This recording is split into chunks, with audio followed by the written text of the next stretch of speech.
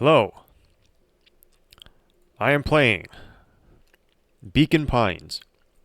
I usually don't do too many. What would this be called? There's like a visual novel genre, so usually don't really play too many games like that. But I started playing Beacon Pines a little bit, and I liked the first portion of the story. So I actually reset it so the whole thing can be on stream, and I'm going to play through the whole thing probably today. Okay, definitely today. I'm going to play through it. Hopefully, I can make it through the entire thing today. Okay, so this is what Beacon Pines, the store page on Steam, says about it. Let's see. About this game. Beacon Pines is a cute and creepy adventure set within a mysterious book. You play as both the reader of the book and its main character, Luca. Uncover the truth. Something strange is happening at the old warehouse, and Luca and his friends seem to be the only ones taking notice. Sneak out late, make new friends, uncover hidden truths, and collect words that will change the course of fate. Rewrite past events by using charms. While helping Luca investigate the strange goings-on in the Beacon Pines, you'll collect special golden charms, each with a word engraved on it. These charms can be used at certain turning points in the story to fill in a blank word and drastically change everything that follows. Discover different story paths. As the book's reader, you'll navigate the story's turning points using the Chronicle, an interactive story tree that branches and grows along with your choices. Exploring one set of events can unlock new charms to use on another branch, leading you to jump back and forth between entirely different versions of the story in order to unravel the mysteries at the heart of Beacon Pines. So yeah, that is what I'm going to play today. Hello. What kind of MMORPG is this? This is a visual novel, a story-rich visual novel with like a little bit of movement control with your character. The sushi this morning was... excellent. I'm glad you enjoyed your sushi.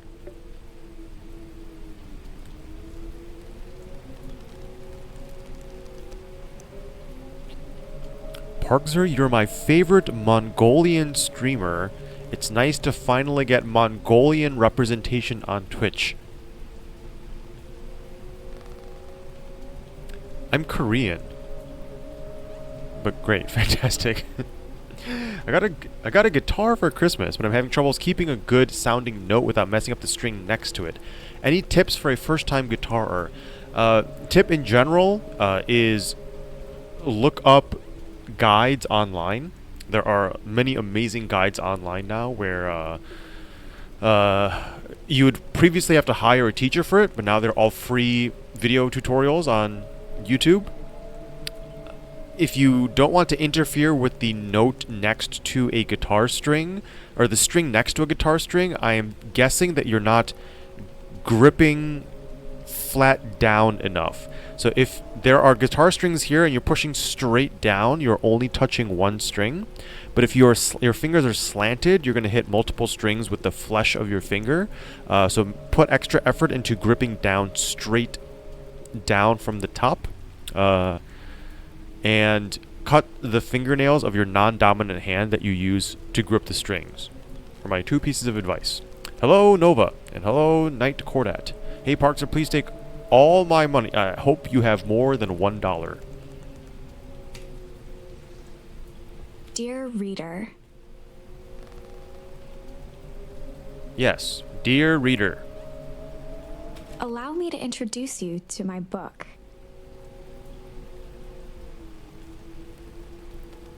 On the computer, do I have to hit the... So I have been playing this initially on the Steam Deck. Do I have to press the spacebar every time on the computer? Though it might at first appear like many books you've come across, it is far from ordinary.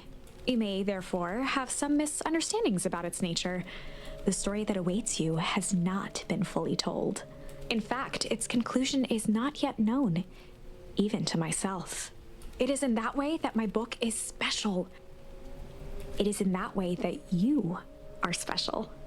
Well, you've already played this. I've played the first hour or so. I think a little bit less than that. And I liked the game. So I reset it, and now I'm going to play it from the beginning for the stream. After like an hour in, I will also be just as clueless as everyone else who has not played it yet. Without you, there is no story.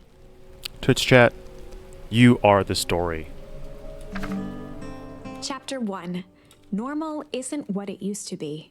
This is a story about change. Nestled in a shallow valley is the town of Beacon Pines. Far from the town square, across the river, past the neglected welcome sign, a young boy walks alone at dawn. His name is Luca Van Horn. That's and us. Like you, dear reader, That's us, chat. he's here for a reason. Chat, that's Luca Van Twitch chat.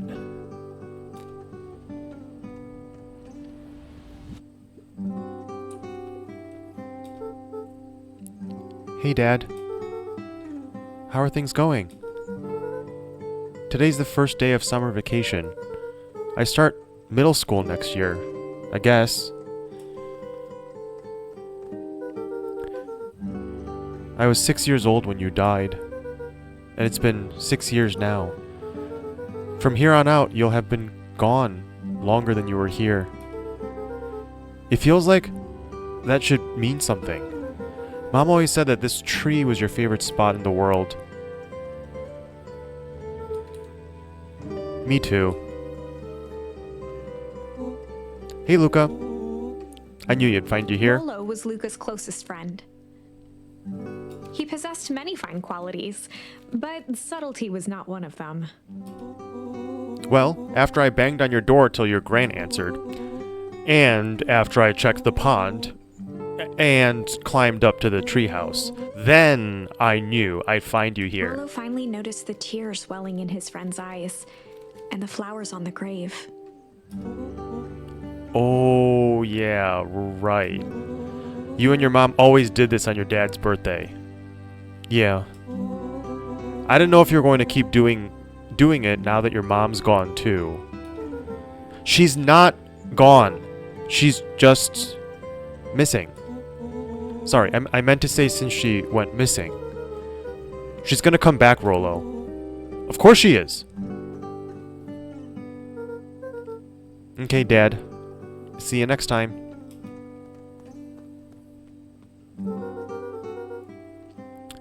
I think I'm ready to get out of here. Sure, lead the way.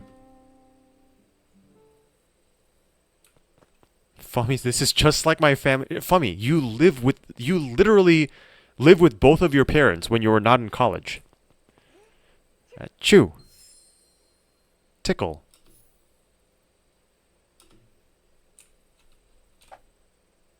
Hello, Tickle. Wonderful! I had a good feeling about you from the moment you opened my book. That charm is a very special thing. Very special indeed. Keep hold of it for now. Its purpose will reveal itself soon enough. Chew.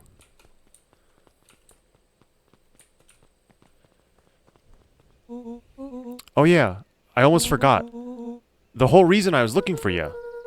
I was wondering if you'd ever get to that. I found the perfect way to start our summer. How's that? Rolo looked to the side suspiciously. Why did you say bless you, Parkser, and then that got auto-modded for smart detection? Not here. They might be watching. They who? Shh! Not so loud. We need to do this in a secure location. Mission control. Alright, I just have to tell Gran, and then we can head out. What are you gonna tell her? I don't know. I'll think of something.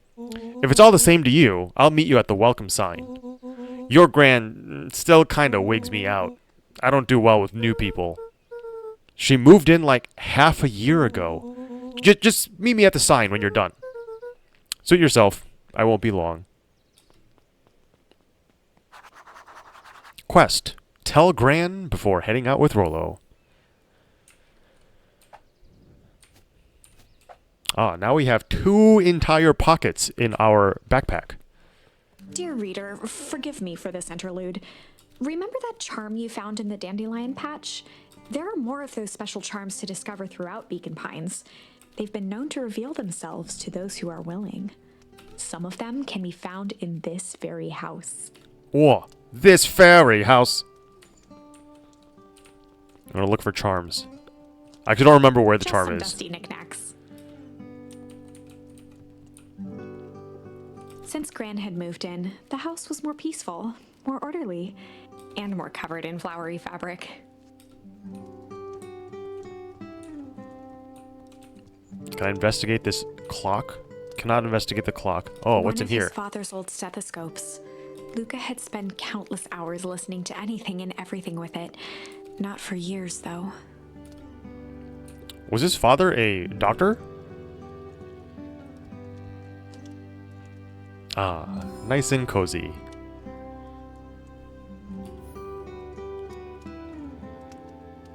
Hello, T-Bone. Your soothing voice is immediately putting my girlfriend to sleep. Ah, excellent.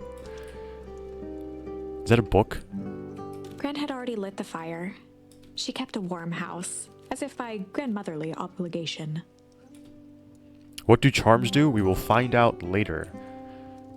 Charms are a way to manipulate the results and future of the story. Luca paused at his parents' bedroom door. He just wasn't ready to go in yet. Gran had commandeered the upstairs closet when she moved in. Some things need shelter from a young boy's mischief, she said. Twitch chat. It needs shelter from our mischief. It's hiding.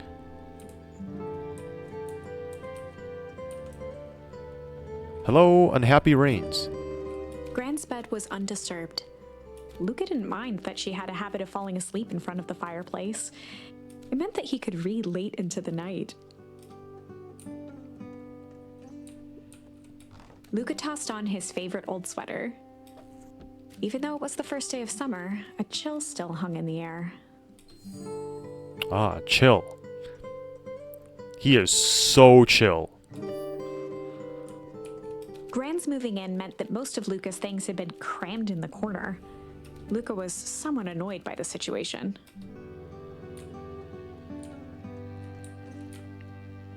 Is that it?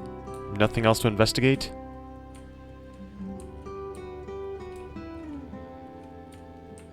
Okay. Off to the patio.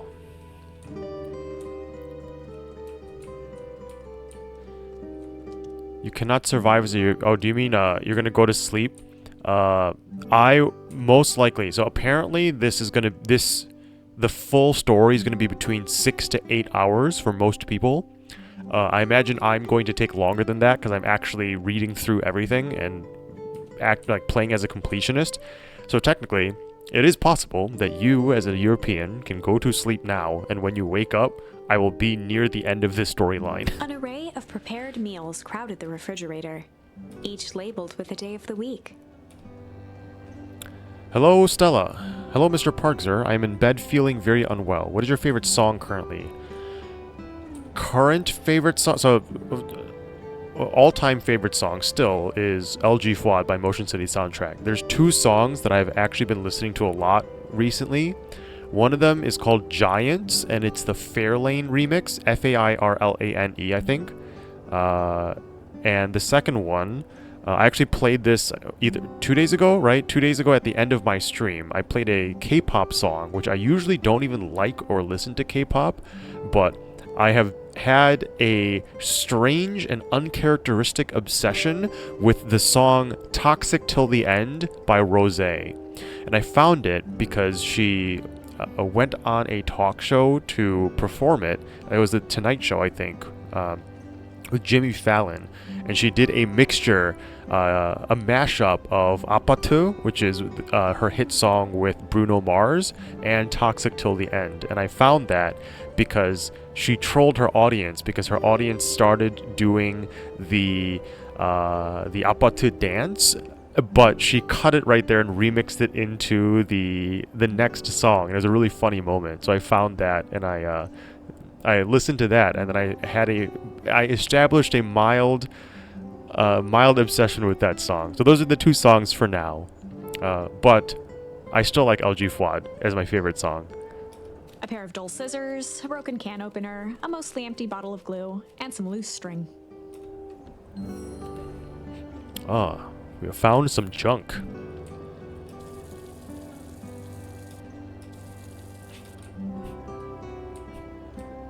The only piece of furniture Gran had brought when she moved in was an old hutch. Hello, Hutch. Should I troll my grandma and leave the water on? Oh my, this is quite exciting. I am now certain that you are the one I've been waiting for all these years. Oh, You'll recall I was a bit coy regarding the use of charms earlier. you were. Excuse me, I tend to have a flair for the dramatic. You are about to encounter your first turning point. Hello, turning point. There are certain times in this tale when everything hinges on a single word. Hello, Unhappy Rains. And hello, Gilak Fola. Parks are based on the spice cake and the pasta, which you both gave a thumbs up to. Would you call me a good cook? Spice cake. Oh, I remember you. Insufficient information. I don't know yet. Maybe you should cook like 17 more things and then I'll know after that. Step forth, dear reader. It's grandma. A sturdy old wheelbarrow.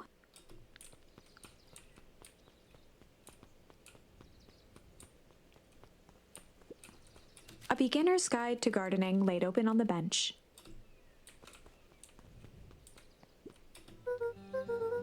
Hey, Gran. I'm gonna go hang out with Rolo for the day. See you later. Quest complete. Hold up now. Where are you and Rolo headed exactly?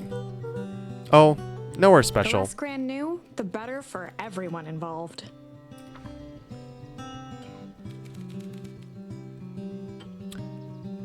We're just gonna go. We're gonna ponder, hide, or chill.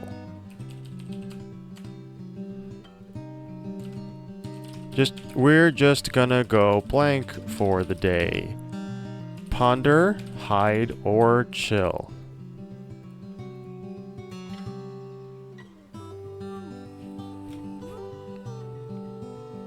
I've created a poll. How do you feel about Closing Time by Semisonic? I like this song, but it repeats a lot, so I feel like it's not very clever of a song. I do like the melody though. I feel like I learned about that, or I first heard that song from a movie, but I don't remember which movie it was. Parks, you should have played this on the winter solstice, and then it would have been the first day of summer in the southern hemisphere. When is the winter solstice? Winter solstice date. It is December 21st. Oh, I could have. So I actually was planning on streaming. My first day of stream for this marathon was December 23rd. I was going to start streaming on the 21st, but I spent basically an entire day with a friend helping her launch one of her projects, her business projects, and then I spent the entire next day catching up on work that I didn't realize was going to happen. So I was a few days late for starting, but I guess that is a good point. Okay, it looks like chill won. We're just gonna go chill for the day. Go chill for the day. The best lies are built on truth. You boys are always in a hurry to do nothing. We stick to what we're good at. Well, make sure you are done chilling in time for supper. Easy. Hello, Red Lychee. Impressive. You've managed to navigate your first turning point without too much of a mess. That is the power of charms. A single word can change everything. For those who asked about charms, there you go. So charms are little trinkets that you collect in your inventory over here. And then one of these scenarios come up where you get to decide what you want to do next. And the more charms you have, the more decisions you can have.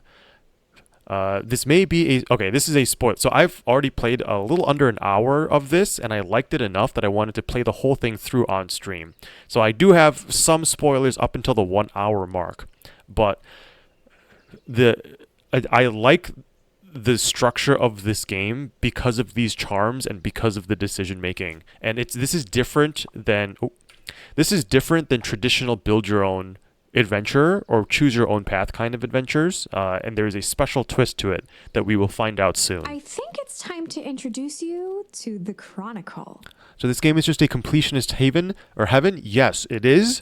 Because usually for completionists, they need to like cycle through the games over and over again to play like multiple iterations in order to complete everything. This game allows you to do it all in one, like, what would you call, like a save file? So yes, this is actually very completionist friendly. Hello, Chronicle. So this... The Chronicle is a record of the decisions you've made. I was just going to say that. You can see the turning point, which has been revealed. At any time, you can use the Chronicle to go back and invoke different charms, creating new branches. Luckily for us, this is the one and only turning point where the charms won't dramatically alter fate. It's the perfect opportunity to experiment with rewriting things.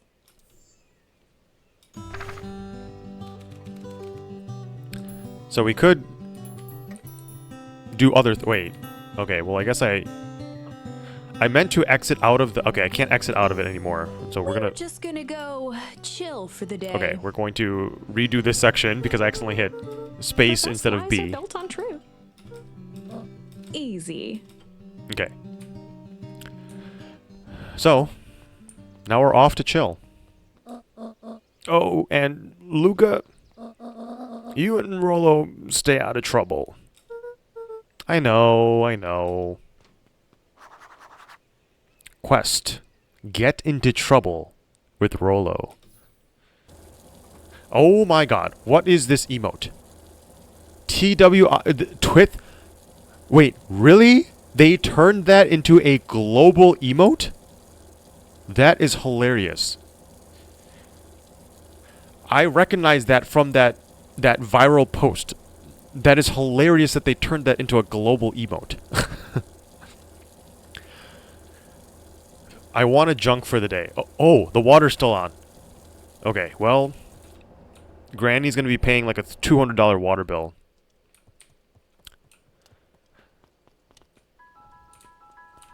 Are there things to investigate here? Can I investigate this tree? Can I investigate this stump? Come on, come on! Woo! Dang it, Rollo.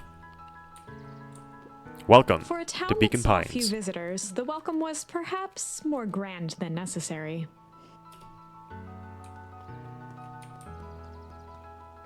Can I go this way? The road leading to Beacon Pines was long and uninspiring. A sort of natural barrier for the impatient. Okay, we're headed up. You know the drill. Don't let anyone discover our secret path. This is like it's like the meme of like Homer Simpson Chapter retreating 2. into the bushes.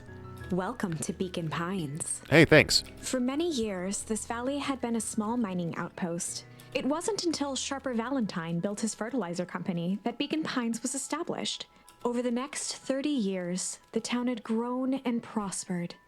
Until the foul harvest and his sudden death. The foul harvest. In the 6 years since, everyone was simply trying to get by. The outside of your drink can is the same color as the purple text in the Chronicle?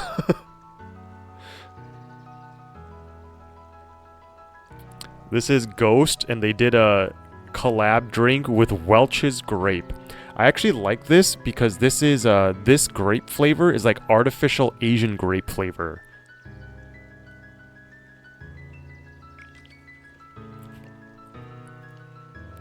Okay, let's go back. Back. Let's see, let's go for a chat with people. Hey, Mr. Kerr. Hey there, pal. William Kerr was the CEO of Perennial Harvest Company. He had become a fixture around town over the past few years. After the failing of Valentine fertilizer, the town was hungry to welcome a new source of employment. Excited for the big festival? Oh, sure. Come on now. When I was your age, There was nothing more exciting than a town festival. The food, the music, the dancing. Sounds pretty alright. You're gosh dang right it is. I'm looking forward to letting off some steam myself. Make sure to invite all your little friends. I couldn't keep Rollo away if I tried. I like how Automod modded out your... He looks like a con artist. Maybe Automod is trying to prevent you from posting spoilers. Excellent. Sorry, Luca. I've got to get back to the proverbial grindstone. Our harvest awaits. And all that. Oh, now? The left side's a little low. Can I talk to... Oh, no. Can I talk to the guy on the ladder? I guess not. Can I talk to this guy? Sorry, young Mr. Van Horn. Can't talk now. Very busy with preparations. Mayor Augustus Valentine was not busy. Oh, sorry, Gus. How many times do I... It's Mayor Valen. Flustered, Gus instinctively loosened his tie.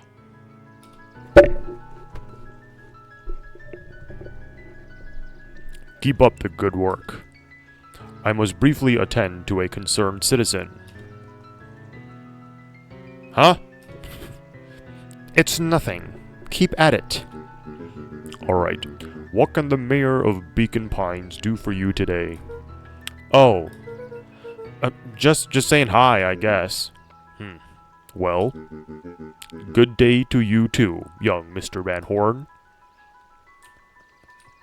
He's so grumpy. I don't think the mayor likes his life that much. Mr. Parkser, do you own a Steam Deck? I do. I actually got the limited edition white one. While we are enjoying this view... Oh.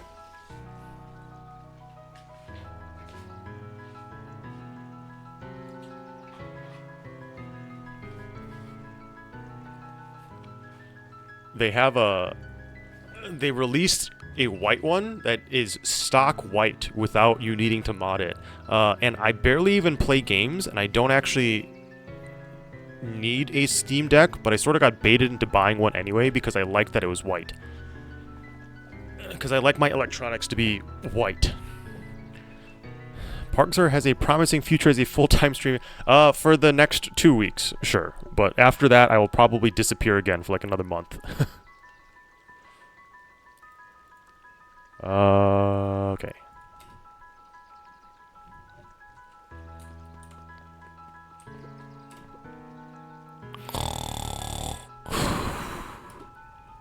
Hey, Mr. Sinclair. Mr. Sinclair continued snoring and lifted one eyelid just enough to see who it was. A tactic he often used to avoid undesirable conversation.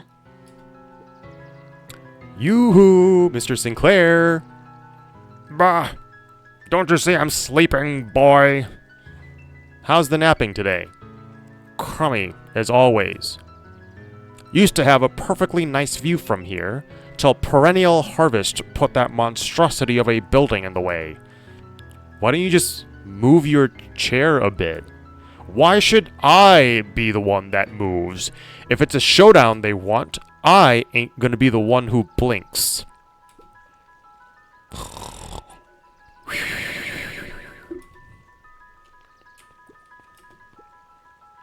Come on, Andy. Grab his wallet. I'm sorry, Iggy. I can't. Do it, or we pound ya. Yup. Yeah, but my mom said, yeah, but. If I had a nickel for every yeah, but, I'd be the frickin' king of nickels. Ain't that right, Tish? Yup.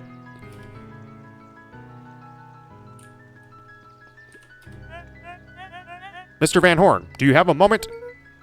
It's just Luca. Golly, I'm sorry. This is my first week at Perennial He Harvest. pulled a pen from the pocket of his sweater vest and began to frantically jot something down on a clipboard. Wonderful. It won't happen again. If we are going to be on a first-name basis, then you can call me Pete. Oh, nice to meet you, Pete. Sorry, what are you writing? Oh, just documenting. Gosh, it's exciting to be a part of something so darn special. You know, it's not just about new fountains and phone booths. We're gonna change the world. And it all starts here, in Beacon Pines. Isn't that amazing? Uh-huh. Anyway, I'd better get... Oh, that reminds me. We'd love to hear your thoughts. My thoughts? You bet. If we're gonna change this town, we need to get every detail right. That sounds intense. Ha ha ha! Changing the world is intense. So, what do you say? Could you answer a few questions? Well, I guess if it's quick. Wonderful! Open to answering a few quick questions. One down. See, it's not that hard, is it? Oh, okay. We're going already. Question 2. What is something you love about Beacon Pines? I've never really thought about it before. Perfect! It's the only place I've ever lived. See? Well, that wasn't so He painful. stopped scribbling and glanced up from the clipboard. Was it? I guess not. Huzzah! Our first 3 questions answered in record time. Are you literally writing down everything? Thank you so much for your time. I need to process these answers. We can save the rest of your thoughts for later. Okay. Our harvest awaits. Can I dig through the garbage cans? I can't. Oh, right. Rolo's waiting up at the treehouse. I feel like Automod has gotten way stricter over the past 2 days, and I don't understand why.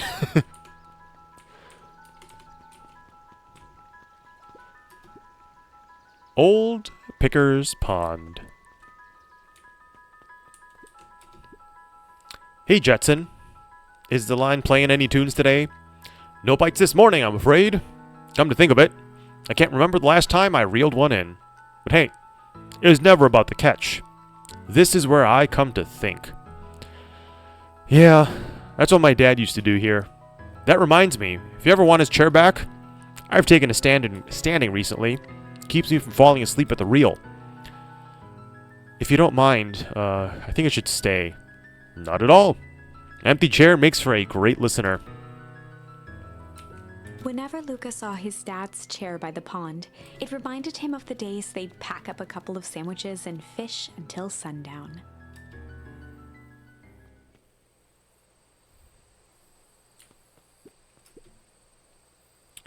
Go pick out your bait from the tackle box, buckaroo. Luca opened the tackle box and picked the perfect bait. Tickle or junk? We can do both, so I'm Luca not going to do a gently poll. baited a feather onto the hook. Good for skimming the surface.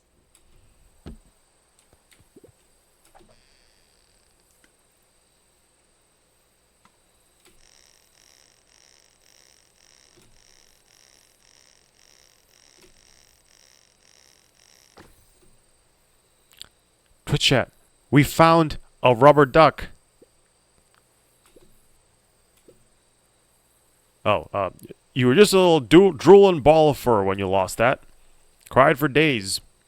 I told you it'd turn up. Luca Junk. tied a shoestring to the hook. What fish could resist a nice shoestring? What is Ducker Z? Why is that automatic? This is so funny.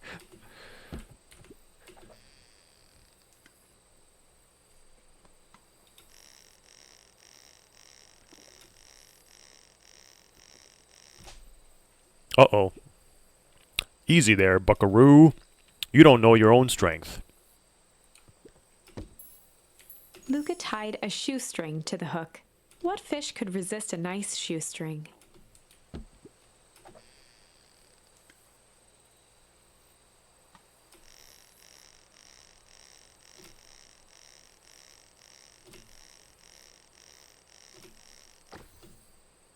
Hello, Boot. Where do you think the other one is? Hard to say. Sometimes things drift away. That's not fair. Nope, it's not. Well, wherever it is, I hope that other boot at least has a sock to keep it company. I could almost lose my very important streak of watching streams in great unfathomable numbers of 7, but luckily I made it. I hope you're available for every single next day for the next, like, a week and a half, or else you will lose your streak. Mission control. Authorized personnel only.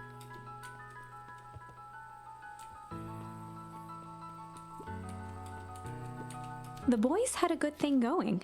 As long as they kept old Jeff happy, they had an endless source of precious materials to add to the treehouse. That's a flower.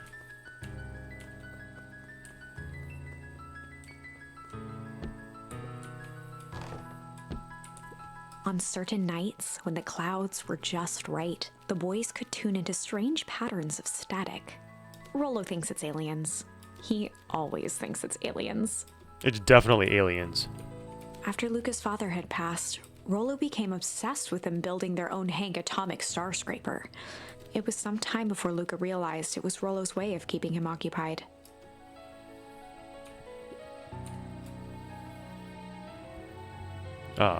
Nice and comfy.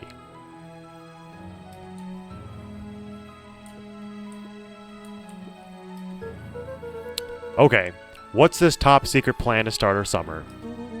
So, you know the abandoned warehouse by my place? The old Valentine building? Yeah, well, it isn't abandoned. What makes you think that? Get this. Last night, it was glowing. Glowing? Are you sure? Kinda. That place has been empty since the foul harvest? Yeah. Who would even want to poke around that place? We would, Rollo. We would. Wait. It's just a busted old warehouse. I just meant we could do some research at the library. You want to actually go to the warehouse? What do you expect to find? Answers. My mom's out there somewhere, and it seems like everyone wants to pretend that she's gone for good. You don't have to come, Rollo, if you don't want to. Luca, remember that time I sort of accidentally burned down the chicken coop? And you jumped in and said it was your fault before I paw throttled me? This is a flaming chicken coop sort of deal. I've got your back. Thanks, Rollo.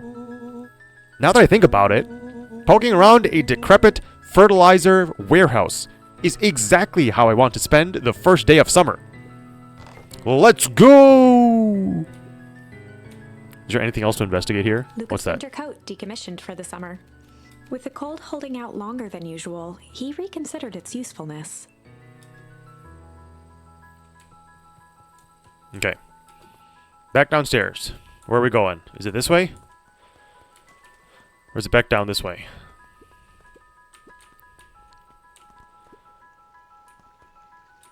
Oh, it's over here. I see him.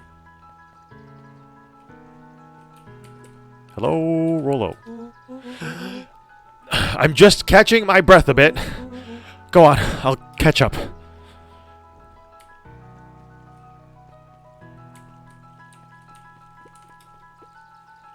Hey, Mrs. Nelson. Morning, Luca. Any big plans for the summer? Not really. Heard anything about the old fertilizer warehouse? Any strange happenings? Can't say I have. Either way, a dusty old warehouse is no place for a young boy.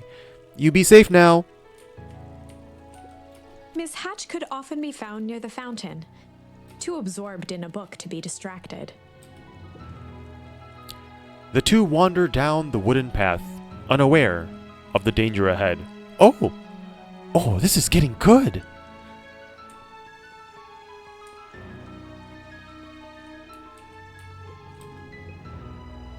Piper? Oh, hey, Luca, what's up? You know it's summer break, right? Of course. And it's like the morning. Correct. And you're studying? Like they say, the early bird gets the proper education required for a successful and fulfilling career later in life. Hey, Zeril. Hiya, Luca. Could you please tell this lazy butt to help out in the cafe? Lumi, Zeriel would like you to... Luca, let me give you a little gem of advice. If you never do what you don't love, then you'll never work a day... Wait. If you never do work... Day... What? In your... What? Yeah, wow, exactly. Wait, what? You're really setting the kid up for success. Okay, that's what I thought.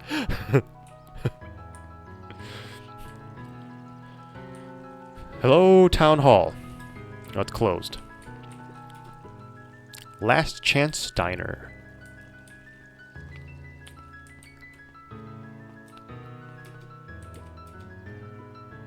Hey, Dawn. Sorry to wake ya. No problem. Comes with the job. Dreams of becoming a big-time reporter. At night, she searched for the story that could be her big break. By day, she hawked papers at the newsstand. What's up? Rollo said he saw something strange going on at the warehouse. You know anything about that? You might say I've heard some things. I'm working on a story about it right now. So what's going on? Can't quite say yet. I still need to follow up on a few leads. Keep me in the loop, okay? Sure thing. Seems to be quiet in town today. Yep, everyone's preparing for the festival. Should be back to normal tomorrow. Catch you then? Catch you then. Oh, and Luca?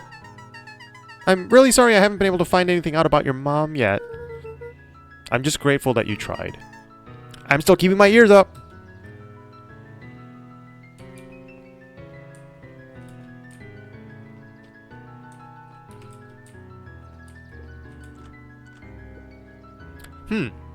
Guess Mrs. Fratelli is getting ready for the festival.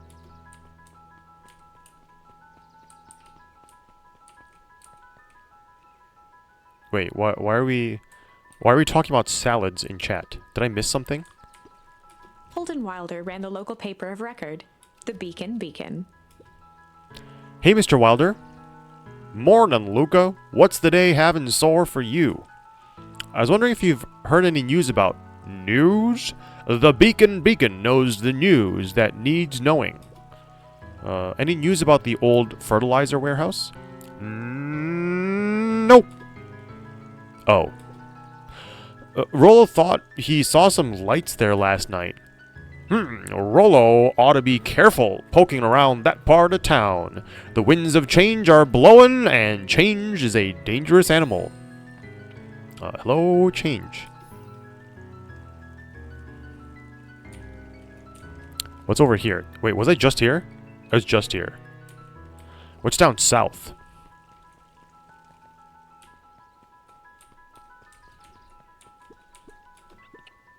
Hey, Griffin. How's the ice cream gig going? Not great. It's still pretty cold out, and I'm in the business of selling cold. I'm sure things will warm up soon. Mr. Tolliver's not at his grocery stand? He's prepping for the festival, I guess. Gotcha. No touching.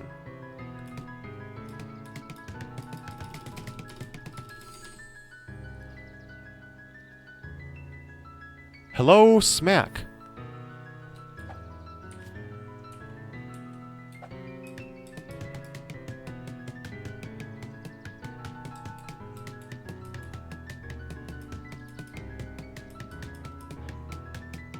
You know how I don't know if this is a common thing in non-Asian people, but every time I go to an Asian grocery store, my mom did this as well. And my mom would take me to the watermelon section and be like, Adam, look here, I tell you, very secret, don't tell anybody. You see the watermelon, you will take your hand, you go, you listen to watermelon. You listen and it tell you, I am ripe or I am not ripe. You don't hear, you hit it again. Then it's a wah. This is ripe watermelon. I buy the watermelon.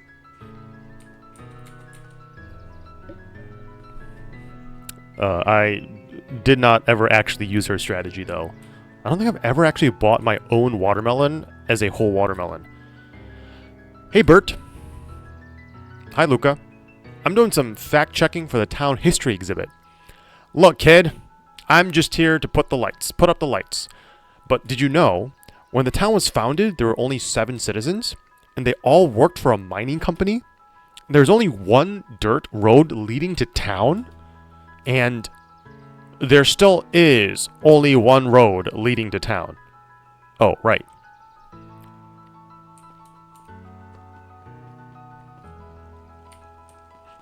You're not Asian, but you do.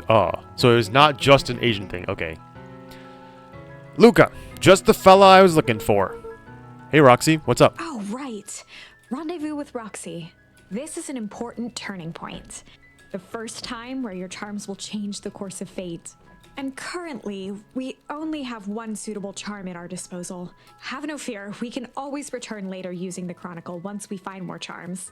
Well, now I'm just rambling. Where were we? Have you seen my blockhead brother today? He skipped out before breakfast. Well, not really, no. Can't say I have. Can't say or won't say. Roxy, would I lie to you? No. Luca, wait up! I almost forgot to tell you. Roxy might be lurking around here. This is one of her favorite places to stand around and be useless. Rollo. So we need to make sure she doesn't spot us. Rollo. Why are you doing that turning thing with your body? What? You're not scared, are you? She's harmless. And a chump. And she's right around that corner, isn't she? Well, I've definitely gotten in trouble with Rollo. Quest complete.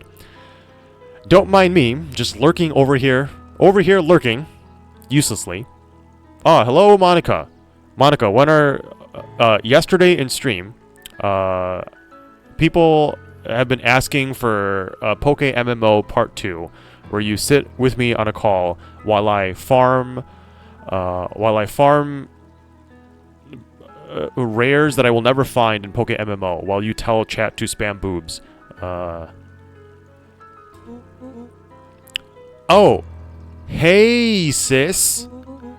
Nice weather we're having, eh? I couldn't help but notice you snuck out this morning before breakfast. Wasn't hungry. Also, couldn't help but notice your morning chores were left unchored. Roxy, I'm gonna level with you. I'm sick and tired of digging up carrots. We all gotta pick up the slack since the foul harvest. Almost every carrot I dig up is rotten. And the rest look like they were hit by Hank Atomic's shrink array. All the more reason to keep on digging. There's gotta be more to life than puny carrots. Look, Roxy, Luca and I have places to be, so if you don't mind... Oh, I do mind. I'm not gonna catch hell again because of you. So either you march yourself home and harvest those carrots, or I haul you home myself. Rollo froze as Roxy took a step toward him, cracking her knuckles. Luca knew he had one chance to save his friend from being dragged home. In the past, he found the best way to deal with an enraged Roxy was to be a little... chill. In the past, he found the best way to deal with an enraged Roxy was to be a little chill. Wait, Monica, why is your...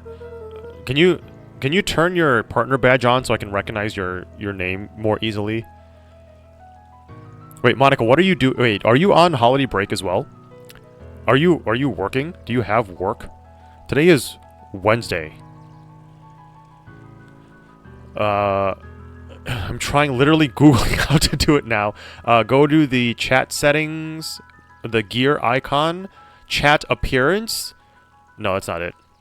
Just kidding, I don't know. I don't know how to do that.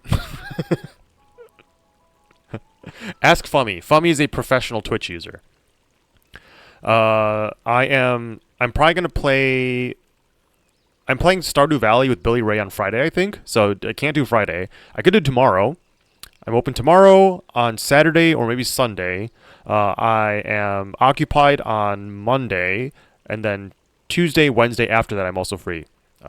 Tomorrow is good. Okay, then we will play Poke MMO tomorrow, while I search for the legendary birds while you troll me. Come on, Roxy. It's the first day of summer. The sun's shining, and we just want to take it easy. Let's leave tomorrow's problems for tomorrow. That's great and all, but Rolo's problems have a way of becoming my problems. And Pa always says, tomorrow's work is best left for yesterday. March, you big oaf. Oh, rats. I expect a full report about the Valentine place. A full report. Quest. Investigate the Valentine warehouse alone. So, Fitz, what are you up to on this lovely day? Nope. Cool, cool, cool.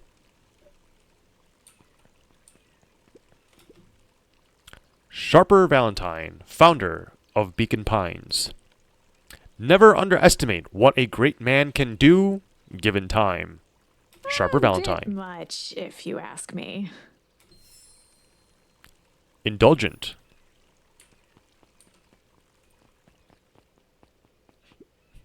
Hey, Solomon. Apologies, no time for chit-chat.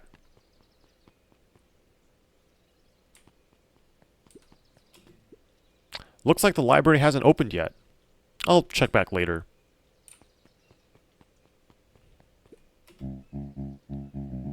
Luca, my boy, hold up a tick. Oh, hey, Mr. Nuncreed. I was just on my way to... I just sold the last jar of your grandmother's preserves. Can't stock the shelves fast enough, turns out. Hey, that's great, but I'm actually... I guess Juniper will just have to swing by with more of her lovely jam. Uh-huh. Well, don't let this old man slow you down. You just remind her that she still owes me that dance. A promise Gran regretted the second it was made. Will do. She's a fine woman, that Juniper. Yeah, she's pretty cool, I guess. A real fine woman. Gotta go. Sweeter than any jam on earth. Run away, Luca. He's hitting on your grandma. Or is this? The Telephone. phone booth was brand new. Part of Perennial Harvest's Beacon Pines Reborn initiative. It didn't see much use. Fellas, what is this game about? Don't know yet. It hasn't been long since I just got started. Oh, hey, Luca. Hey, Joey. How's the bug hunt going? Not great. Bugs have been shy this week. Bugs get shy? Oh, sure. Bugs aren't that different from people. Sometimes they just want to be left alone. If you're gonna go into Weep Wood, just be careful where you step. No bug crunching. Got it. What's over here?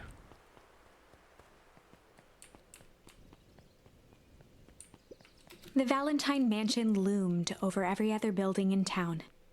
I just got here. Why is he playing a furry game? Okay, I don't think this counts as a furry game. Is this sponsored? It is not sponsored. I do not take sponsorships. Both figuratively and literally. This was rated overwhelmingly positive in Steam. So I decided to try it out, and I liked the first, hour of it. So I decided to restart and then play the whole thing, but on stream. After the foul harvest destroyed their wealth and reputation, the Valentines shuttered off their estate from the rest of town. Can I live here? Knock, knock. Okay.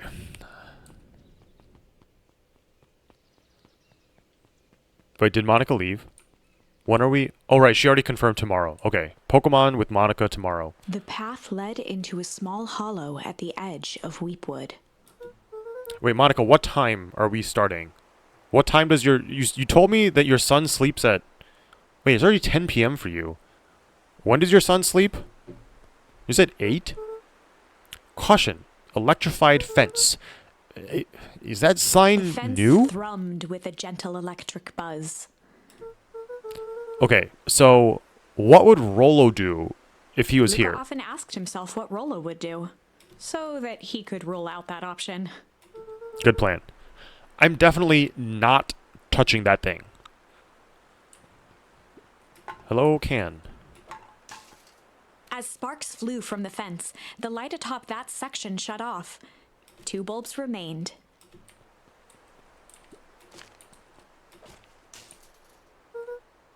That's 2. 1 more to go. Your son goes to bed around 7:30. Okay. How often does he wake up The fence's buzzing gave way to silence. in the middle of the night? Okay. Moment of truth. Every kid in town knew the old Valentine Fertilizer building. Long abandoned, the warehouse once served as the industrial heart of Beacon Pines. Now, it stood only as a reminder of things left behind. The dormant building showed strange signs of life. Okay, so Rolo wasn't exaggerating for once. What is There going was on only here? one way to find out.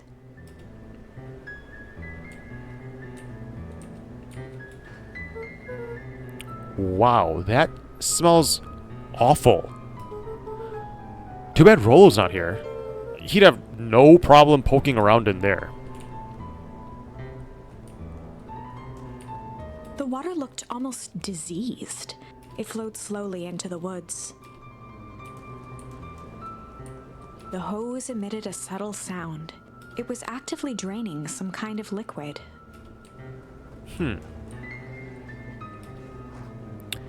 Investigate the Valentine warehouse alone. Quest complete.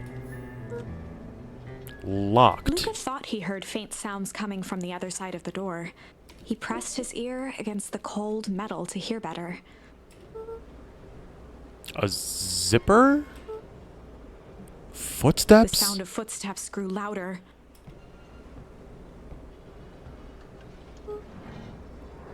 Hello? Shit. We have discovered... Shit. The heavy steel door knocked Luca to the ground. Disoriented, he looked up to see an imposing figure silhouetted in a green glow. It lunged toward him. He tried to scramble away, but felt a gloved hand latch onto his ankle.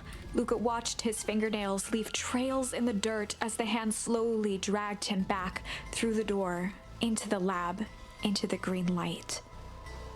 Chat. We just got kidnapped. This is a story about change. This is a story about change. It was far from the sort of change Luca imagined for himself. But change is, after all, a dangerous animal. The end?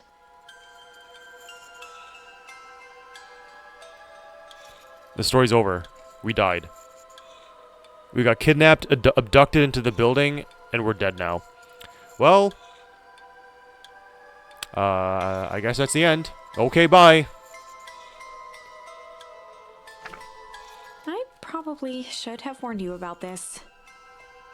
There are many paths that our story can take. Most will end in tragedy. But don't let that discourage you.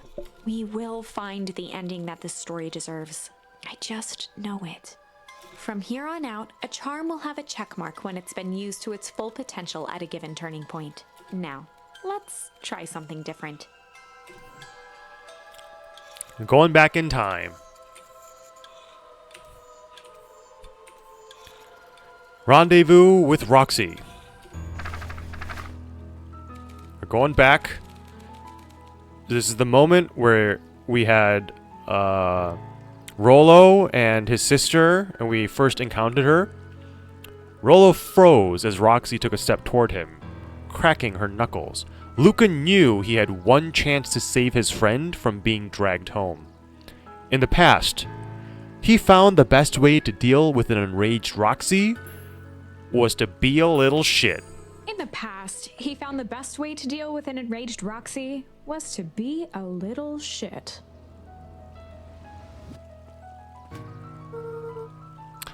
Make a break for it!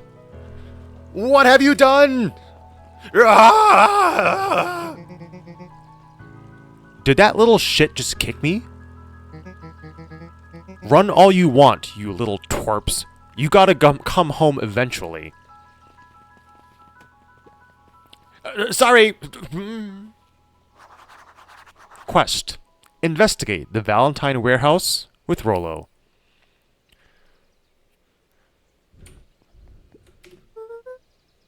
Sorry about that.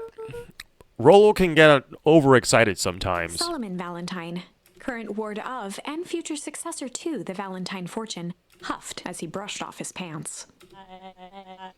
A town of complete and utter fools. One wonders if it's worth taking anything seriously. Either way, I'm really sorry. No matter. How are you doing? Me? Yes, with all that business about your mother and whatnot. Oh, I'm getting by. Still no word from her at all? No. That is truly a shame. Hello, shame. Your grandmother has taken residence to keep house. Yeah. And how's that going? We mostly stay out of each other's ways. You make it sound like she's rarely at home. It's not like that. She just has a lot to do. She's still settling in and trying to figure out how to make ends meet. Indeed. Well, count your blessings. It's better to have a caretaker who is rarely around, in lieu of one who tries to compensate by smothering you with attention. That doesn't sound so bad. Trust me when I say, it's best to rely on yourself. Family has a way of creating more problems than they solve.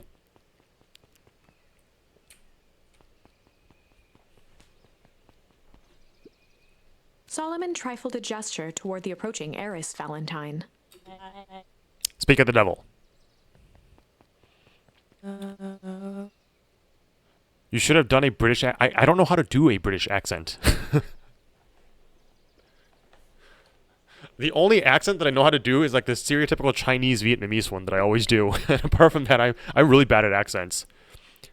Do not wander off like that. I'm much too busy to be looking all over for you. Apologies, heiress. I was just taking a stroll through town. Strolls are for commoners. You're a Valentine now. I want you to be present for the construction of the History Museum. The future of this town relies on its ability to remember our family's great past. Of course. Do an Asian accent then? I guess I could do the Asian accent for my grandmother. Okay, I will do the Asian accent for my grandmother. Luca, my boy, hold up a tick. Sorry, Mr. Nuncreed. Kinda in a hurry right now. Meow. Boy's got too much of his father in him.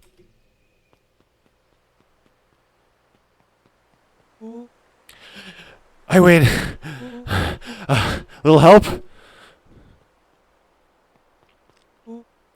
I am the champion. We were racing? Did that road get longer? Like anything ever changes around here. It seemed longer. You're just lightheaded from the run. You really need to pace yourself better next time. Not sure why I would take advice from second place. Has that sign always been there? Wait, what? Caution. Electrified fence. No, that's definitely new. Creepy. How are we going to get around an electric fence? Don't worry, I've got this. Why did you do that? Pa always says you can figure out what the plan is once you're done. Great. What now? Well, I did my part and established that touching the fence is bad. I'm sure you can handle it from here. I'll supervise. From a safe distance. Okay. So once again, he did deactivate the middle of the fence. So his body. Whoa! You're a genius. His body was useful for something. I think that did it. Adam Fummy is a wizard. Excellent. Now I can recognize you as the official professional Twitch streaming partner, Monica. Luca, you never fail to impress. As the glowing windows of the old warehouse came into view, Rollo began to bounce excitedly. Check it out! Dang, Rollo, you weren't exaggerating for once. Was there ever any doubt? This definitely needs investigating. Good thing 2 ace detectives are on the case. This is bizarre. This is awesome! Oh, earthquake. Oh, it's a rumble. Hello, rumble. Did you feel that? What? The excitement in the air? You bet your butt I did. Yo, check out this puddle. That's not normal. Yeah, and this hose.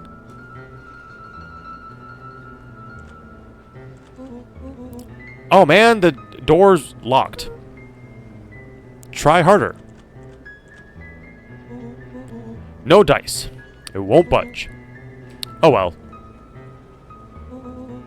This dumpster's new, right? I bet it's got stuff in it. I can't really see what's in here. Who did all of this? My nose is itching. I think I smell some treasure. Are you sure that isn't the hazardous waste? Just help me get it. Rollo, it would be my honor to throw you in the trash. Quest complete. Investigate the Valentine warehouse with Rollo. Come on, Lady Luck.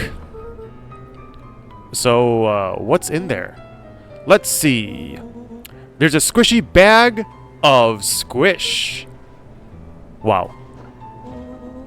A good inch of stagnant sludge. Your natural habitat. Wait, hold the phone. Hold 2 phones. Check these bad boys out. Are those walkie-talkies?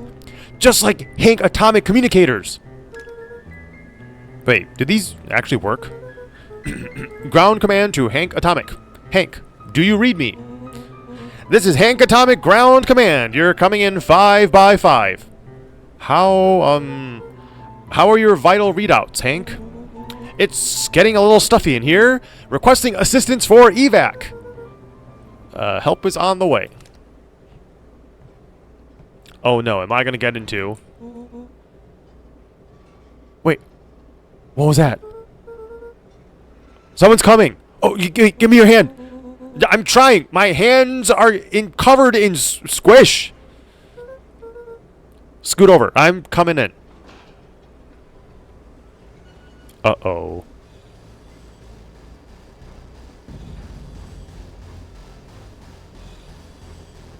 Uh-oh.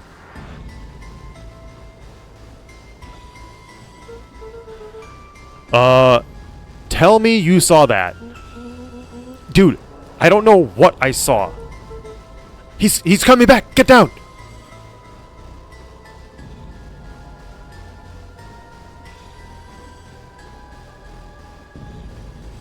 Is that a body bag? The boy sat petrified under the weight of the bag. Oh god. Tell me That's not what I think it is. Luca, do you know what separates run-of-the-mill detectives from ace detectives? A ridiculous hat.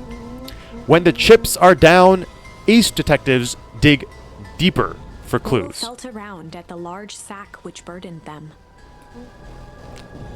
Aha! He snapped off a tag from just within a small zipper opening in the bag.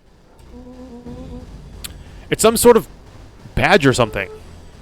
What's it say? Rollo held the badge up to a faint shaft of light within the dumpster. Dr. Prescott, Deep Engineering. It's a name tag. Who would throw away a bag of full slimy old name tags? I think it's just one name tag in a bag full of something else. Okay. I think we should make a break for it. Stay calm. This is no time to panic. I'm not panicking. You're panicking. Rollo, calm down. You don't have to squeeze my hand so hard. Dude, I am not holding your hand. Quit messing around. What other slime-covered hand would be in here? Ah! Ah! Oh, it's literally an arm. Okay, great. I am beginning to see the benefits of your run for our lives plan. Right. We've clearly established that I'm faster than you, so I will go first. Why not go together? Flaming chicken coop, Luca. I'll make sure the coast is clear. After I go, count to 100. If you hear me yell, run. If you don't hear me yell, run. Actually, either way, haul ass. Rollo, I'll give you credit. You sure found an eventful way to start our summer. It's what I do. Well, here goes nothing. Lucas sat in the dark, tracking the sound of Rollo's footsteps as he ran. 1, 2, 3. He pressed his ear to the dumpster wall, straining to hear Rollo's footsteps as they faded away. 15, 16, 17. He tried not to think about the contents of the dumpster as he counted. Is he literally going to count to 100? He's literally trolling. 35, 36, 37. The thick stench made it hard to breathe. Screw it, that's long enough. Luca carefully lifted the lid and peered out. Nothing. No sign of Rollo. No sign of the man in the yellow suit. Time to haul ass. Luca clambered from the dumpster, stumbling to his knees. He was up like a shot and running, sprinting toward home as fast as he could. Beacon Pines flew by, blurred by the tears that welled up in his eyes. He wouldn't remember getting home at all that night. Throwing his front door open, storming up the stairs to his room and surrendering to sleep almost as abruptly as he hit his pillow. Chapter 3. Finding a Friend. The next morning, it was quieter than usual at the breakfast table. Only the sound of silverware and chewing interrupted the awkward silence. Parkser, are you enjoying the story? Yes. Oh, it's my grandma. Okay, now that we have established that my grandmother is Asian, I finished jarring a mess of jam last night.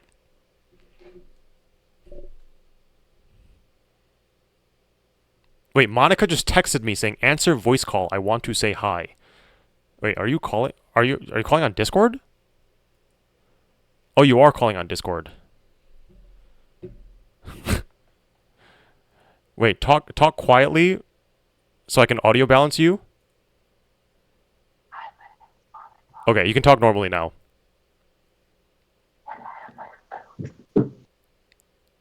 Okay, wait. Are you still whispering? Okay, can you talk normally now? Okay. Wait, why? Wait, why are you calling? Wait, you said tomorrow, right? Not today. I don't want to come and say hi. Oh, hello. Are you? Why do you sound like you're like hiding? Are you also hiding in a dumpster like Luca was? I'm calling on my phone like Luca was, and I'm trying not to awaken baby in 2 rooms over. 2 rooms over. Do you, is there a hole in the walls leading to the room 2 rooms over? I guess. I guess is it 2 rooms over? There's a linen closet in between the room that he's in and where I am. That's So even does that better count as a because room? the linen closet is gonna. It's like the linen is going to absorb the sound waves. So you're fine as long as your door is closed. I assume. Oh. Wait, what do you mean? Your newborn son wakes up at the sound of your voice? No, but I don't want to chance waking him up. I mean, you could wake him up right now, and then we can You watch can just Beacon hear Pines together. baby crying. You just hear. You're gonna have to turn me down real low. It is be baby crying on my end. Wait, does this mean you're going to be whispering all day tomorrow? No, no. Okay. Is this whisper? This is like normal. It clearly sounds like it doesn't sound like a whisper, but it clearly sounds like you are trying to be quieter than usual. You usually have like a very enthusiastic, cackly, trolly voice where you are constantly making fun of me and being amused at my doom and torturing me. And you sound like a normal human being today. I could go downstairs, and then there's like a whole level between me and newborn son. Okay, well, if you didn't notice, I was playing I was playing a game. I was playing. I was watching. Yeah, I was playing Voiceover Simulator. In fact, this is actually great. I'm gonna take a break and go stretch and drink water and go to the bathroom. Oh. So this is my stream now. This is great timing. Now you can be here and talk with Twitch chat. Why are you calling him newborn son? Because Monica literally has a newborn son. So the last time Monica was on my stream, this was last year. She was actually here for my previous year's holiday recess streaming binge, and then Monica like disappeared for like half a year. And What? then the reason was because no, that's true. and then the That is reason is true. because she just spawned a human. So she just like extracted a human from her body, and now the human sort of just exists. And she's a mom now. Okay, well, you can chat with Twitch chat, I guess. Okay. I shall talk to Twitch chat. Hello, Twitch chat. Monica, we need Monica to yell about Parker's love of boobs. It was a great time last year. So last year, I literally I'm just looking back at my messages with him, and I told him like around where was that? Where is that? I'm going up. Yeah, because he was like, I just didn't even open Discord for a very, very long time, and then I think at the time last year, I messaged him like around this stream, and I was like, I think I'm pregnant, but I have to wait like 2 weeks to take the test. And he's like, what do you mean you think? And then he like, because I was talking to him all about this stuff, and he was like, come back to me when you're like actually pregnant, not when you think you're pregnant. And then so like many months went by, and I just randomly opened Discord, and then he was like, are you alive? And then I was like, yeah, and I was like 6 months pregnant at the time. AKA Momo. Oh my god. There was one time I was streaming, and it was like 3 a.m. and I was like so scared of Momo. And then one of my mods like sent me like I don't know what I was doing. I think I was just like drawing on stream. And then I was so scared of Momo. Like I literally banned the word Momo, and then if anyone said the word Momo in my chat, they got like timed out for 2 minutes or something. And then one of my mods, he made like just some like whatever link, and then put it in the chat. It was just like, hey Monica, open this or whatever. Cause I think I was playing music, so I just played a song. I opened it, and it was like 3 a.m. ultra wide full screen Momo right in my face. I literally screamed. Park said went to the bathroom because he has a small bladder. Momo is scary. Yeah, last year I was like, Park loves boobs around this time when he was on a break, and we all spammed it for like 30 seconds. Are we gonna spam the same thing, or should we spam something different? biggest boob guy there ever. I could tell you guys a lot about like boobs and like breastfeeding and like milk, which actually probably is not an appropriate thing to like get into detail about on a Twitch stream. But yeah, yeah, lactating. Let's spam penis now. Let's spam chode now. The valid thing to love. Please do get Parks' stream taken down. Please, like, don't do that. Just Parks love milk. Well, did you know that like 30% of Asians are lactose intolerant? Breastfeeding tips. Be a woman first of all, and let me think what else. Did you know that so when you have a baby and the newborn will like cluster feed the first couple weeks?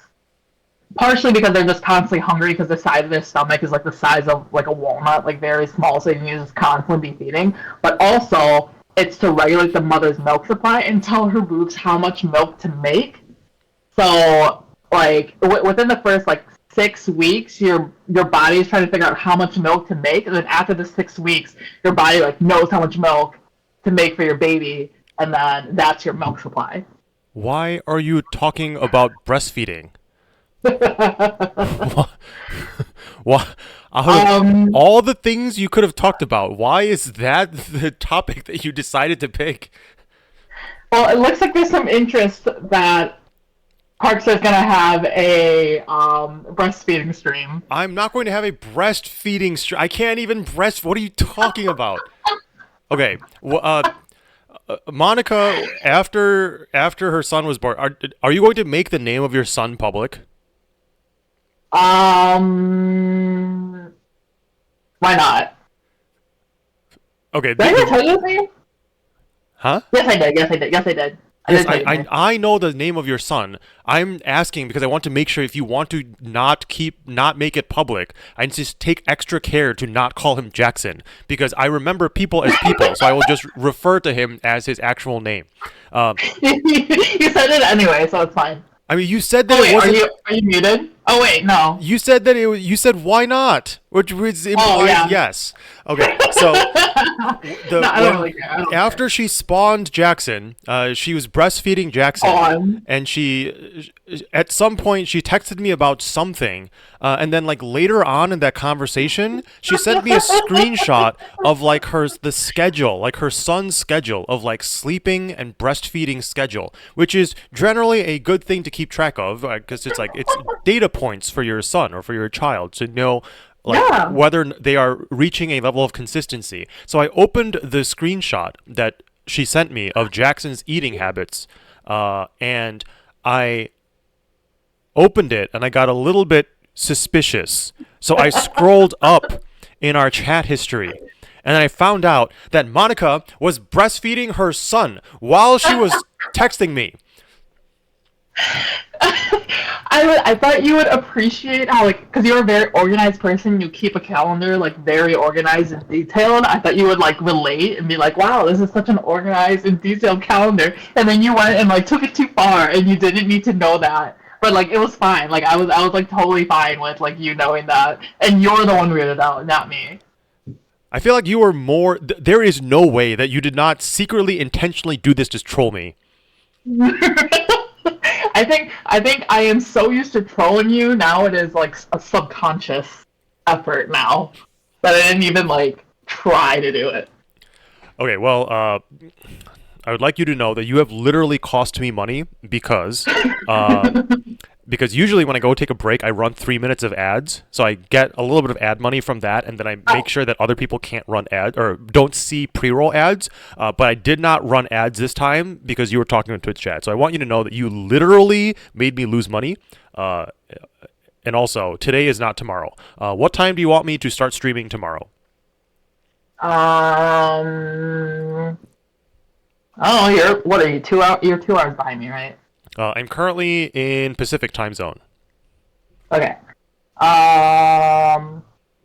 Let's see. I'll probably go to bed tomorrow at like 11:30 Central Time. So Okay, so we need to before be done then. by 9. How long do you want me to stream grinding Pokemon? Pokemon. I don't Or I know. guess if you However long you okay, want. I can either do that and just you can tell Twitch chat stories and troll me. To be clear, that is not permission to troll me, but I'm assuming you're going to do that anyway. The alternative is that if you want to literally actually participate in a game, you can also pick a game and I will play it with you. Either one works. If we play co-op Stardew Valley, do we need to start all over? You want to play Stardew Valley too? Well, I like okay, so first played it on my Switch, Uh-huh. like maybe I don't know, beginning of last year or something, and then I like grinded it all the way like to almost to the end and stuff, and then I realized I'm like, oh, they don't even have the newest update. And then there's like, because I was seeing on TikTok like all these videos, I was like, wait, why can't I do that in my game? And then they got the new update like in November. But then I started playing it on my PC. But then I was really bored because I started from the beginning on my Wait, PC. hold on. And Is Monica's volume like clipping and maxing out? Is that just is me? it Is it? Hold on. Maybe this is a setting on my end. Wait. Can you hold on? definitely on your end? Okay. Can you try again? Can you start talking again? Can you start talking again? Is this better?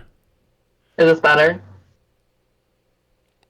So I mean, I'm playing Stardew Valley on Friday with a friend. I can also play it tomorrow with you as Oh, well. So that's fine. So I can play Stardew Valley with you. maybe The thing something is, I actually get special. bored of Stardew Valley. Uh, Yeah. so I usually just hack it and I just use an item spawner.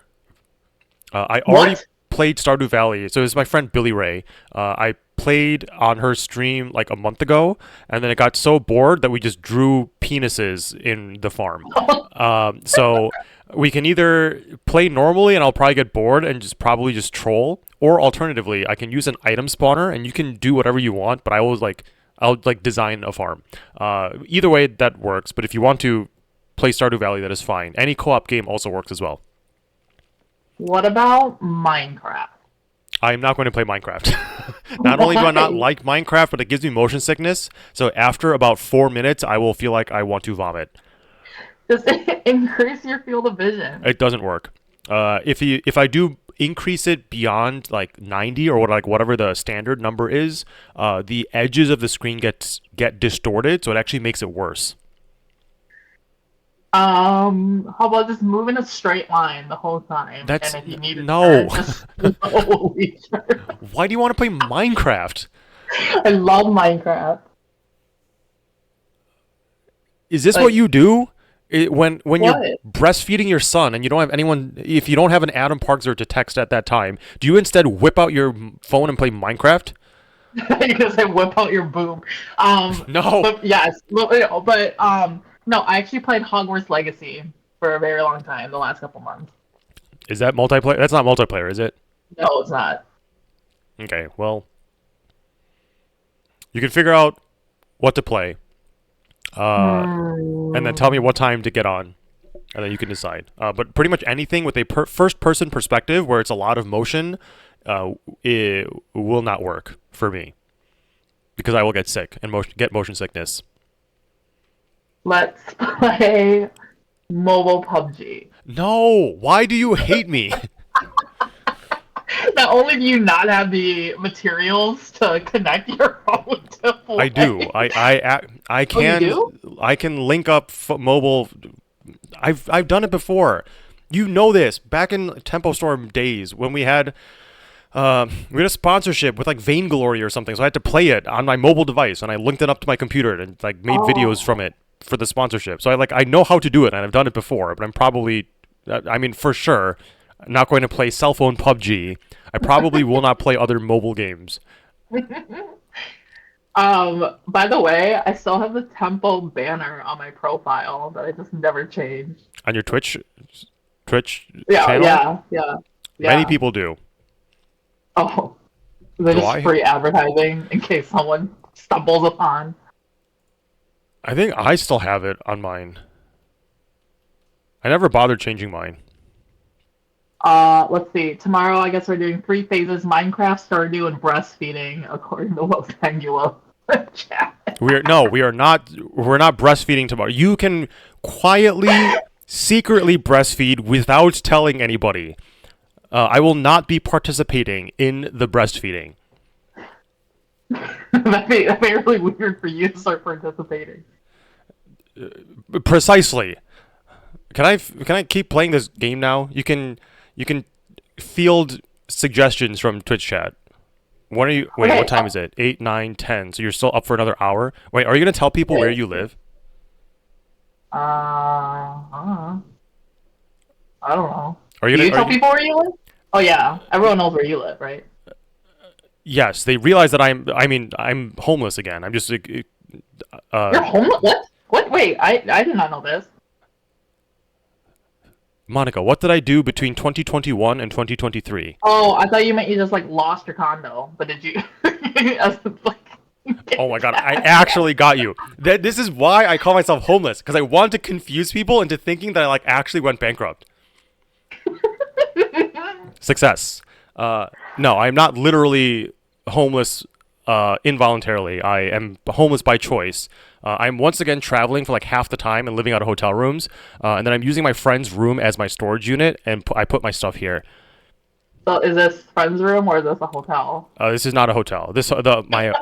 My hotel does not have my guitars nailed to the wall. Wait. Are you gonna go see those what are they called? Like those like mini husky chihuahua or Pomsky, remember those dogs up north somewhere? Aaron? Yes? Aaron's dogs in Maybe Seattle? you stayed there for a long time. Yes. Yeah, she moved. She lives in Alabama now. Alabama. Why did you say that in a southern accent? You could just said the word Alabama, not as an Alabamaner. Like between the two, I'd rather live in Seattle than Alabama. She prefers Alabama because Seattle has very high cost of living, and she doesn't have to be there anymore. The reason she moved to Seattle is because she had work to do there in person before the pandemic. But since the pandemic, she works remotely now, so it doesn't actually matter. So she moved.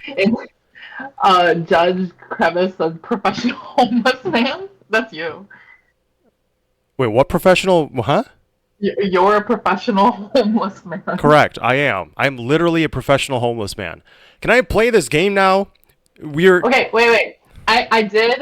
So Supreme Turtle said like I should like voice act like you do one and I do the other. But if you have like a couple seconds delay, then it's gonna have like this like weird Yes. tempo going on. If you want to fly here, then we can voice act together in person. But otherwise, no. It's not going to work because every time I press the space bar to show a new line of text, you will see it like a second or two later. Should we try? No. Or you could share your screen with me on Discord and then I can see it live. No. If you want to duo voice act, then pick out what would you call it? A visual novel for tomorrow. Is that what this is, a visual novel? This game is supposed to take between 6 to 7 hours already. I've already it's already been like a 20-minute detour with you. How long has this call been? You called me at 8:20. You have postponed this for 20 minutes. I'm going to be sitting here until 7 a.m. because of you. Oh, you're trying to finish this in one setting? Yes. Well, I can't leave everyone hanging. Why deny us cinema? Save your time. Okay, stop reading chat. You can read chat silently in your brain and then type your response to them. You are a bad streamer. Basically, you told me ignore chat. Do not interact with chat. You can interact with chat using your keyboard while I play this game. My grandma has been saying I finished jarring a mess of jam last night for the past 24 minutes. Sure, that is great.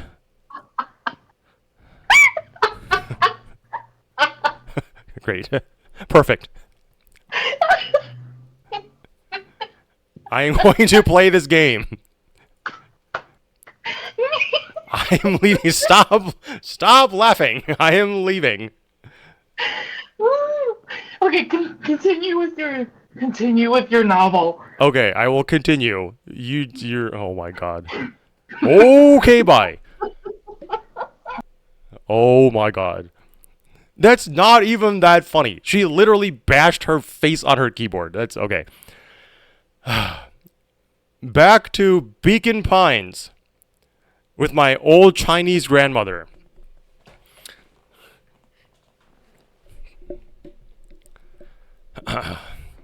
I finished jarring a mess of jam last night. So that'll need to get the river into town today. Okay. So, what did you and Roro get up to yesterday? Oh, nothing interesting. Wait, do I have to voice act the phone as well? Hello. Calm down. No. Of course it was the right thing to do. Start gathering, folks. I'll be right there. Are you sure there isn't anything you want to tell me about yesterday? Anything I want to tell you? Not really. We just sort of ran around a bit. Gran's brow furrowed. She let out a long sigh. Her voice was quiet and even. I have to go take care of something. You are to stay in this house for the day. Under no circumstance are you to leave. What? If I am not back by dinner, there's stew in the icebox. But nothing. You are to stay here. Understand? Yeah. Say it. I'll stay here till you get back. Good. Oh. And Ruka. You left the icebox open yesterday. Will not make a money, you know. Wait, did I really? She remembers. Oh, I should have left the faucet on to see if that also did something. Wait, it's this, right? I left this open yesterday? Okay, that's funny that she mentions that. I should have left the water on! Okay. Well, I'm stuck at home. What do I do?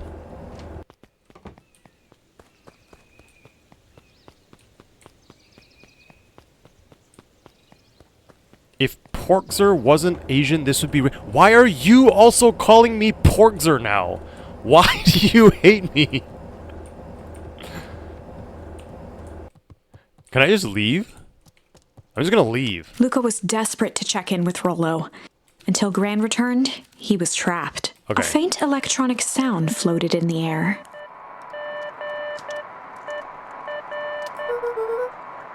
Is that coming from upstairs?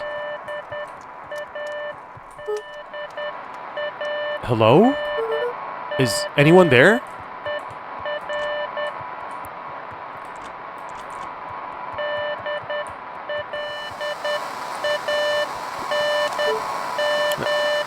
Hello? Rollo, is that you?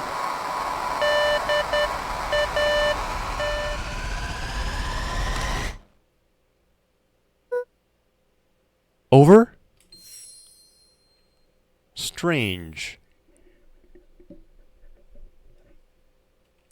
Luca glanced at the now silent walkie-talkie. He wasn't sure what to think.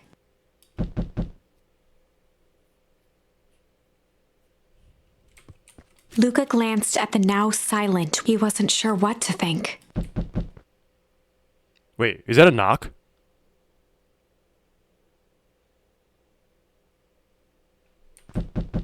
It is. There's someone at the door.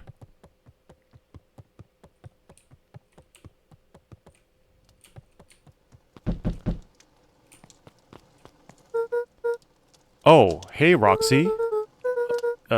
If this is about me, accidentally kicking you yesterday, is Rollo here? No? Look at me, Luca. This is serious. Is Rollo here?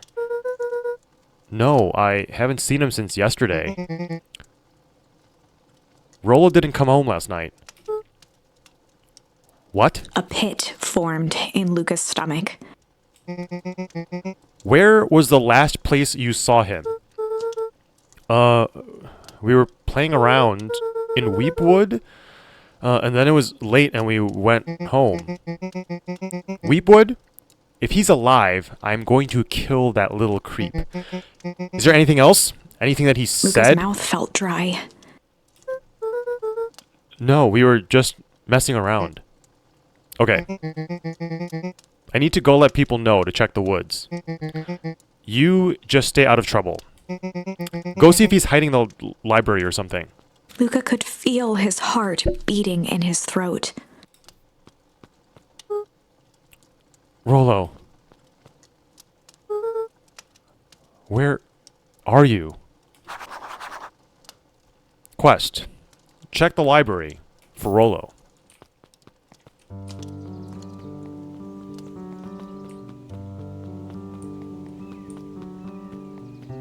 This game sounds like Animal Crossing? Oh, you mean the character sounds? Yes. Howdy, Luca. Hello again, Pete. I'm not Pete, you silly goose. It's Toby. You could have fooled me. Well, hey, it's no problemo. The important thing is we'd love to hear your thoughts. Yeah, I'm getting that impression. We're all a part of something special, Luca. And it all starts right here in Beacon Pines. I got Toby it. looked up from the clipboard excitedly. That's right. So, how about you start telling me... Look, no offense, but I've got my own stuff to take care of. Gah, you joker. We're all a part of this together. You'll let us know when you're free to answer a few questions.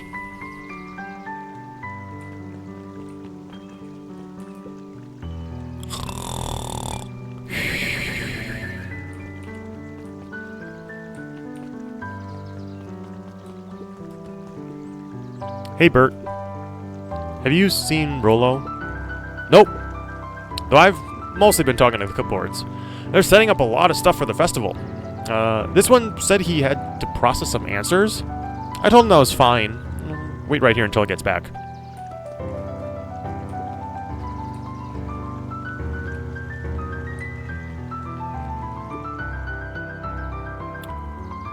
We really need to get back to work. Just a couple more minutes. If Roxy said she will be here, then she will be here. I just don't see why I'm standing around doing nothing and waiting for Roxy when I could be standing around doing nothing and getting paid for it. Come on, Lumi. Roxy needs our help. Yeah, well, good intentions don't qualify as legal tender. Tender. My parents wouldn't listen. No offense, but isn't Rollo always getting into trouble? Something feels different this time. What can we do to help? We need to check where the adults aren't. So I guess it's up to us to check Weepwood. Our shift doesn't end for another couple hours. We could spend the time making posters. That would be great. I guess. Right. Fitz and I will check Weepwood. We'll be back later to pick up the posters. I think my dad has a map of Weepwood. Let's swing by my house and grab it before we head out.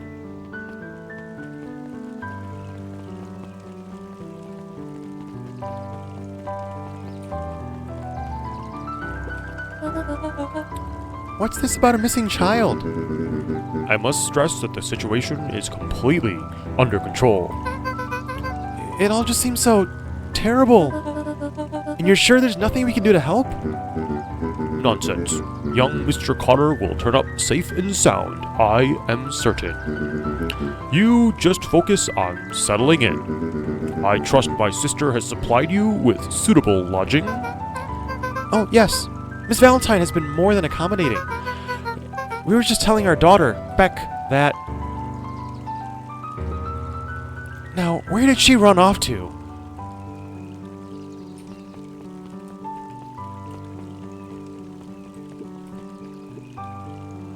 His eyes went wide in disbelief. What do you mean, vanished? That's Impossible. Oh my! He doesn't even see the danger he's in. Parkster sounds like he's reading his Twitch chat child to sleep. Jeff's hardware closed down about a year ago. The effects of the foul harvest stretched wide. When there are no crops in the field, tractors don't need fixing. Can you go back and use the new charms? I will. So there are... so I did, because I died. So there are no additional charm paths yet. So just because you find a charm doesn't yet mean that you're able to use it immediately. So I have... So we finished... So regardless of whether we're chilling, hiding, or pondering, the first result is the same. So these all have check marks on them. This one, we tried to be chill and then we died. So now we went back in time. We were a little shit to his sister, and now we're in big trouble. So we're working on this. And then the next storyline above that was change, and this is where we actually died. So we are now working on being a little shit. And then eventually we will get the next charm, or like the next branch, and then that branch will allow us to use some of the other charms that we found. Because wrong button. Because we have quite a few now. Okay, headed to the library. Kato volunteered at the library during the summers. He wasn't very social, so he'd dedicate each summer to becoming an expert in a single subject, making him a reliable source of very particular knowledge. If you were to ask Kato something he didn't know, he'd escape into the dusty old bookshelves and return with just the right thing. Hey, Kato. Kato was lost in his reading. Luca crooked his neck to see the title, Introduction to Melitology. Oh, hey, Luca, you snuck up on me. Good book? Dunno, just started it. He gestured to the shelves. I'm really running out of books I haven't read yet. So now it's on the wonderful world of bees. Turns out, bees are pretty cool. For instance, did you know that around 70% of the bee species actually lives in underground tunnels? Or, if that there are two queens in a hive, they will fight to the death for supremacy? Fight. That's interesting, but you haven't seen Rolo around recently, have you? Not since yesterday. Keep an eye out for him, okay? Sure thing. If I see him, you'll be the first one to know.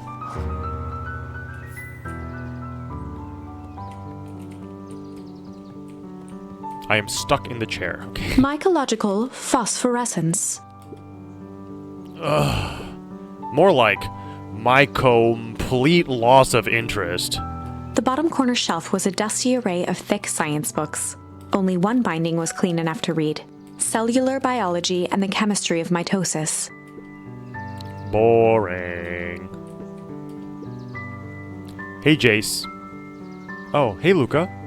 Did Rolo come by? No. I was actually surprised. He's usually here early on days when a new issue drops. Rolo's the biggest Hank Atomic fan I know. Besides myself, that is. Well, if he does swing by, tell him to meet me you know where. I don't know where. No, he knows where. Oh. Roger that, Space Cadet.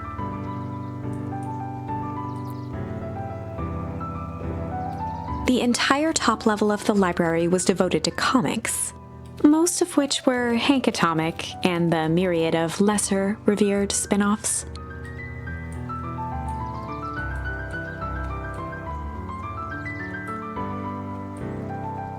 I like this music. Oh, the cobs I've eaten. A salad-centric travel guide for the mildly adventurous. Oh, I just realized I forgot to rebalance the audio after I ended the call with Monica. Is the game sounds too loud? I just realized this.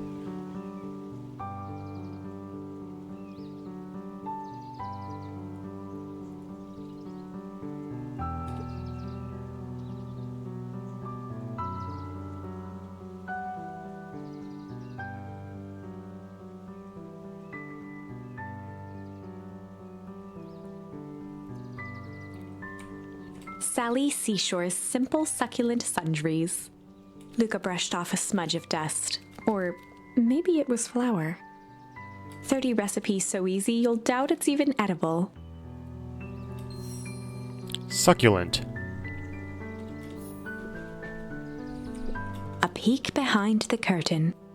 The methods and ruminations of Patrick C. Montesquieu, one of the greatest acting minds of our time. By Patrick C. Montesquieu. Oof.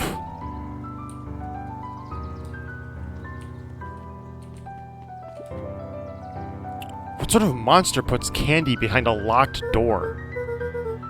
Oh yeah, Mr. Nuncreed works weird hours sometimes. Of course he does. How about you? When do I work? No, what's your name? Luca Van Horn. You new here? Yeah, not by Beck's choice. family moved often, giving her little time to establish any real connections. She would tell you she prefers it that way. I'm looking for my friend Rollo. He didn't come home last night. So he's missing? I guess so. Like, missing?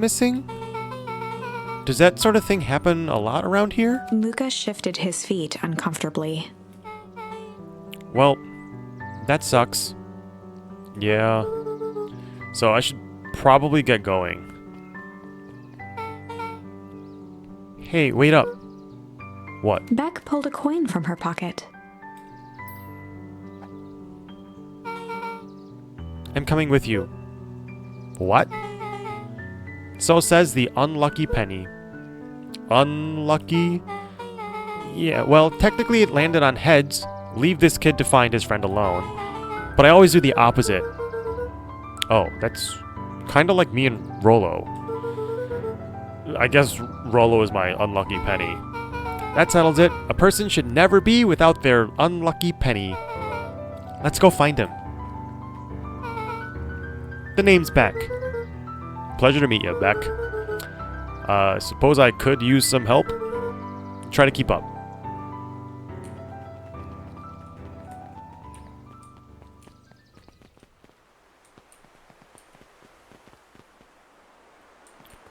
Oh, there's a new sign.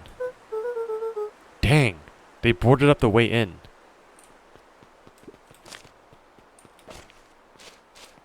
Can I not? Okay. Chat, if I throw this berry at this sign hard enough, I'm sure it'll break. Okay, we'll go around.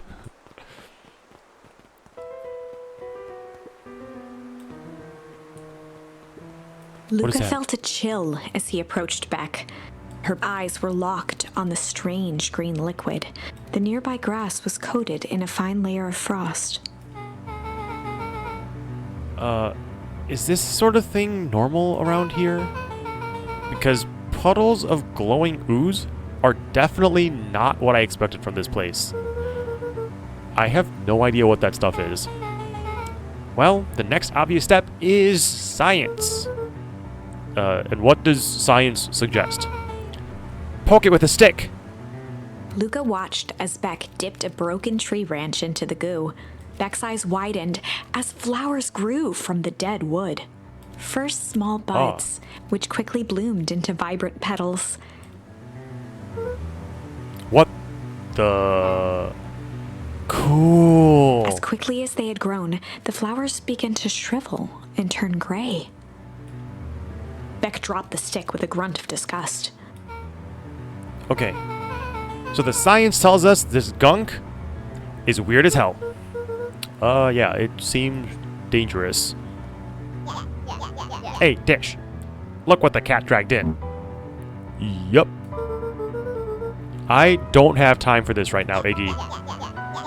Don't say things like that. It hurts Tish's feelings. Ain't that right, Tish? Yup. She looks fine to me. Why, hello? I don't think we have been properly introduced. Iggy's the name. This is my compatriot, Tish. Yup. You've probably heard of us. Can't say I have. I'll forgive you just this once, on account of you being new around here. Why would you hang out with this dud? Oh, he seems pretty alright. Iggy, why do you have to be so... you? Has he even told you that his parents skipped out on him? Shut up. It's true. They got tired of having such a pathetic kid and left him. Iggy, I'm only going to say this one time. Don't talk about my family. Well, look who's grown a backbone now that a girl's around. First, his pops croaked. Then his mom finally couldn't take it anymore and bounced. Iggy took a step towards Luca, his sneer lit by the glowing puddle. Beck could see tears welling in Luca's eyes, his fists clenched. Some things about Beacon Pines were very different from the city, but a bully from a hayseed town is really no different from a city bully. Beck took a deep breath and thought,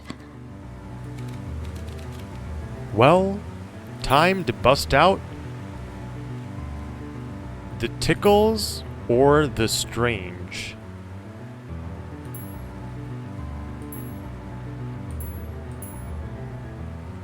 I don't want to tickle her. Why would I tickle the bully? well, time to bust out the strange. What does that even mean? Alright, Luca. Looks like you need a little mud bath. What's wrong with you, new kid? We're about to pound your friend. Beck stared in silence, the only sign of life being the twitch of an eye. It's weird when people don't talk. Yup. Stop being a weirdo. Hello? Are you some kind of wackadoo? Makes sense. Wackadoos travel in packs. And, At the sight of Iggy taunting Beck, something in Luca snapped. Iggy's smirk shifted to a look of shock as Luca launched himself into his stomach. Ugh. Iggy's clothes were drenched in the glowing ooze. Uh-oh. You jerk! My clothes are ruined! Iggy's voice began to slur as he struggled to get up. Struggle. I don't feel so good. Help! I'm sorry. I just... Oh, shit! Yup.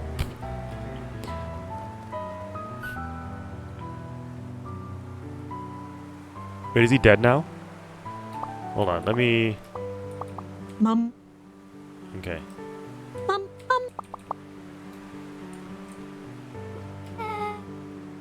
That was intense.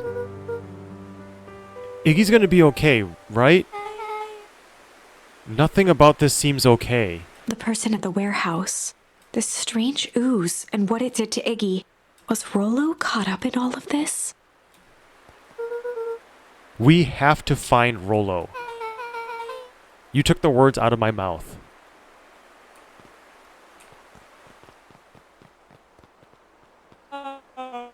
Whoa there, little buddies. You startled me. What in the dickens are you up to in this part of town?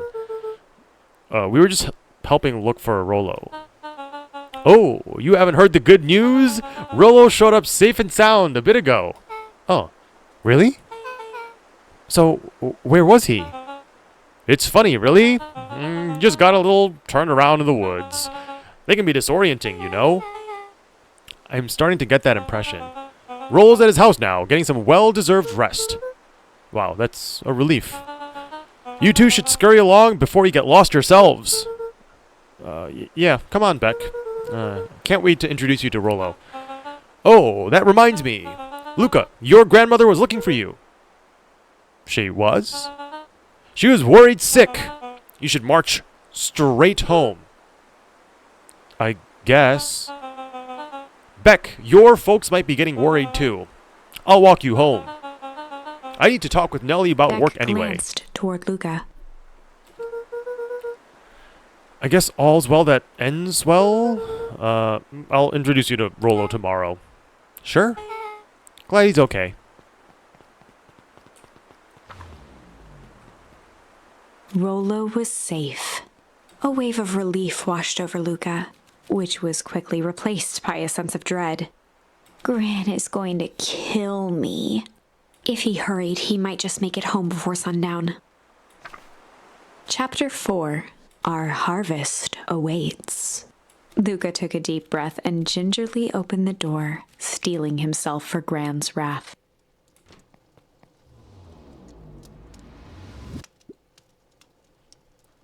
Gran? I'm home. Everything's fine. Gran?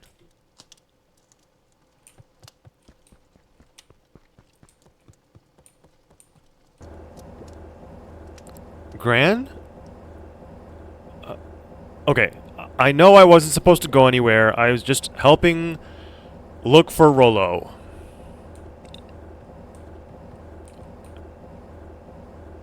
She's not here. She's not here. You know how I know that?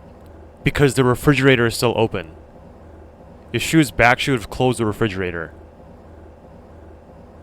Uh-oh.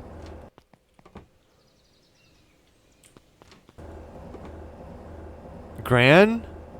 Roxy came over. She was worried about him. So I figured you wouldn't mind if I helped look for him.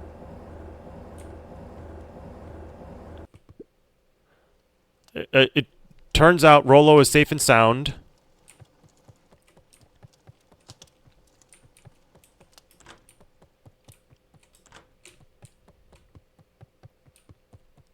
Luca was alone. The house was empty. So, Gran's not back yet. I mean, I guess that's a good thing. Nothing to do now but sleep, I guess. Luca was sitting by the pond, listening to small waves lap against a rock. His father sat in a folding chair in front of him.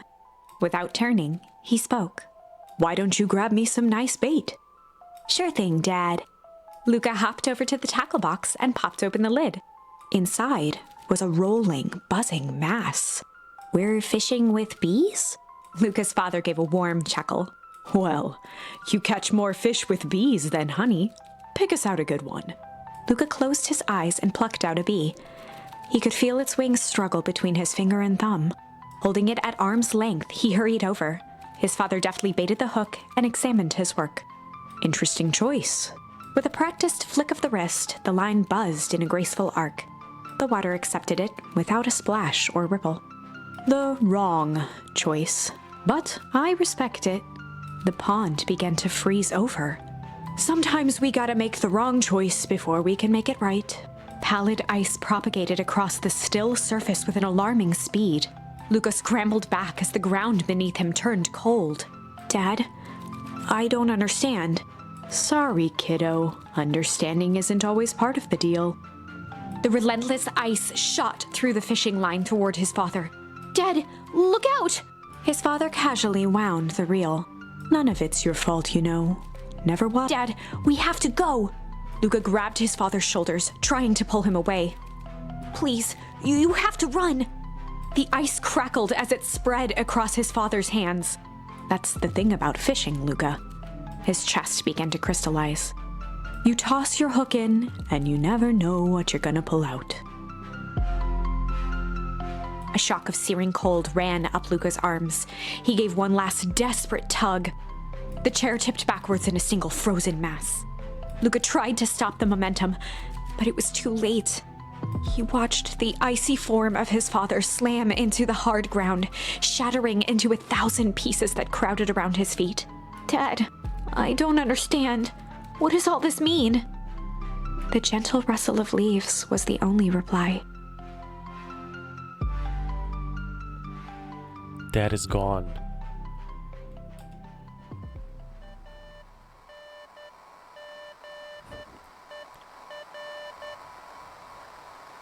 Luca's eyes struggled to focus on the walkie-talkie. Rollo? Faintly, he could hear Rollo amongst the noise. Luca! Rollo, Is that you? Luca! There? Rollo, it's the middle of the night. Luca, thank God! Listen, I don't know how long this thing will work down here.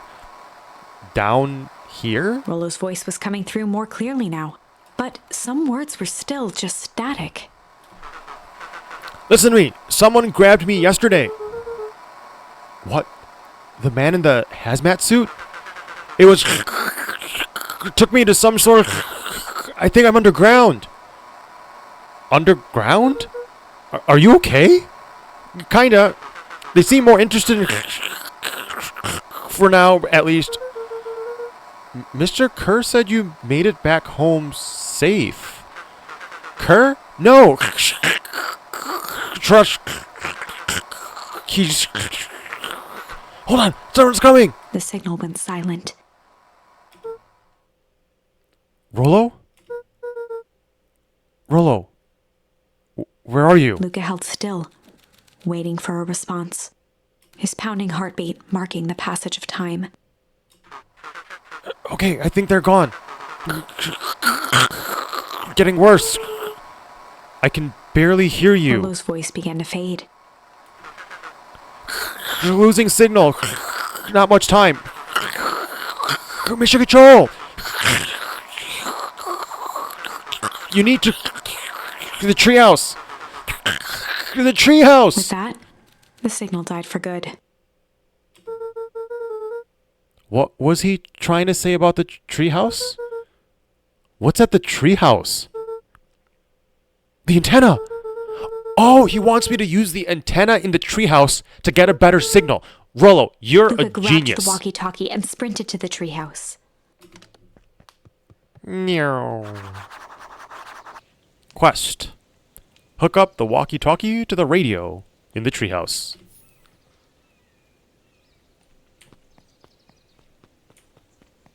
Luca heard a group of footsteps approaching. He dashed behind the bushes to avoid being spotted.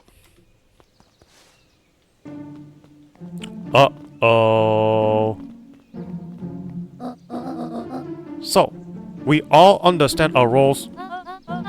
You can count on me. I think we still need more time. This wasn't the original plan. Mr. Tolliver paused, shifting his eyes to one side.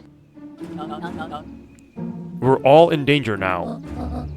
I, for one, refuse to sit idly by while that danger persists. Refuse. Hiram, you just keep your wits about you. Hiram? Is that her name? Mr. Tolliver took one long, quiet breath. You're right. You can count on me. I just wish we could have made that deal with Eris Valentine. Her resources could have still come in handy. As I said, I had no time to contact her after your call this morning. Plans change. How's Luca holding up? He's fine. We shouldn't lose sight of the fact that this is all... I know very well what all of this is for. We have no choice. Operation Sparkplug has a new objective. Are we in agreement? The three shared a determined look. Good. We'll reconvene after the festival. Uh-oh.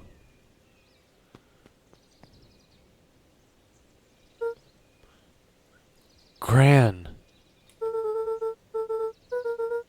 Why are you meeting with Mrs. Fratelli and Mr. Tolliver late at night? Hey, Luca! Oh! Dawn, you scared me. How long have you been there? Oh, just a few minutes. Earlier today, I saw Mr. Tolliver and your Gran enter the diner together. When my shift was at the newsstand was over, they still hadn't left. So I used the greatest tool of any investigative reporter.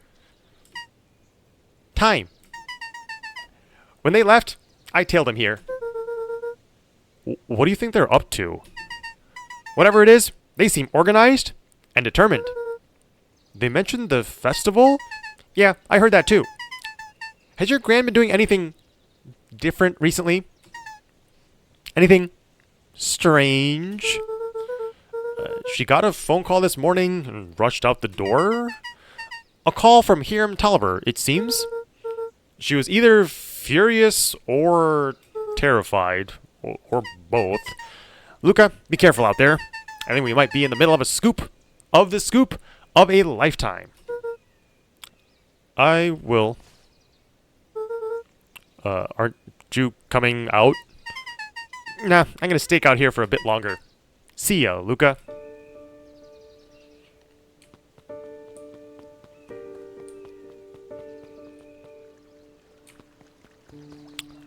Huh. Wait, who are these? I did it. I changed the sign. Splendid. Did anyone see you? I don't believe so. You were right. It was simple enough to just rearrange the letters. Odd choice for a prank, though. In situations such as these, odd is good. The two boys shared a mischievous grin. I can't wait for everyone to see the big reveal. It should be quite memorable. Let's make ourselves scarce for now. I've never heard of this game before with the stream, but it looks really cool. This is one of the highest rated on Steam. This is rated overwhelmingly positive. It's one of the best storyline games that also have the tags cozy, like visual novel and cozy, with like story-rich plotline. Can we take a fishing detour?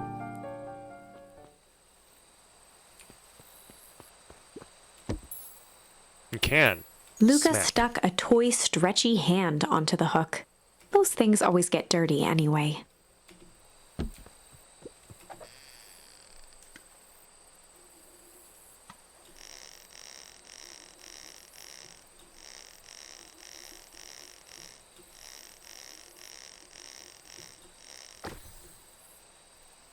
What is that? Is that a ring? Should we give it to Mom? She likes jewelry.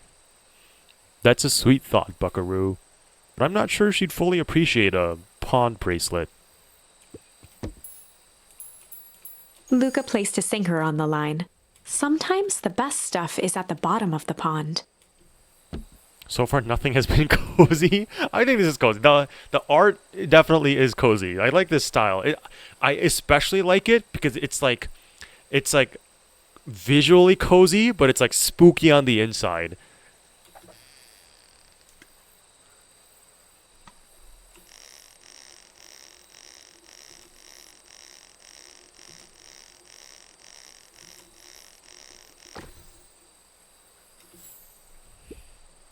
Malice 80 proof whiskey. A hard liquor for a hard man. Best leave that be. Takes a real piece of work to leave something like that lying around.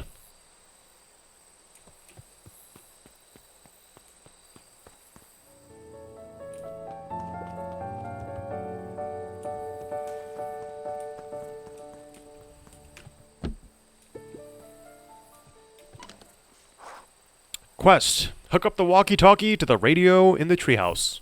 Quest complete.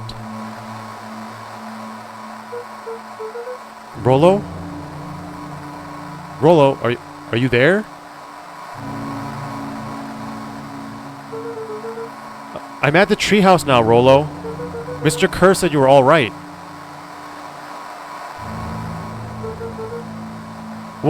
What happened out there?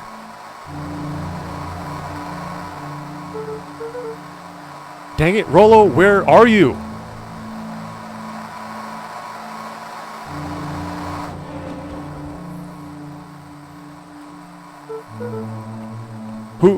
Who's there? Luca could only see a cloaked shape behind the rocket. I've got weapons in here, so you'd better come out right now. He strained to hear as a muffled voice began. Weapons. How could you hurt something that's already dead? Fear gripped Luca's throat. Who are you? What? You don't recognize me? I guess I don't even recognize myself anymore. Luca stared at the ground for a moment. trying to place the dampened voice. The figure shifted slowly from behind the rocket, revealing itself to Luca.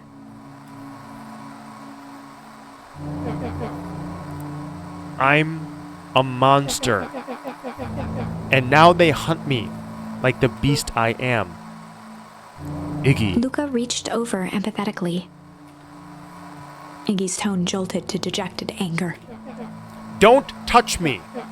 This is all your fault. Luca slumped to the ground, overwhelmed by guilt.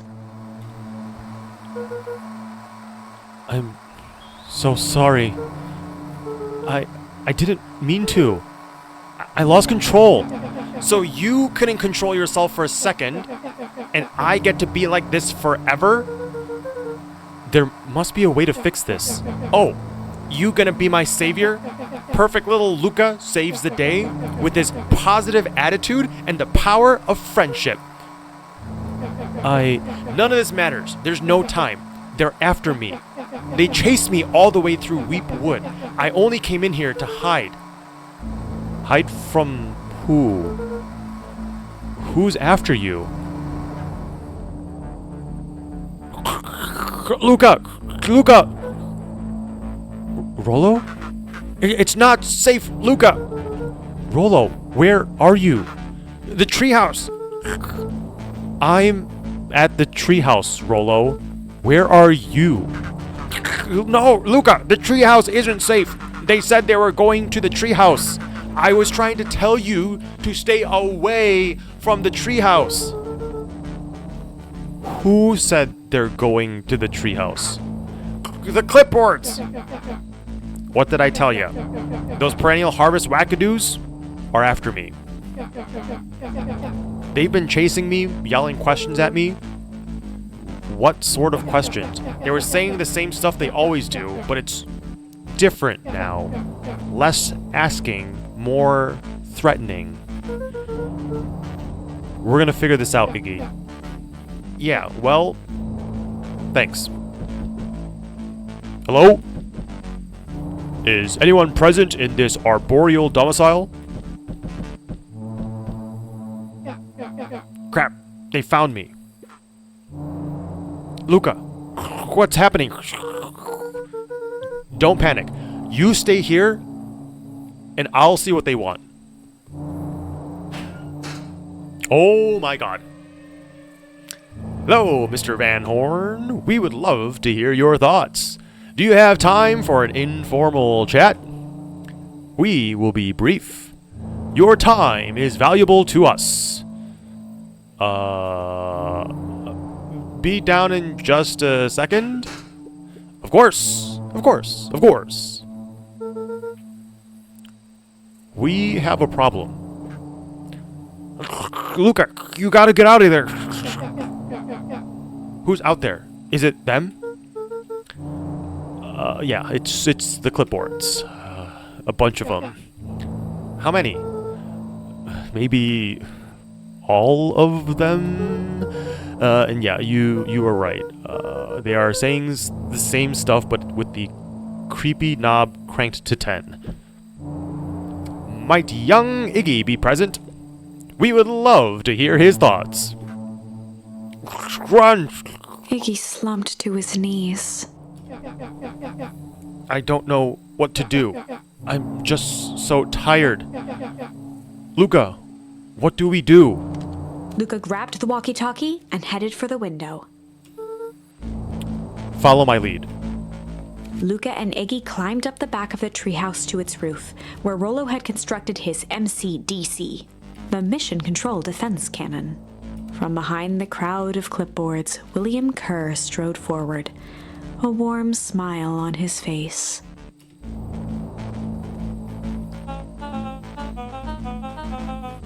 Iggy, there you are. You gave us all a heck of a scare. Go away. Just leave me alone.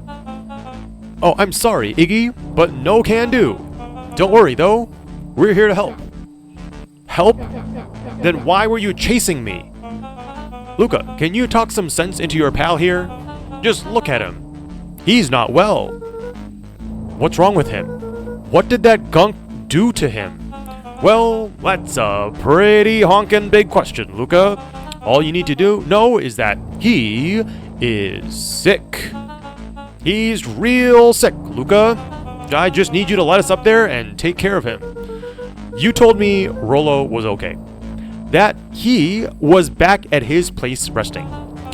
He is. Poor fella just got a little lost.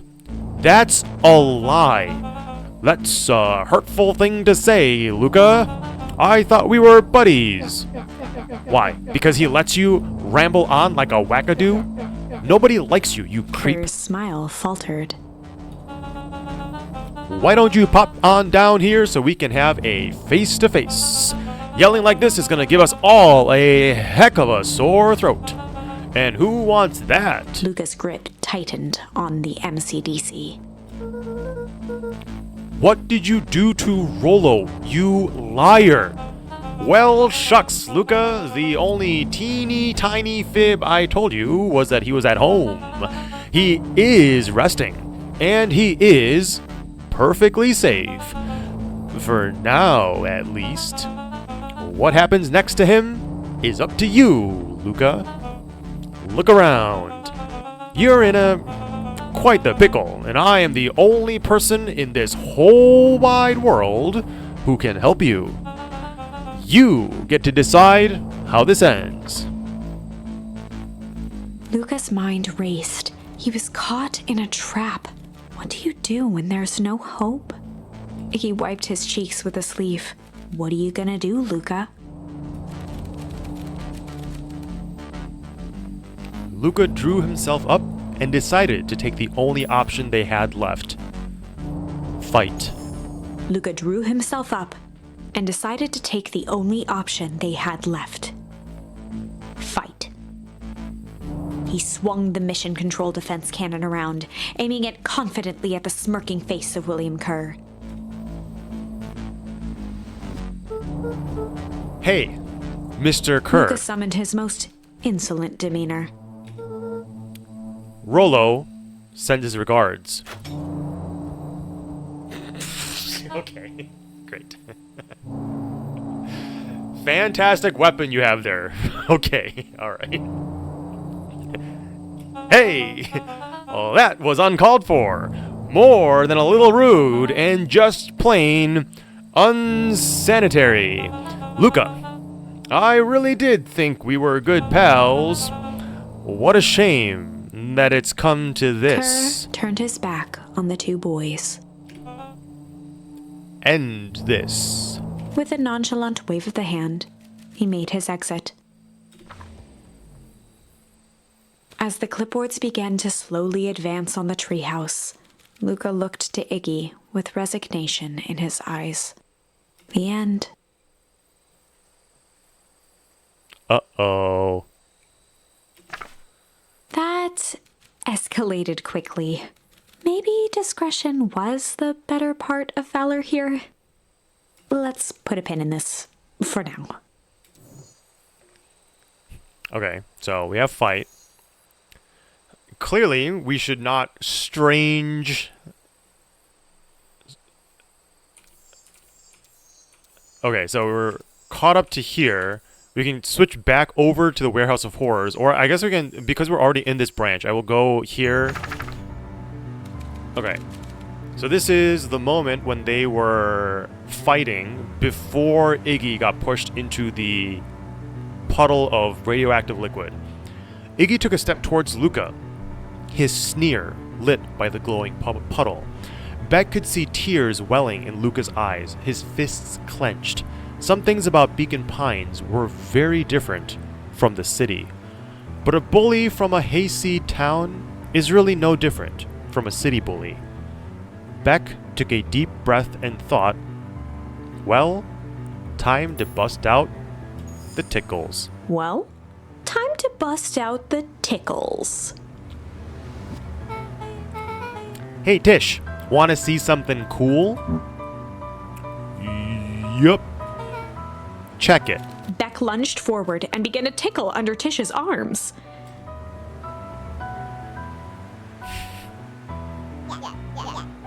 What the? Tish, is she tickling you? Yup. Hey, yup. Hey, yup. Tears began to form in Tish's eyes as she gasped for breath between gales of laughter. Yup. Beck redoubled her efforts until Tish finally had had enough. Yup. What just happened? She seems nice. Sorry for the interruption. I think you were just threatening us. Iggy's eyes darted around, a realization dawning on his face that he was now outnumbered. I just remembered. I have somewhere to be. See you around, you kid. Iggy kicked at the puddle before making his escape. Uh-oh. Oh no! What a little creep. Beck, I think you got a little ooze in your hair. Beck shook the ooze out of her hair as best as she could. Is it bad? It depends. What are your feelings about having a more mature, refined look? Oh, God. Chapter 4. The Best Policy. Oh, the chapter name changed. The chapter literally changed because we didn't murder the 12-year-old. Luca paused for a moment, catching his breath. He'd only just met Beck, and somehow he already managed to drag her into this mess. Hopefully he could make it up to her. But finding Rollo was his primary concern. What does the goo even do? On the basis of what we've seen so far, it looks like the goo accelerates aging. Property of Valentine Fertilizer Company. Looks old. So from what we've seen, the stick was dropped in and it went through a full life cycle very quickly. Iggy... Oh, I guess Iggy didn't age. Iggy just turned into a mutant. And then Beck's hair turned very old. Luca, what the hell are you doing out here? And why did a kid with gray hair just run past us in a panic? Roxy and Fitz looked drained. It was clear they'd spent all day searching. That's Beck. I don't care who she is. What happened? We were just helping look for a Rollo. Luca, I need you to start telling me the truth. Roxy's temper could often be dismissed as the impatience of an older sibling. But this was the most intense Luca had ever seen her. Her eyes were wild and unfocused, looking straight through Luca. We're running out of time. In a torrent of rambled words and tears, Luca broke down. Rollo and I weren't just playing in Weepwood yesterday. We were investigating lights at the old Valentine warehouse. But someone was there in a strange suit, and we hid in the dumpster and had a heavy bag dropped on us. I think it was a body. And so we ran, but we got split up. And I ran home. And it's all my fault. And now my best friend may never come back. Wow. Just wow. Roxy, still exhausted and angry, softened briefly as her eyes hunted the ground in thought. With a determined sigh, she looked up at Luca. It's not your fault, Luca. Rollo's gonna be okay, I promise. Roxy drew herself up. I'm gonna fix this. Luca, go home. But I want to help. This is too dangerous for a kid. I can't just sit around. I have to do something. Roxy tried to think of the safest place to send Luca. You go back to that little treehouse you two like to play in. Wait there in case Rollo shows up. Sound like a plan? Luca wiped his cheeks and gave a quick nod. You did the right thing telling me the truth. Now scoot. You really believe his story? What other option do we have? Things have been strange around here leading up to the festival. My dad has been acting weird lately. Well, weirder than normal. Looking into the puddle, Roxy rubbed her arms to warm up. Why is it so cold here? This place gives me the willies. Quest. Wait at the treehouse in case Rollo shows up.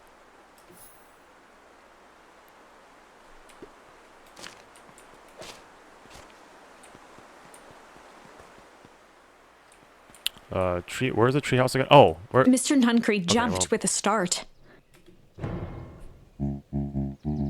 What? Don't sneak up on an old fella like that. Sorry. Who are you talking to? What? Luca motioned to the phone booth. Oh, no. I was just checking because I thought I heard it ring. But the dang thing never does, of course. Yeah, I've never seen anyone use it, really. The whole thing's a waste of money, if you ask me. Any word from Rollo yet? Not yet. Long time for a boy to lose his way. Rollo knows those woods too well to get lost. I suppose you're right. Silly boy's antics have this whole town worried sick. Antics?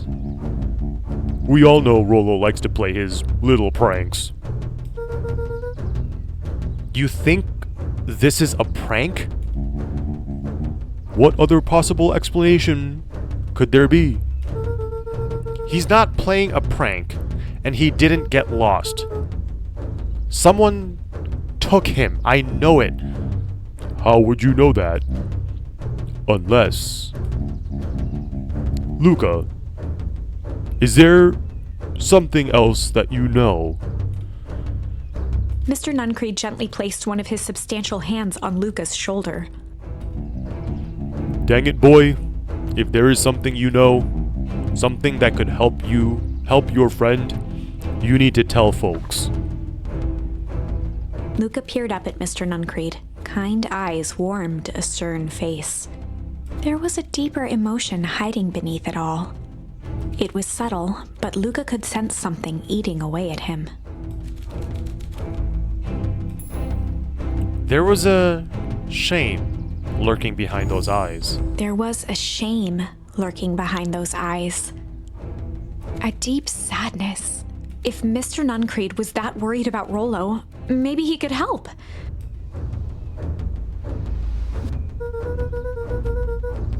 Uh-oh.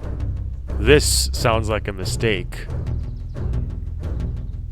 Yesterday, Rollo and I were messing around at the old Valentine warehouse. Mr. Nuncreed raised an eyebrow. Both of you? You were with Rollo when he went missing? Not exactly. I was hiding in the dumpster. The dumpster? What were you doing in there? At first we were just looking around. Then someone in a strange yellow suit came and dumped something on us. We both got scared and ran. And that was the last that I saw of him. You got scared by some garbage? Well, that's why you don't go skulking in someone's dumpster. But it wasn't garbage, I think. I think it was a body. I'm sure it was just some trash. No, there was a name tag. It said Deep Engineering. Mr. Nuncreed's shoulders slumped. I wish you wouldn't have said that. A deep sigh bellowed from his chest. Why did you have to? I tried, Luca. God knows, I tried to keep you safe. Luca attempted to take a step back, but Nuncreed's hand clamped down on his shoulder. But you Van Horns just can't help yourselves, can you? We were all so close to being done with this. With a firm shove, Nuncreed manhandled Luca into the phone booth. What are you doing? It's out of my hands now. The door latched shut with a mechanical hiss. Shit. As Luca pounded the glass, the floor dropped from under his feet.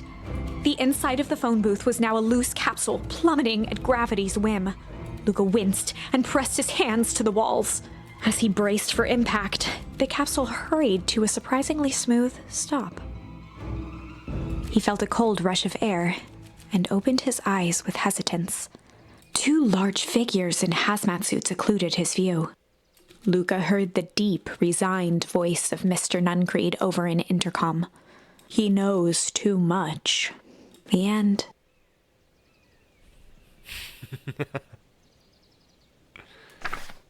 Wait. No. This isn't the end. I know there's still much more. His mom's down there. Rollo is down there. Somehow this went wrong. Okay, let's try something else.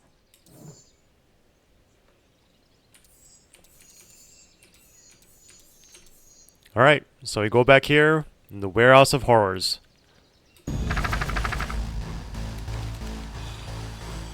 This is when we were alone, right? Was this when we were alone? Yes, this is when we were alone. I also probably should take a break because it's been like an hour and a half. I'm going to take a quick break. This intense boss music will be playing in the background. I'm gonna get up and get some, get refreshed, switch the drink to something that is colder, go to the bathroom. If you've also been sitting here, watching along, I recommend you also get up and stretch and get some blood circulation in your legs. I'm going to run a 3-minute commercial break because that will allow new people coming in for over the next hour to not have to watch pre-roll ads. And I'll be right back. Oh.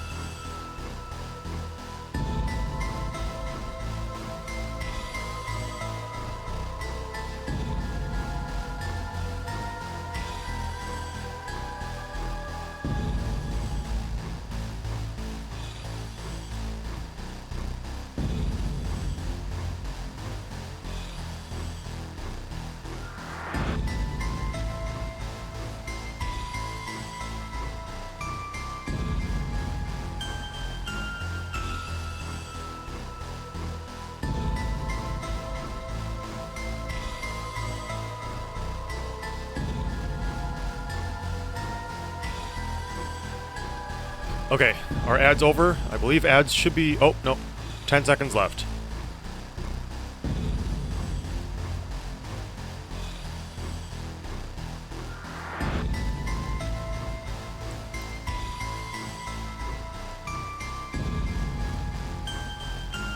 Okay, ad should have just ended.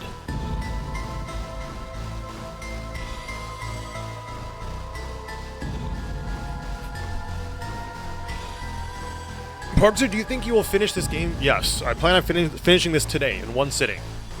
Average playthrough apparently is like 6 to 7 hours, so I assume if I am reading through everything, it'll probably be closer to like 8 to 9. But yes, I'm finishing this today. So this was when we were at the thing with the guy who drug us in.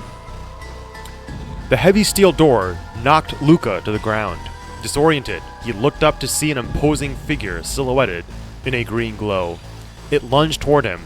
He tried to scramble away, but felt a gloved hand latch onto his ankle. Luca watched his fingernails leave trails in the dirt as the hand slowly dragged him back through the door, into the lab, into the green light. This is a story about struggle. This is a story about struggle. Luca could hear a machine humming somewhere nearby. He felt around wildly, searching for something, anything that could help.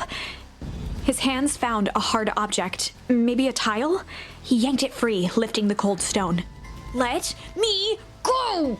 Luca swung the tile as hard as he could at the shape that still held fast to his leg. He heard the crack of glass as the stone hit the assailant's mask.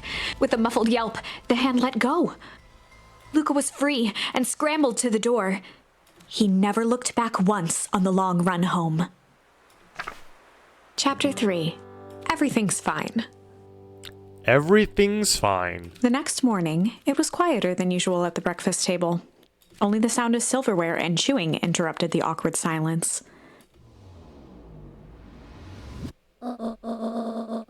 I finished jarring a mess of jam last night. So that'll need to get the river into town today. Okay. So, what did you and Roro get up to yesterday? Oh. Rolo had things to do, so I just sort of poked around town. I've set the jam down by the front door. There's 2 batches to drop off. One for Mr. Tolliver at the Bag and Wag quest. Deliver jam to Mr. Tolliver. Another for Mrs. Fratelli at the diner. Deliver jam to Mrs. Fratelli. Oh, and Mr. Nuncreed? He said he wanted some more. I suspected as much. Yes, he seems to have taken a particular interest in my jam. There are some extras in the basket for that enthusiastic gentleman.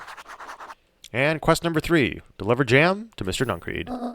Just make sure Fratelli and Tolliver get the ones on the top. No problem. Off with you now, while the day is still young. Is the bottom layer of jam poison? Why is Luca standing at the breakfast table? There are 2 seats available. Is she shooing me away?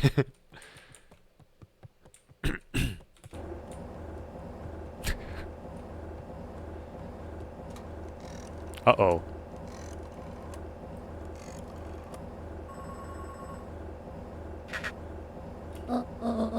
Hello, it's a Juniper Hotford. Before you hang up, just hear me out. I have a business proposition. The simple matter is we both have the same problem that needs solving. Very well. We can meet tonight. Hello, Jam. Okay. Sorry about yesterday. Roxy can be so annoying. But good news, no more boring chores for me today. Did you make it to the old Valentine warehouse? So, what did you find? Give me the dirt. Something happened. There was someone else there. What? Who was it? Was it aliens? I knew it would be aliens. No. Zombies. No. Alien zombies? What else could it possibly be? Rolo, I've got to deliver these into town first. We can catch up after. Ooh, is it a whole thing? It sounds like a whole thing. Yeah, we shouldn't talk about it here. Meet me at the treehouse tonight. I'm not sure what this treehouse is that you speak of. Meet me at Mission Control. Roger that, Space Cadet.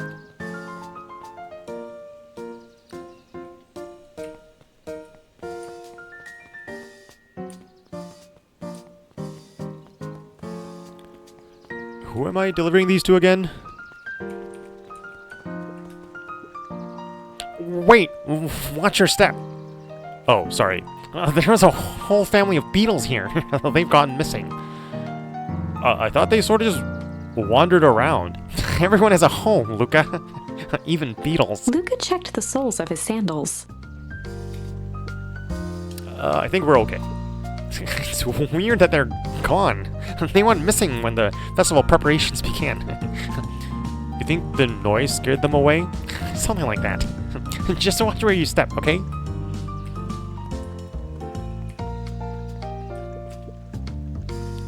You can tell those jerks. It doesn't matter how many boxes they pile up. I ain't moving. Huh.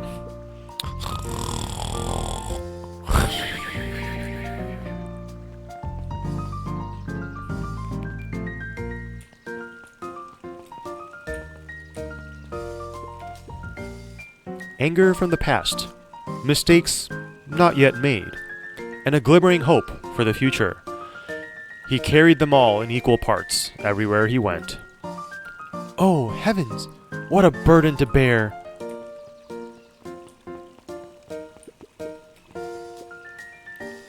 Mr. Wilder, I trust you have time to chat? Eris Valentine, oldest of Sharper Valentine's children, and heir to the Valentine fortune, had a way of making questions seem like demands.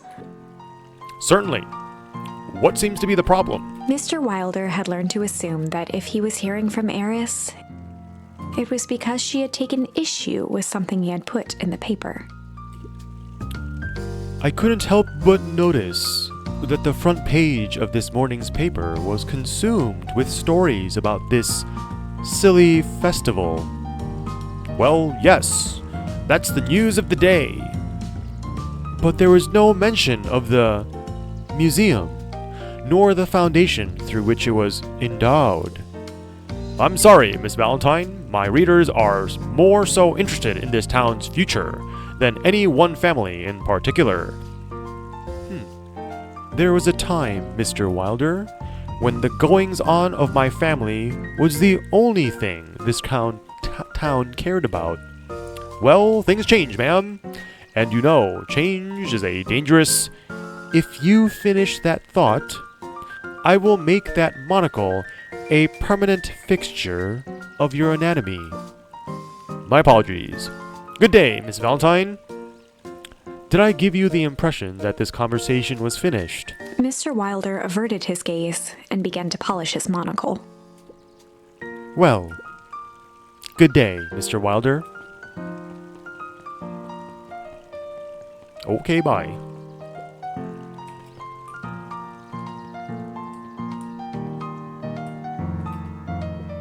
Hey, Dawn. Hey, Luca. What's up? They got you on jam delivery, eh? Yep. Have you seen the new kid around yet? New kid? Yeah, came in from the big city. His parents both got jobs here. But get this. One of them is working for William Kerr and Perennial Harvest, and the other is working for Eris Valentine.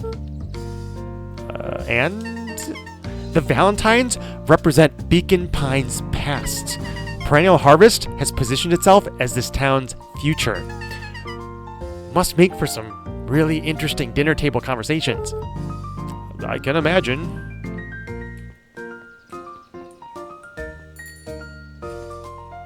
Do I deliver jam to her? Well, if it isn't my favorite little jam runner. Hey, Mrs. Fratelli. Look at you. She leaned forward and pinched Luca's cheek. You're all skin and bones. Is your gran not feeding you? She is. It's just, I understand.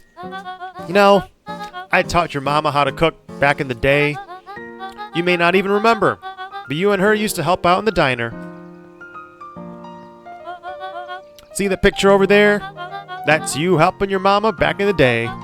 So cute, running around in your little apron, taking orders. Whole situation just breaks my heart.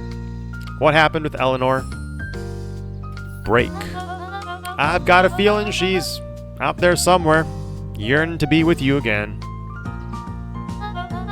Few things in this world can keep a mother from her son. Luca shifted the basket uncomfortably. Oh yes, let's see Mrs. here. Fratelli lifted the cloth and inspected the jam. They even have my name on them. How thoughtful. She carefully lifted out her jars of jam. You tell your gran hello for me, Luca. Will do. Quest complete. Luca squinted at the faded photo of him and his mom at the diner. Memories of that day came flooding back.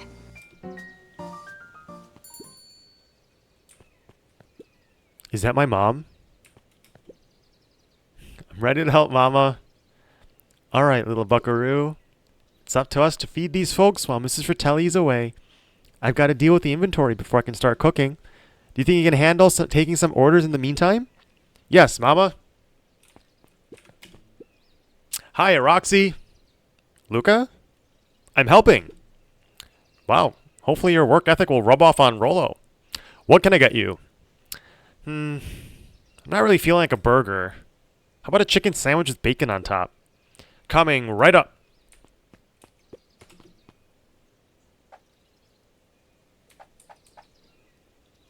Sorry, what? What did she want? I literally looked at it and read it out loud, and then I immediately forgot what she wanted. Chicken and bacon, okay. This is not bacon, right? That does not look like bacon. She said she doesn't want to... Okay. What is this candy for? That's chicken, right? Chicken and... Oh, bacon. Okay. Excellent. Here you go. I call it the Love Me Tenders. Nice. Aren't you a little young to be waiting tables? I'm just helping out. My father had me hustling when I was your age as well. Father always says, children are to be sails, pulling a family ever forward. That doesn't sound very fun. There's plenty of time for fun. For instance, Father and I always make time to have lunch together once a month. Luca glanced at the empty seat across from Gus. Should I come back? Oh, no. Turns out Father was too busy to have lunch today. I'll just go ahead and eat alone. Oh. The silver lining is, without him, we can have my usual nice stack of cold cuts top the pile of sloppy chili. Cold cuts, chili. Cold cuts, chili.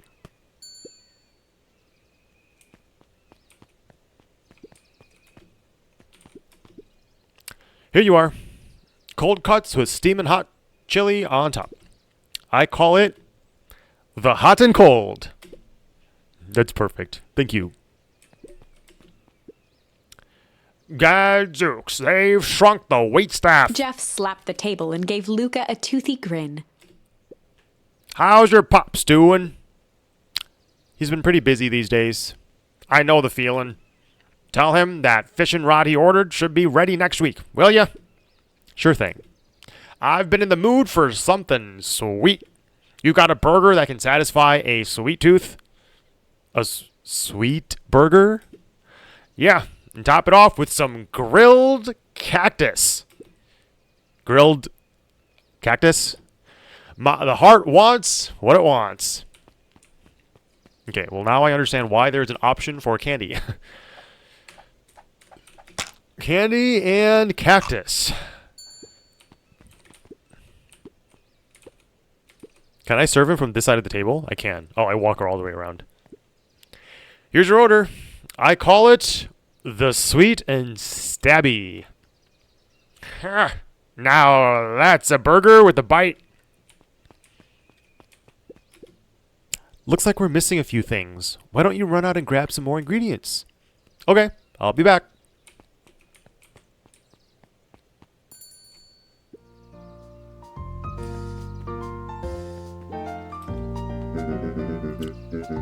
If I could just be left alone, young Mr. Van Horn. Oh, sure. Sorry to bother you. It's just that Mr. Kerr has asked me to make the opening speech at the festival. Being mayor and all, you might expect me to be a charismatic speaker. The truth is, I'm terribly nervous.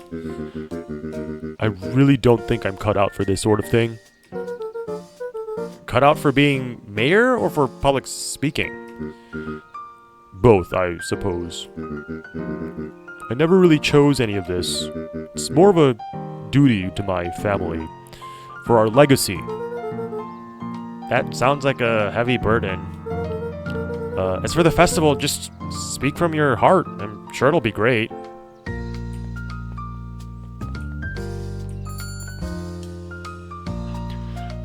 Who else needs jam? It's not this guy, right?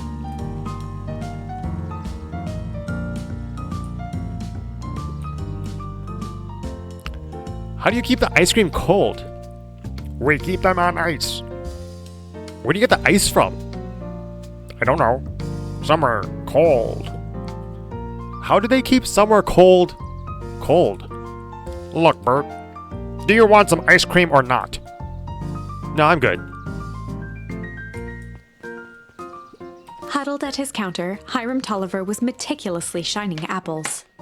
More accurately, Hiram Tolliver was meticulously shining one apple. Hello? With a yelp, Mr. Tolliver fumbled the apple, flailing at the air as it fell. Oh, sorry. No bother. He leaned forward and lowered his voice. I see you have something for me. Yeah, Grant had some jam I'm supposed to give you. He leaned in a bit further. Jam? Yeah, these ones on top. She wrote your name on Mr. them. Tolliver leaned back, speaking loud enough for anyone to hear. Ah, yes! The jam! Thank you so much for delivering this jam to me. He reached forward and snapped up the jars of jam, giving Luca a little wink. I shall put it on my store shelves post-haste. Okay, I should finish my deliveries? Of course. Of course. He leaned in for a final whisper. Of course. Quest complete. You know.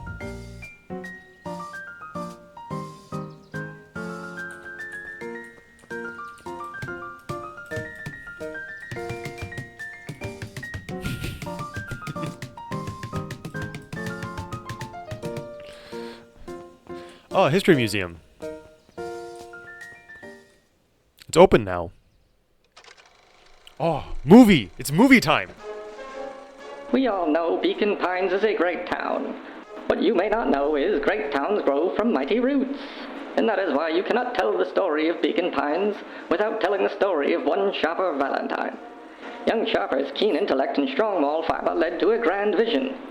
A vision of a community dedicated to a better tomorrow.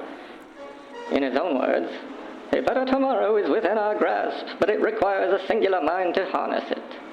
Lucky for us, He decided to grow that vision here, in Beacon Pines. And how does one grow a better tomorrow? With fertilizer, of course. Valentine's Fertilizer Company became the lifeblood of a town yearning for purpose. But then tragedy struck, a scientific experiment gone wrong. An accident which took Shopper away from us far too soon. To this day, we struggle to pick up the pieces. But one foul harvest isn't enough to stop the people of Beacon Pines. The spirit of Sharper Valentine lives on. It lives in the hearts of everyone with a dream for a better tomorrow. Together, we will follow his example and grow a bountiful future. Paid for by the Valentine family and the Valentine Fertilizer Company Remembrance Fund.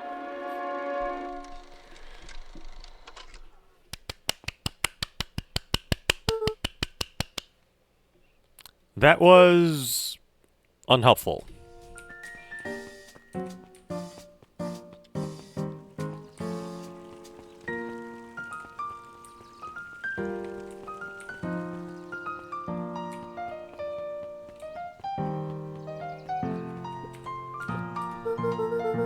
Got some jam for you, Mr. Nuncreed. Luca, you seem chipper. Well, aside from being on delivery duty, it is a nice day. Mr. Nuncreed eyed Luca for a moment, then nodded in agreement. I suppose it is. So, do you want your jam? Oh, right. Usually, Juniper drops those off herself. I guess she's busy today? Anyway, this is my last delivery for the day. Oh, in that Nuncreed case, snatched the basket from Luca. I'll hold on to the basket until the next time I see your gran.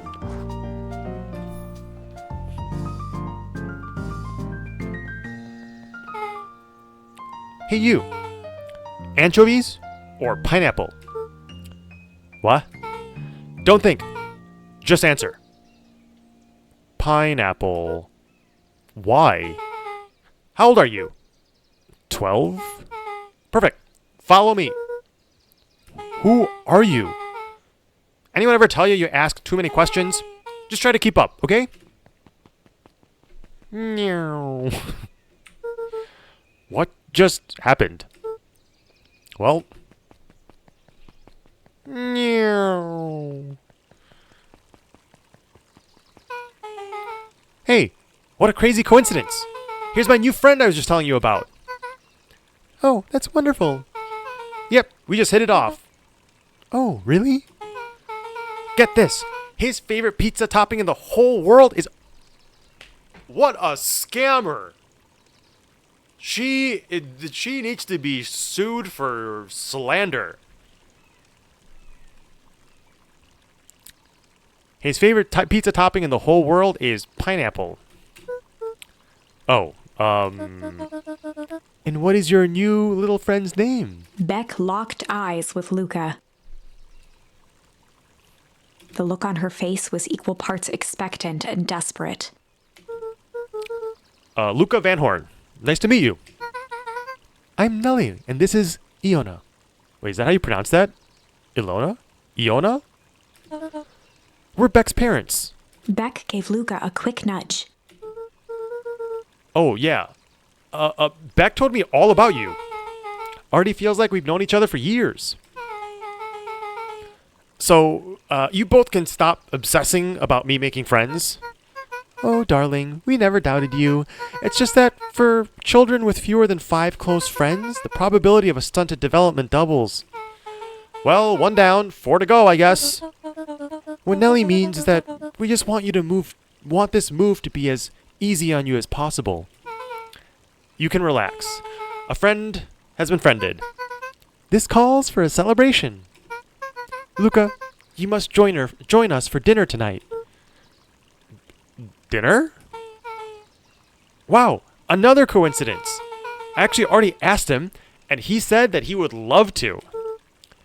It's just... wonderful. In that case, we should pick up some groceries. You two don't get in too much trouble now. Great. We now have a dinner appointment. Oh, wow. I can't believe that worked. Thanks a ton. You're welcome. I owe you one. My moms are great and all, but they can just be a bit much sometimes. Our house is the little cottage next to that big mansion place. Wait, you live on the Valentine estate? Yep, that's the spot. Meet me by their big creepy gate. Don't be late, or I'm back to square one on this whole friend thing. Great, see you there.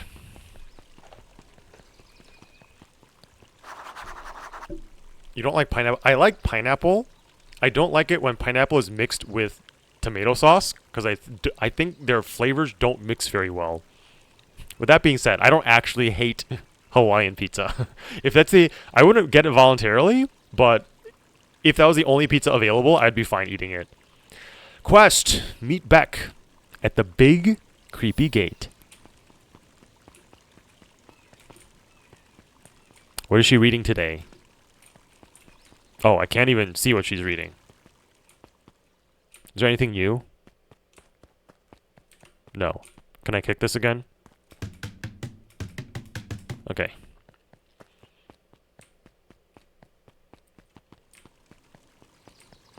Yeah, pineapple alone is actually one of my favorite fruits, along with like kiwi, but I don't really like the flavor of like that plus cheese and tomato sauce. Good morning, Jeff. What's so good about it? Another day further down the tubes, if you ask me. Come on now, it's not all bad. The festival's coming up. The festival. Old Man Valentine used to put on what? Cockamane shindigs all the time. And where did that get us? Well, it's Perennial Harvest putting on this one, and they're doing it for the whole town. As far as I can see it, the difference between the old Valentine Company and this new Perennial Harvest outfit... Jeff dug through his pockets for a bit. ...is the difference between this empty soup can and this brown banana. But both of those are garbage. Exactly.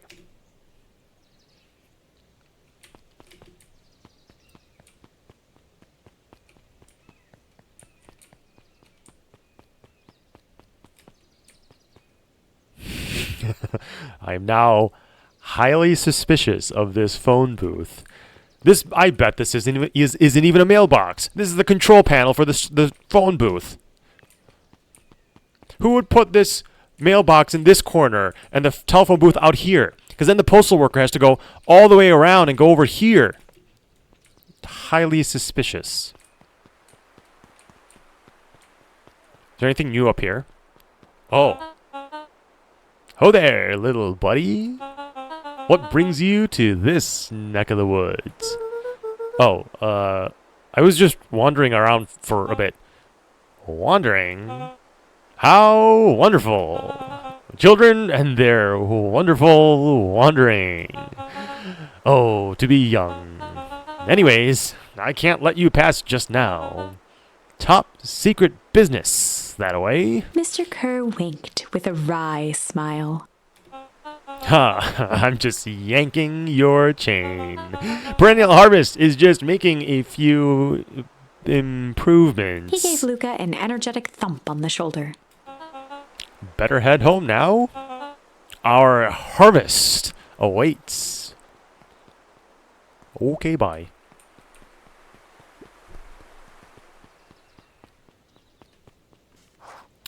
Quest complete. Meet Beck at the big creepy gate. So, who all lives in that house? Eris and Gus Valentine grew up there, and Solomon moved in a few years back. The creepy little kid in the vest? That sounds like the one. So just 3 people live in that huge thing? I bet a bunch of shady stuff happens all the time in a place like that. Not really. The Valentines pretty much keep to themselves. So it's empty and boring? Pretty much. What a waste. My mom says that it used to be way busier back before Sharper died, before the fowl harvest. Okay, that's like the 5th time someone mentioned this fowl harvest thing, and you all use that in the same ominous tone. Eventually, you're going to explain to me how that harvest got all fouled up, but we can't keep my parents waiting anymore. This way.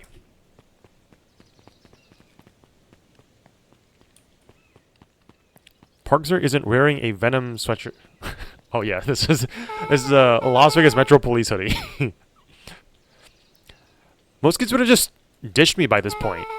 Why are you still here?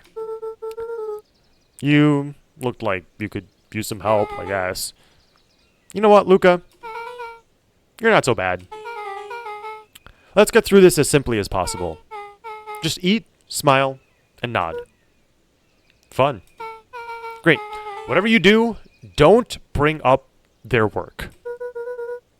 I think I can handle that. Beck took a long breath, then gave a firm nod. Here goes nothing. Chapter 4. Dinner with the Moodwills. Ilona Moodwill was worried about change. A gardener at heart, she understood the necessity of change, relied on it even. Ilona, that's how you pronounce it apparently. But there was a difference between the controlled world of her plants and this cluttered cottage in a strange town. Almost done. Nellie was a blur of activity, digging through boxes. Sorry, love, couldn't find the dishes. We'll have to make do with paper plates. Dinner went by without much conversation.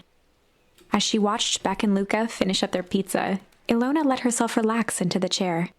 The things she cared about were still here. Nellie finally had the job of her dreams. Beck was beginning to take root. Ilona's task was simply to tend to them. She could do that. So Luca, tell me a bit about yourself. Where do you live? Oh, I live with my grandma. Over on the other side of the river. Your grandma? Where are your parents at? Beck. Manners. It's alright. My dad passed away in an accident at the fertilizer plant like 6 years back. Oh dear. My mom's been missing for a few months now. Like, missing? Luca's eyes were fixed to his plate, pushing a chunk of pineapple around with his finger. Nellie was the one who eventually broke the silence. Luca, how did you like the pizza? Oh, it was good. Very good. Normally we would have put more effort into dinner. Ilona nervously gestured toward the boxes. We aren't fully settled in, and Beck had mentioned that it was your favorite. I'm sorry, are we just skipping the part where he said his mom was missing? Beck! I'm sorry, Luca. This move has us all a little tired. Luca wiped his face with his sleeve. No, it's fine. So, Beck said that you moved here for work? Beck gave Luca a swift kick under the table. Ow! I mean, what brought you to Beacon Pines? Oh, you were right the first time. We're here for work. Nellie won't tell you this, but she's a brilliant chemist. I don't know about brilliant, but I do love it. She's brilliant. Perennial Harvest just made her their newest lead researcher of deep engineering. She makes it sound more impressive than it actually is. I'm just happy that I get to make a difference in the world. Perennial Harvest is at the forefront of evolving agriculture into something more useful than sprinkling water and excrement on the ground. Luca glanced over to Beck. She seemed to be holding her breath.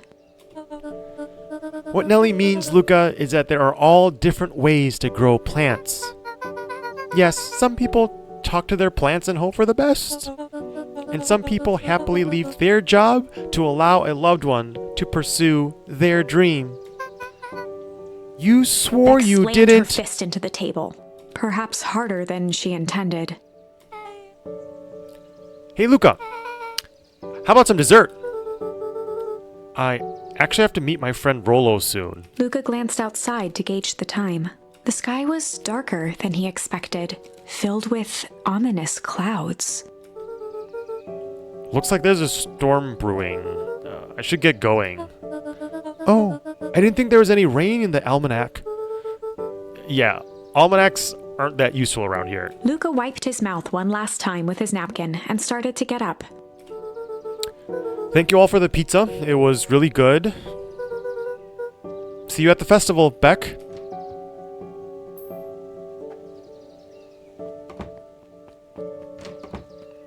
Wait up. I'll walk you home. Surprised, Luca turned around. He knew Rollo could be prickly around new people. But Beck seemed cool. Rollo would warm up to her eventually. Probably. Luca began to respond, but the sky answered for him as the clouds above began to rumble or break.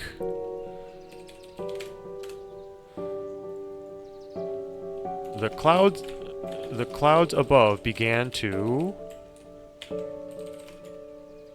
rumble or break.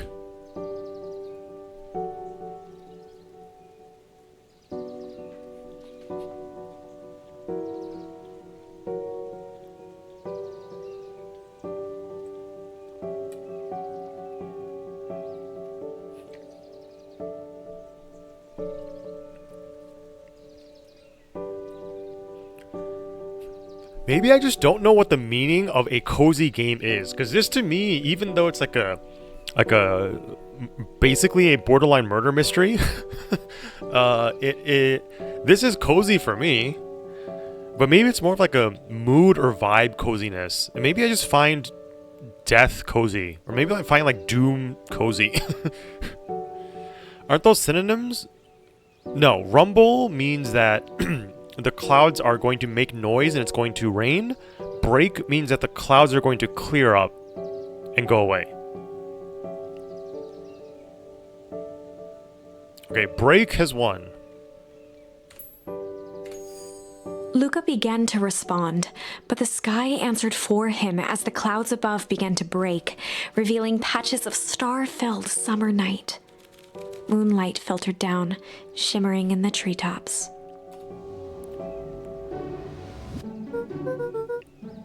Sure, you can meet Rollo.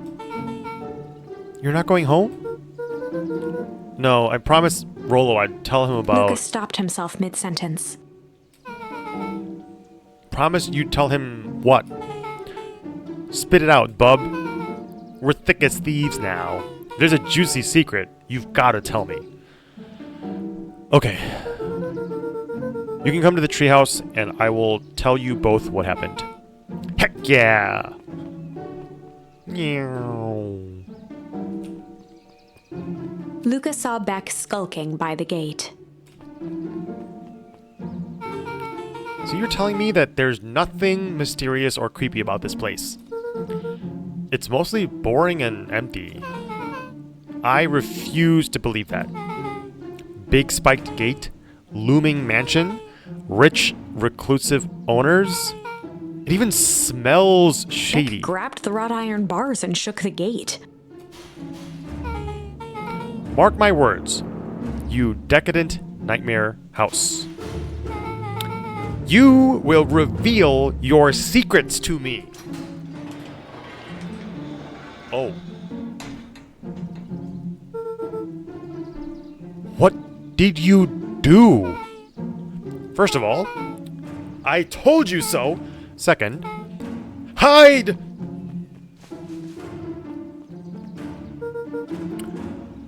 That's Eris Valentine. Who's that she's talking to? Shh! I expect you to return that suit in working order. Of course. As long as everything proceeds as planned, there's nothing to worry about. The only thing I'm worried about is what's rightfully mine. If that means making some unsavory alliances, so be it. I couldn't agree more. There comes a time to suspend hostilities. I'll deal with our common threat. Now this is what I was talking about. Beck's voice was an excited whisper. Proper shady stuff. Someone in a suit like that tried to grab me yesterday. Seriously? Shh! You do understand that when this all inevitably fails, I will deny everything. I wouldn't expect any less of you. You just worry about your part in this and let me handle the rest. I can't wait to see the look on that Rube Kerr's face. Yes, the truth will come to light.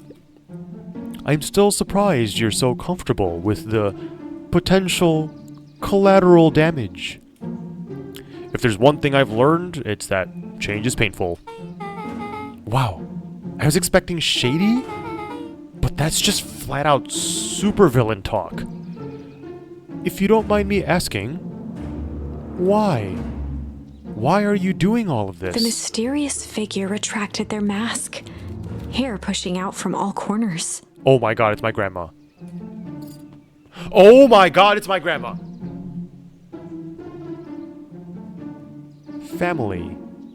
A chill ran down Luca's spine. His vision blurred. Beck stifled a sharp wince, and Luca looked down to see himself wrenching her hand. An answer I can certainly respect. Gran tousled her hair back under the face mask. Wait, now I have to use an Asian voice because I know it's my grandma. Just remember, keep everything nice and normal until the festival. I don't need lessons in rousing suspicion. Gran gave Eris a curt nod and disappeared into the night.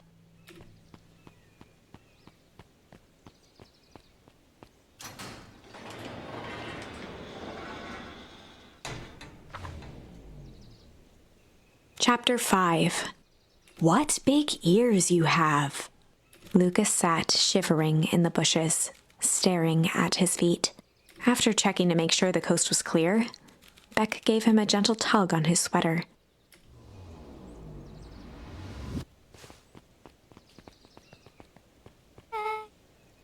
What's wrong? You look like you've seen a ghost. Why were you so scared of that old lady in the hazmat suit? That was my gran. That was your gran? Yeah. Okay, well, I'm sure there is a perfectly reasonable explanation for all of this. Let's just get to the treehouse and figure things out there. Lead the way. Quest. Meet up with Rollo at the treehouse.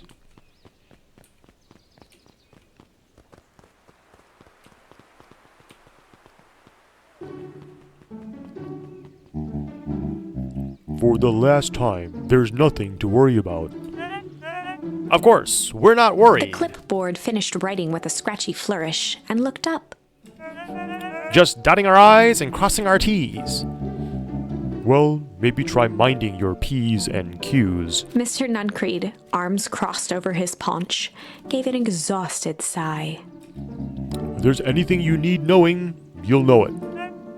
Absolutely. If you just sign here, acknowledging everything is accurate, we'll be out of your hair in a flash.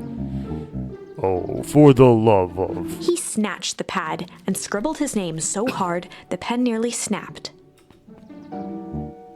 There. And would you like my eternal soul as well? The clipboards looked at each other for a moment, almost pondering the possibility, then broke into laughter as they walked away.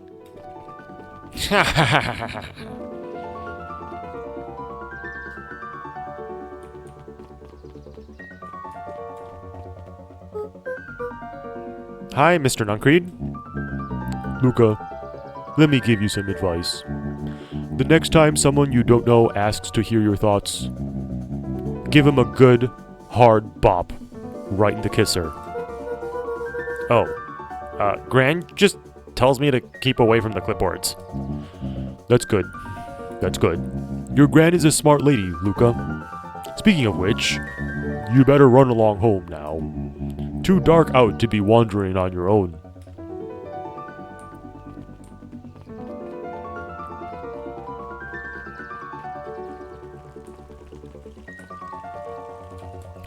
She's still reading. The answers you seek will be revealed to you in due time. The question is, the figure intoned, are you prepared to live with the truth?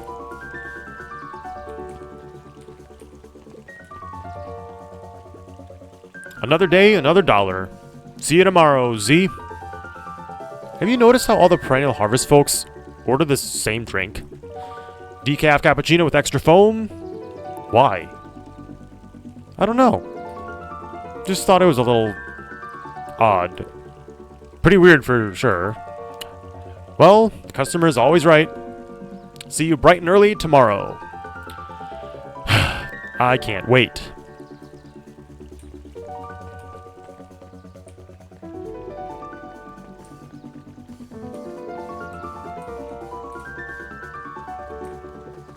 William Kerr and Gus Valentine proudly surveyed the half-covered festival banner. It's all coming together quite nicely. Couldn't have done it without you. The mayor gave a half-hearted shrug. I'm not so sure about that. Nonsense. That reminds me, I wasn't able to thank your sister for her contributions. Yes, she has been indisposed of late. She doesn't much like me, does she? Oh no, that's not it at all. She's just been busy. Of course. Regardless, I would be forever grateful if you could pass my thanks on to her. The History Museum adds a real air of import to the whole affair. And we couldn't very well celebrate the story of Beacon Pines without including the Valentines. My father was a great man. You're darn tootin' he was. Kerr locked his arm on Gus's shoulder. But I mean the entire Valentine family, present company included. Can I ask you something, Mr. Kerr? Call me William. Ask away. William, why are you doing all of this? Gosh, I've never felt one needing a compelling reason to throw a party. Not just the festival. All of this. There's gotta be 100 down on their luck towns out there. Why is Perennial Harvest so invested in helping Beacon Pines? You know what I love most about the agriculture business? Seeds. Seeds? Yep. Little bundles of potential. With a glimmer in his eye, Kerr gestured grandly toward the horizon. You treat a seed right, nurture it, feed it, and it can grow into something truly special. You see potential here? Undoubtedly. The seed of greatness is already under our feet. All it needs is a little nudge and the right leadership, of course. Oh. Good night, Mayor Valentine.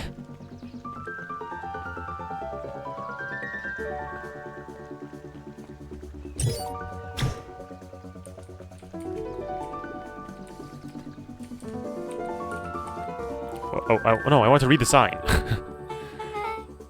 Oh, this is nice. Yeah, the treehouse is just a little further on from here. So what's your buddy Rollo like? Rollo? He's Rollo. Not particularly helpful. Sorry, I just never thought about it. Lots of energy. He's funny, even when he's not trying to be. Things have been tough for his family since the foul harvest. It's about damn time you tell me what this foul harvest thingy is. It's kind of a long story. Hit me with the highlights. Okay. There used to be a fertilizer company here called Valentine's. They were kind of a big deal. Ooh, big deal fertilizer. It was a big deal to us. Their stuff really worked, and farmers loved it. So Valentine grew and grew and grew. Beacon Pines pretty much grew around it. Most everyone in town either worked for Sharper Valentine or used his fertilizer, and things were good. I'm sensing a big but. Around 6 years ago, Sharper Valentine suddenly died. And something changed. Changed how? Could have been a bad batch. Maybe it was just in the water or air or soil. Nobody knows. But all the crops died. And everyone blamed the Valentines. The foul harvest. Yep. Valentine's fertilizer went out of business. Half the town lost their jobs. Sheesh. Next year, the crops came back, but something was different. You plant a crop, do everything right, and it's sort of a crapshoot what happens. And no one knows why. Nope. I take it Rollo's farm got the short end of the stick. Yep, for some reason, their farm was hit harder than the others. That sucks. Things have gotten better since Perennial Harvest came to town. The Beacon Pines Reborn Initiative? Yep, first thing they did was give the town a deep scrub. They even put us up in hotels one town over for a week while they decontaminated the groundwater. We'd better get going.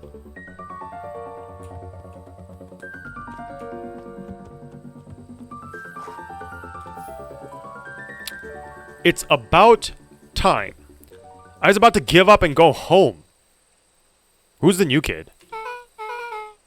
Name's Beck. You must be Rollo.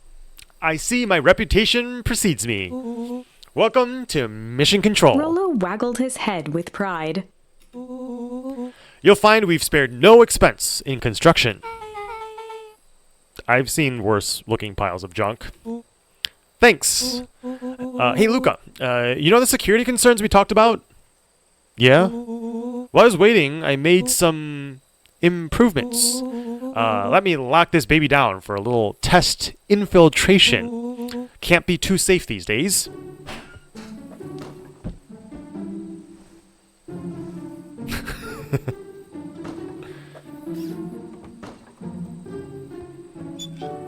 Hello, Rollo. Okay, yeah, you go ahead and roll up that window.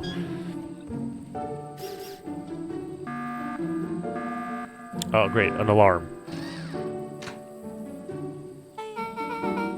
He goes all out, doesn't he? Always. Lavish.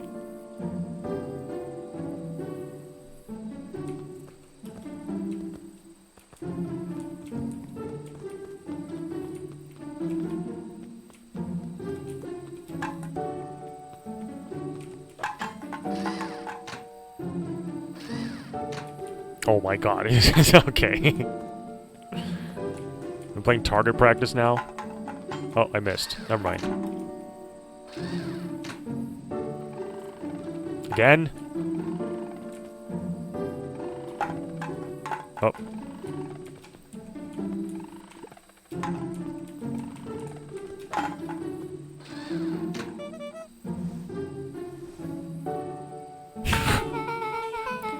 Where did you guys get all this junk in the first place? There's a guy in town named Jeff who trades us junk for snacks. Junk food for junk. Nice.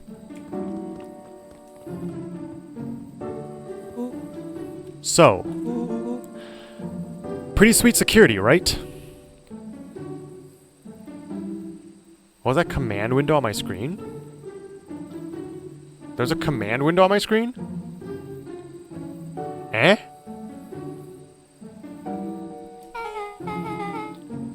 It was imaginative. I'll give you that.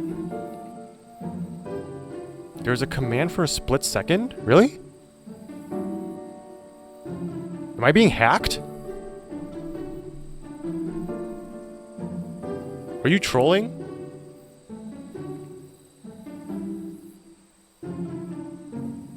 Okay, I'm slightly spooked.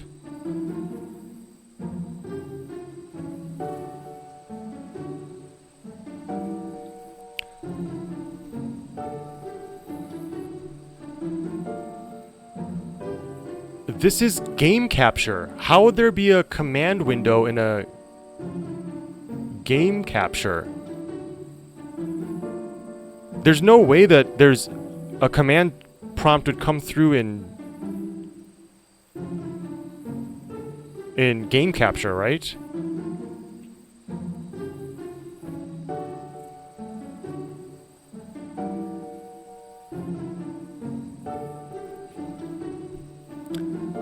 I mean, usually I wouldn't be too concerned, but if that is...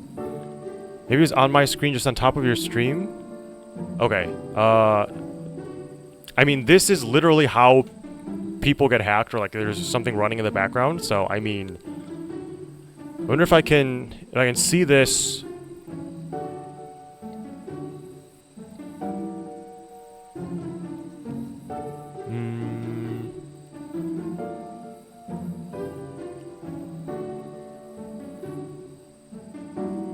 Let's see, where is your message? Oh, there's a command screen. Okay, let me jump back. This is sort of like my... this is a better safe than sorry situation, so let me check. Surely this game is not, like, executing things in the background on its own, but... So this was during the throwing part, I assume? Oh, it's on your... Okay. It's on your end. Great. Great. That's fine. It was imaginative. I'll give you that. Luca, are we sure we can trust the new recruit? I'll vouch for her. Thanks, I guess. Okay, Luca, you promised to fill me in about the Valentine warehouse. Luca sucked in a long breath. So like I said, there was someone there. What are they doing? I don't know, but the place was lit up and active. Maybe they were squatters? I don't think so. It seemed more organized. When the man pulled me in, I saw some sort of equipment running. A man pulled you in? Yeah, but I got away. You keep saying it was a man. They were wearing a mask, right? Yeah. Then it could have been a woman. How did you get away? I grabbed a rock or something and I broke their mask. They let go and I ran. Dang. That's intense. No wonder you freaked out when you saw your grandma. Yeah, that's the other part. On our way here, Beck and I saw Ayers Valentine meeting with Gran wearing the same sort of hazmat suit. Rollo let out a low whistle. And they weren't there for idle chit-chat. It was a proper clandestine meetup. So let me get this straight. There's an operation in full swing at the Valentine warehouse. You were almost abducted by a strange man or woman in a protective suit, and then you saw your Gran in the same suit talking to Ayers Valentine. Yep, pretty much. I'm beginning to think this town is kinda awesome. Rollo and Luca shot back a look. No offense. And so, we can logically conclude aliens or alien zombies have infiltrated the town. And their leader is your Gran, and she tried to murder you. First of all, and for the last time, there are no aliens. Second, it couldn't have been my Gran at the warehouse. I broke that person's mask to get away. The mask Gran was wearing wasn't damaged. But she was definitely hiding something. Maybe. Your Gran is weird, but she might be the most boring person in the universe. All she does is just sit around all day making jam. What could she possibly have to hide? I don't know. We haven't talked much since she moved in. Moved in? Your Gran isn't from here? No, she came a few months back to take care of me after his mom went missing. Did you know your Gran before? Not really, no. It's been years since I had seen her. Luca, don't take this the wrong way. But are we sure your Gran is on the up and up? Luca gazed out the window. I'm just saying. Sounds like strange stuff has been happening since she showed up. We could say the same thing about your family. But you're right. Luca, your gran is hiding something.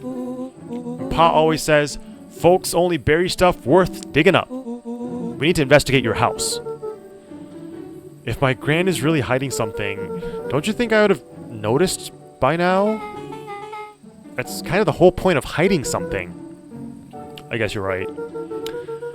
Gran's been leaving the house for hours at a time this week. I'll call you two tomorrow when the coast is clear. We can start getting into the bottom of this. I'm always game for a good snoop. You can count me in. Chapter 6. Secret Lair.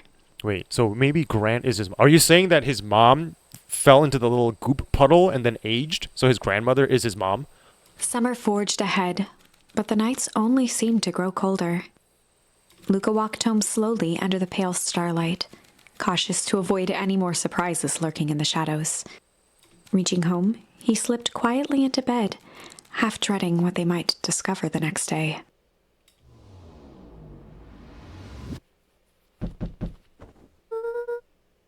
What time is it?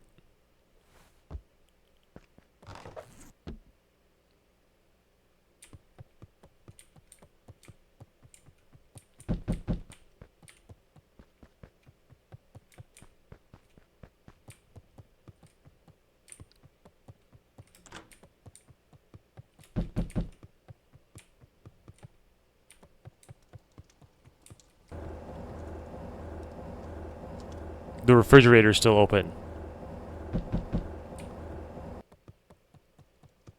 Did grandmother never come back? She never came back home. She took the suit, she went somewhere, and she stayed overnight. Rollo, what on earth is that? That ridiculous thing on your head. Oh, this? It helps me think. You're gonna need a lot more of those. Joke all you want. We'll see who's laughing when I crack this case wide open. The coast is clear? Yep, whatever she's been up to this week, it's been keeping her busy most of the day. Very well. The game is afoot. Luca and Beck rolled their eyes as Rollo strutted across the room.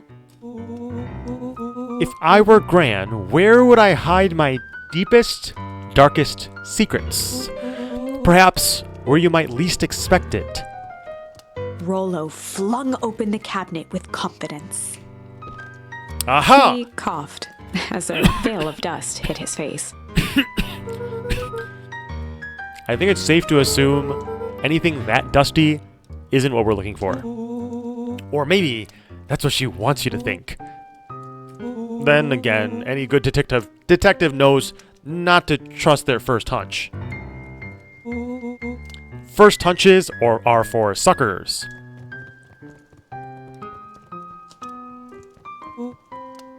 Eureka! She's lit a fire in order to burn the evidence. She keeps that fire going every day, Rollo. Drat! It may already be too late.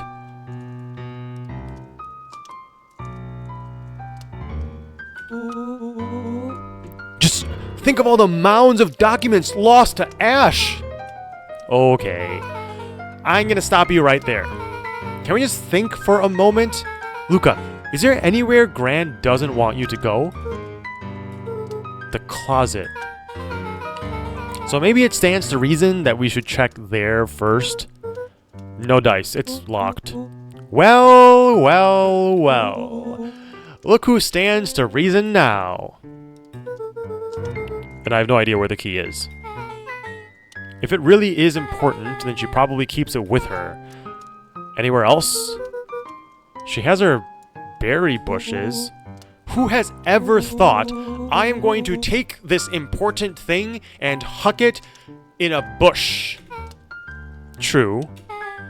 Anything else? Maybe something out of the ordinary?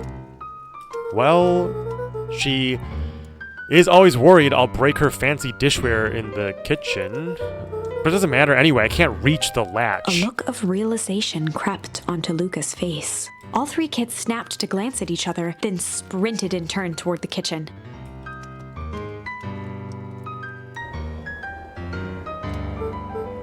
Alright, Rollo. This is your time to shine. Yes. You've called upon my expert detective skills. And now I shall Before he proceed could with... finish, Lucas scrambled up Rollo's back. Hey, this isn't my idea of detective work. Every squad needs a good lockpick. And every good lockpick needs a sturdy head to sit on. This is beneath my standing. Stop complaining and hold still. Got it. The three crowded around the hutch to peer in. With the glass doors opened, a perfect porcelain display gleamed in front of them. Their eyes searched for anything amiss, but the only distinct feature was its impeccability. Well, that was anticlimactic. Yeah, I don't really know what we were expecting. Like, oh hey, let me just yank on this random As Beck teacup pulled on and... one of the teacups, it slanted forward with a hollow click. The entire hutch began to rustle and my slide under God. its own power. Seems like your gran has been doing some remodeling. Dude, only two types of people have secret lairs. Evil masterminds and superheroes. So, which one do we think she is? We are about to find out.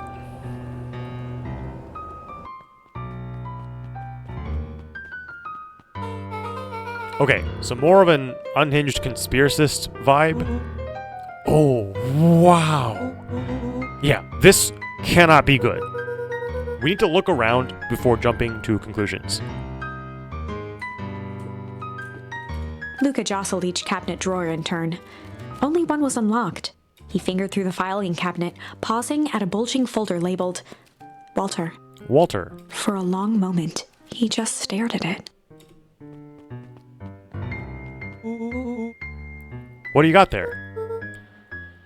It's my dad. Looks like some of his old medical files. Your dad was a doctor? Luca nodded and caressed the label with his thumb.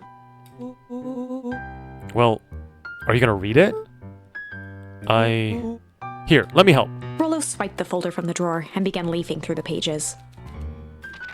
He whistled to himself, barely looking at the text. How about you actually read some of it? One sec. Dense documents such as this are a lot like a cheeseburger. It's best to skip straight to the middle. That's where all the meaty bits live. Wow, I had no idea we were in the presence of the preeminent scholar in dense documents and cheeseburgers. By all means, proceed. He stopped at a page and mimed, holding up a monocle. Ah, here we are. Follow-up examination of Terrence Wilby. Patient shows further signs of paleness and malaise. Body temperatures continue to drop. He now describes soreness of muscles and joints. This is similar to the symptoms exhibited by Mrs. Wilby a few days past. Still waiting on lab results from Joseph. Rollo looked up with heightened surprise. See? Creepy. Yeah, that's kind of disturbing. Who's Joseph? That's Mr. Nuncreed's name. Wait, Rollo's finger traced across the page. there's more scribbled in the margins. Could it be contagious? Mr. Wilby claims the tap water at his home had been contaminated. Perhaps environmental? Lab results only raise more questions. It's like he came back to this report later and made those notes. So it might be related to something Rollo else. scanned through several more pages. Here! The writing looks shaky. I just couldn't help her. This disease, or whatever it is, progresses so fast. And with his wife passing, Terrence's condition follows close behind, exacerbated by the loss. Enough is enough. I need to take matters into my Luca, own hands. staring blankly at the cabinet this whole time, spoke softly. What does it say next? Rollo rustled the folder, trying to loose more pages. That's where it ends. What? There has to be more. Luca frantically shoved the remaining cabinet folders, trying to find another labeled Walter. Luca, I think that's the only one. It's alphabetical, see? What did he mean? Enough is enough. How did he take matters into his own hands? This is bullshit. Luca slammed the drawer shut. A spider web of string connected photos of people from the town, interspersed with hastily scrawled notes.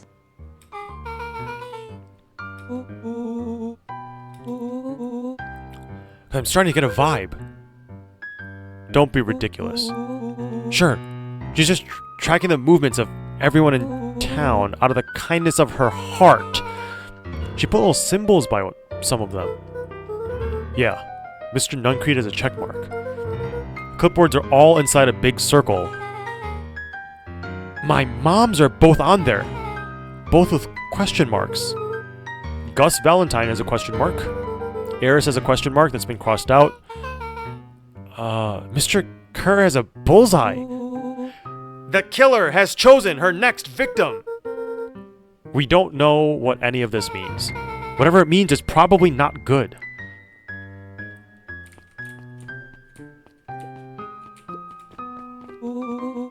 What do we have here? Barrels marked caution, explosive, and jam jars?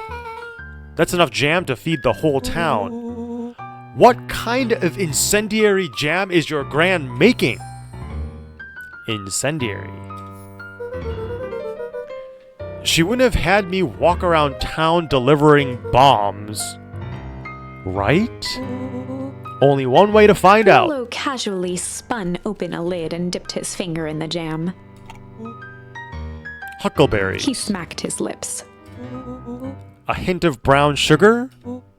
And ink? What? Rollo plunged his hand in the jar, fishing out a soggy slip of paper. Aha! Rollo offered the slimy note to Luca and licked his fingers clean.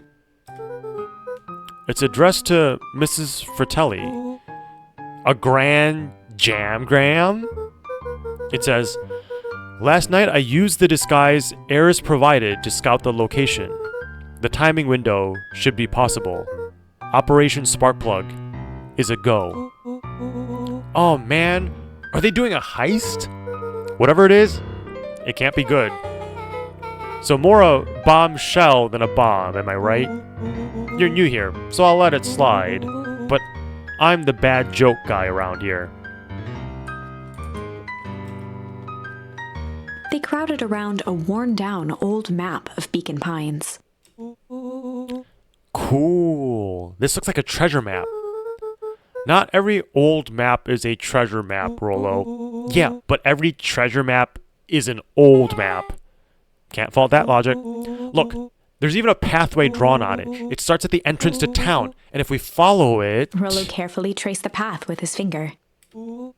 It leads right He to... jabbed down at the end point. Town Square? That's the fountain in the middle of town. What a weird place to hide treasure. Rollo, that doesn't look like treasure to me. The end of the path on the map has the same symbol as those explosives over there. So it's not hiding treasure. A real bummer. Rollo, what's the thing you've been excited about for the past month? The festival! Did you just say gulp? Oh, he literally gulped. I gulped. I forgot to say gulp because I didn't realize he would just say gulp. Hold on. Rewind. Gulp. Did you just say gulp? This feels like a gulp kind of situation. Everyone will be gathered at the center of town. She's gonna blow up the festival! Not if we stop her. What was that? Luca looked up from the map. What was what? No. I heard it too. That was a front door! Which means someone just shut the door. Which means someone is upstairs. Shh. Quiet. Hit the lights. Beck flicked off the light, and they became statues in the dark. Overhead, creaking floorboards bent under slow, deliberate steps. The kids looked up, the tilt of their necks following each footfall.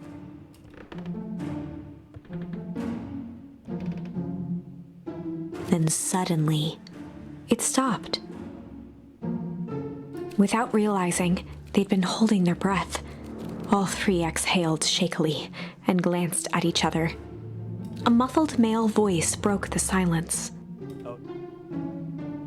Hello? A final few footsteps reached the entrance above them, and the voice now echoed down the stairs. Anyone down there? The three kids shuffled to the corners without a peep. As he began to descend the stairs, the man's voice punctuated every new step. Thump, Yoo-hoo! thump, I'm not here to hurt anyone. thump, I'm just here to help. thump, Just... thump. At the bottom step, the man paused, squinting to search the room for signs of life. Huh. Guess it's nothing. Rollo shifted suddenly. Luca gave him an intense, chastising look and whispered through clenched teeth. Don't! It was too late. Rollo was already inching toward the stairway. He screeched as he charged toward the shadowy figure. This guy is literally trolling. Flaming chicken coop! With all his weight, Rollo tackled the man to the ground. Rollo? Mysterious creepy man? Anyone there? From the dark corner, they saw something move. Well, I didn't know if I had it in me, but there's only one way to find out. Holy crap, Rollo, that was awesome. Wait, did you just kill that person? Luca scrambled to the hunched figure on the ground. Pressing his fingers to the man's neck, he sighed with relief. You sure clobbered him good, Rollo. He's knocked out cold. As Beck flicked back on the light, Luca and Rollo both gasped in stereo. Mr. Tolliver. Chapter 7. The Interrogation of Hiram Tolliver. Still unconscious, Mr. Tolliver slumped heavily in a shoddy old chair. His hands were bound with rope, his feet tied with some loose string. The kids huddled in a circle, discussing their plan. Hello, Billy Ray. One thing was certain. They couldn't just let Mr. Tolliver go. They needed to know what he was doing in Luca's house. After some deliberation, it was decided. They'd run the classic good cop, blank cop interrogation. They'd run the classic good cop, chill cop interrogation. I'll handle this. Just gotta play it cool. Luca walked calmly to the light switch, flicking it off and on a few times. Why? Mr. Tolliver shook his head, gathering his wits. Golly, I sure got my bell rung. He looked over to find Luca, who returned a calming grin. Sorry, Mr. Tolliver. This was all a big mistake. Luca, what's going on here? Why do you have me strapped down? No one's fault, really. Rollo just got a little startled. Rollo's here? Rollo and Beck emerged from hiding to give a timid wave. Well, alright. Mistakes happen. You kids gave all Hiram a good scare. Let's just get me out of these ropes and call it even. Luca glanced over to Rollo and Beck, who replied with skeptical looks. Mr. Tolliver, why are you in my grand's basement? I'm here to help, of course. Help with what? What's my gran up to? If you just cut me loose, I can show you. How do I know we can trust you? Mr. Tolliver exhaled with disappointment. Luca, have I ever done wrong by you? No. And since your gran moved to town, haven't I been nothing but welcoming? Yeah. So why would I turn my back on your family now? It's just... all this stuff seems pretty weird. A board with names of people from town, an archive of my dad's old disturbing patient Luca notes, gestured to the corner. barrels of explosives? I can explain everything. You just need to untie me. You kids deserve an explanation. Luca looked again to Rollo and Beck. This time they shrugged. Luca began to slowly loosen the bindings. Mr. Tolliver gently rubbed his wrists. That's a good lad. This'll all make sense in time. He edged imperceptibly toward the stairs as he spoke. You're gonna run away! Get him! You see, this town has secrets, Luca. A very dark past indeed. Before the kids had even noticed his movement, Mr. Tolliver was at the light switch.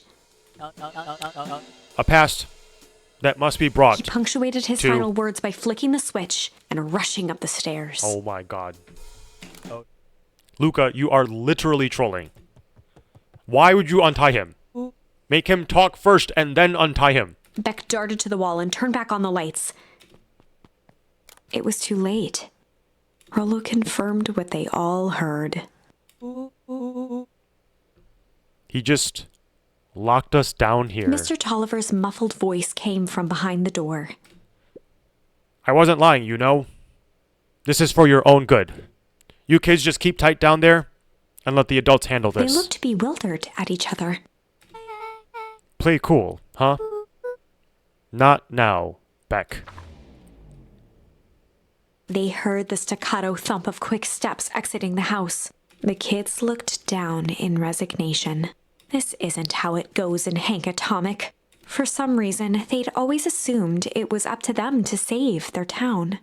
Luca opened his mouth, hoping to conjure some magical words to make this right. Only a hollow croak escaped. The end. Uh-oh. Well, we certainly aren't going to find a grand resolution to our tale locked in a basement. We absolutely are not. Back to the drawing board. All right. How far back do we need to go? So this half of this is done. So we go back to the rumble. So here, and then it's going to be a rumble instead of a break. Speaking of break, I should take a quick break.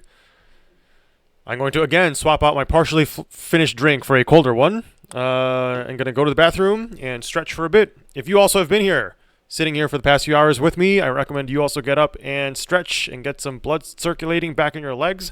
I'm going to run 3 minutes of ads while I am gone so that more people coming in later don't have to watch any pre-roll ads. I don't need blood, Parkzer.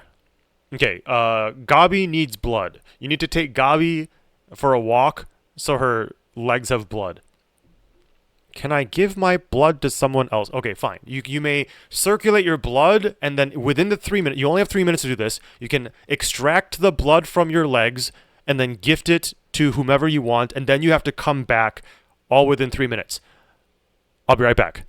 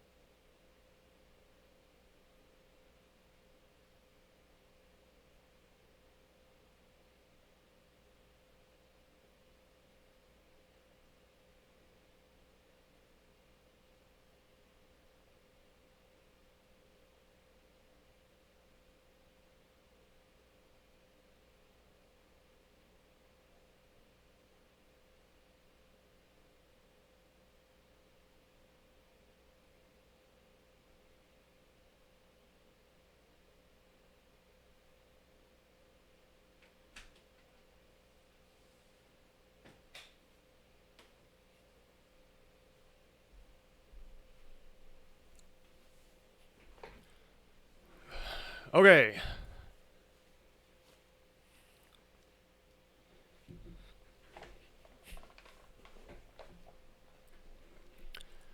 Back to weather.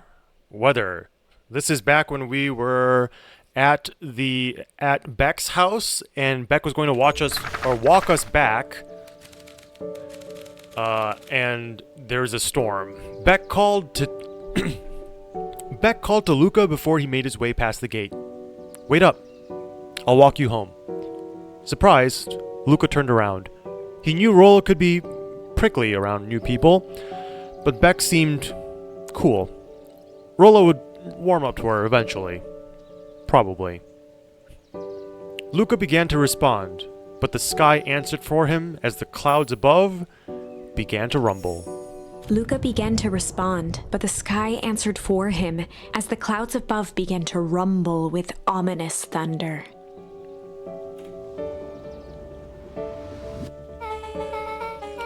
You sure we can make it home before the storm kicks off? Luca surveyed the roiling clouds. I'd say the odds are good. Maybe you should stay here and I'll just make a break for it. At that moment, the heavens opened up, unleashing torrential rain. Hello, heavens. Care to recalculate those odds? Hurry inside, you two, before you catch cold.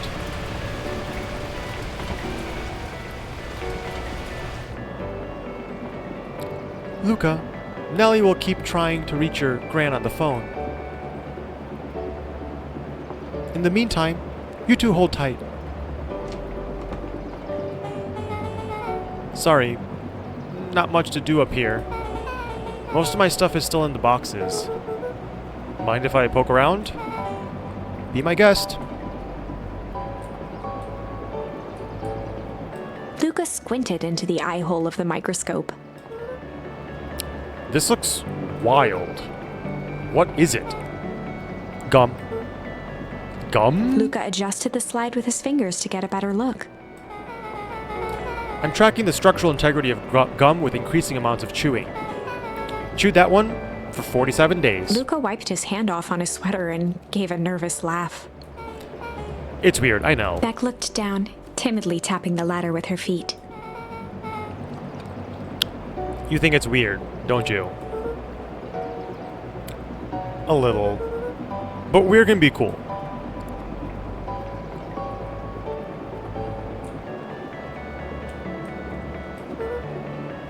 Oh, wow.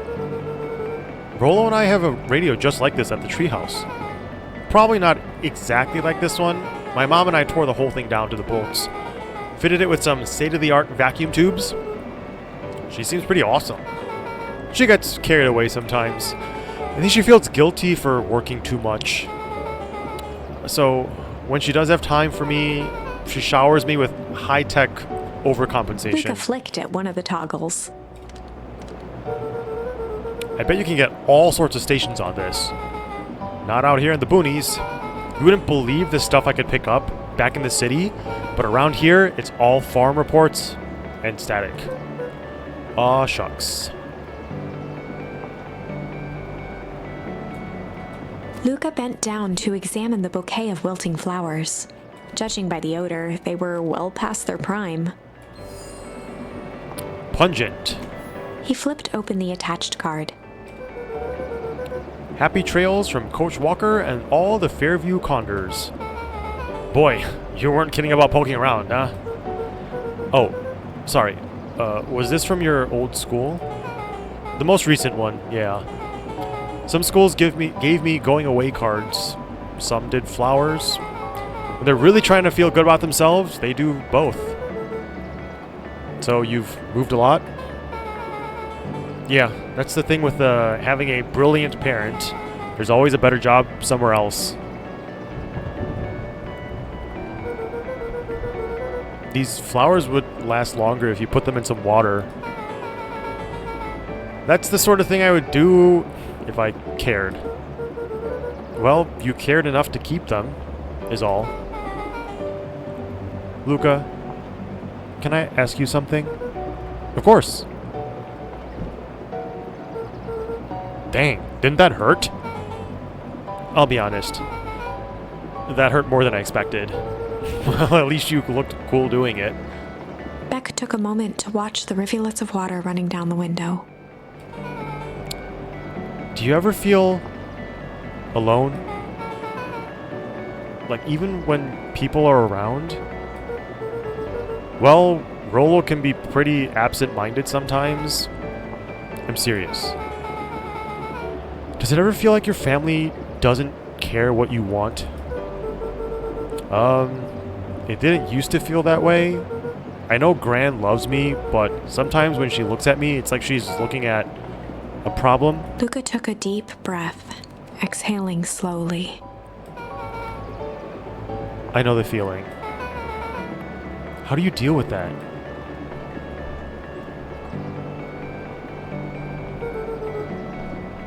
I guess I haven't yet.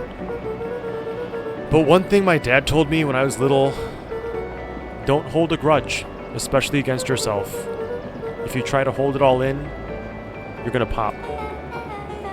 So then what do you do when you don't know what to do? Dad never got to that part.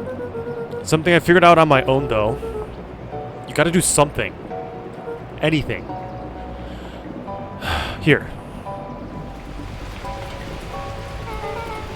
What are you doing? I don't know. Something. We're gonna register our complaints with the storm. Listen here, you miserable universe. Stop jerking me around.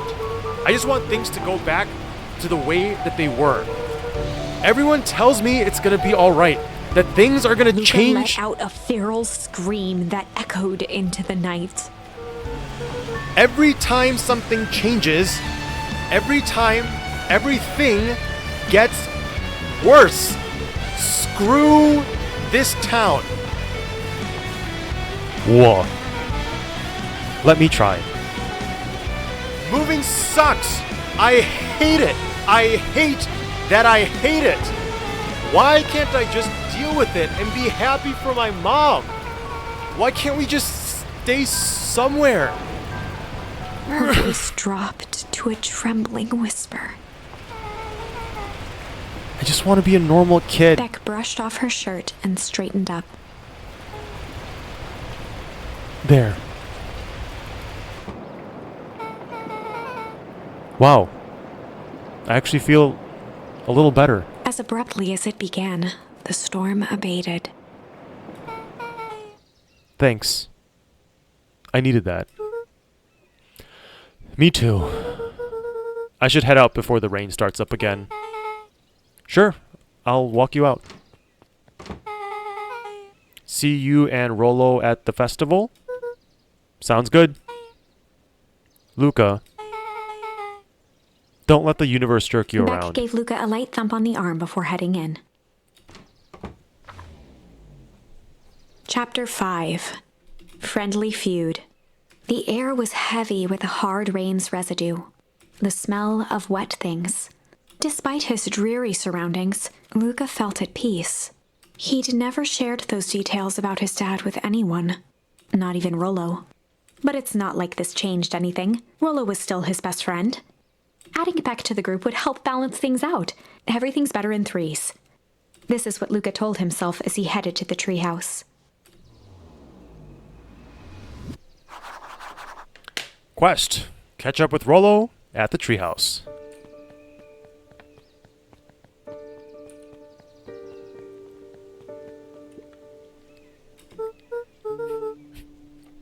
Hey, Don. Tracking down a lead? You bet. I heard a juicy new rumor. Turns out, when Sharper Valentine died, he left behind a peculiar last will and testament. Peculiar? How? He didn't just give his kids an inheritance. There were conditions. Like what? The document stipulated that Eris had to take on a child as her ward. A kid our age who just showed up to town one night with a lawyer. Solomon? Bingo. So Eris was forced to take care of him. Yep, or else she would have lost everything. Why would Sharper care so much about some random kid? Rumor has it, old Sharper sowed some wild oats. That explains the way Eris treats him. Poor Solomon. Wait, how did you find all this out? A good reporter never reveals her source, Luca. Okay, bye.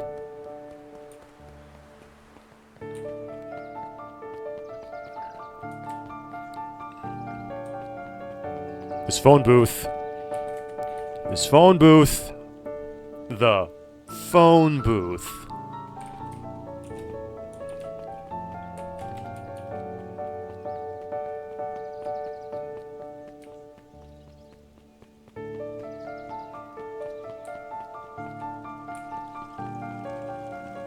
Why is she still here?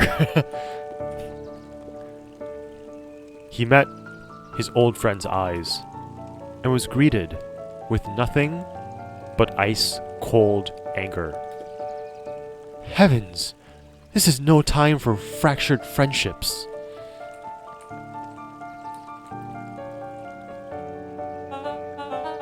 Excuse me, what are you doing? Just locking up for the night, sir. Oh, wonderful. I can only assume this means all festival preparations have been completed ahead of schedule. Not exactly sure. The storm set us back a bit. It's getting late, so we all decided to... You all decided? Yes, sir. I was unaware that your job involved deciding things. We are all here at Perennial Harvest because we believe in creating a better future, yes? Yes, sir. Very much, sir. Do you want to be the one to tell this town that we failed them? No. That we gave up because there was a little rainstorm and we all got sleepy. Of course not, sir. Good. Then it's decided. Yes, sir. We'll work till the task is done. See that you do. Our harvest awaits.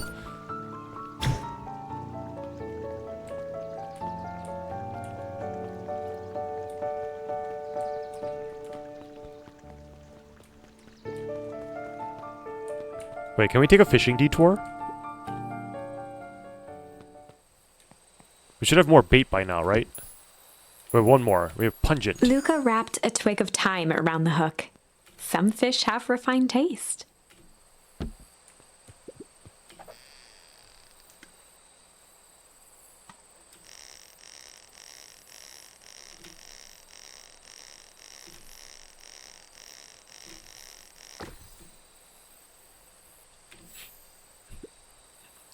Property of Sharper Valentine.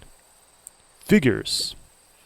If he had his way, property of Sharper Valentine would be written on everything in this town. Should we give it back to him? He may not even want it back. The man's got a contentious relationship with time. We'll keep it here in case he ever wants to come pick it up.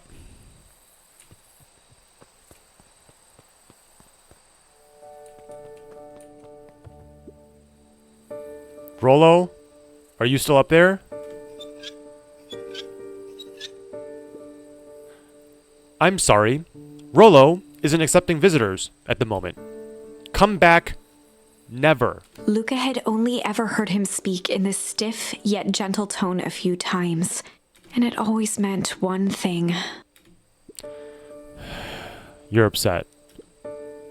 Oh, what makes you say that? Maybe because my best friend abandoned me for no reason? I didn't abandon you.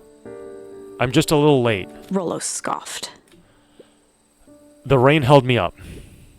Liar! You weren't even home! What?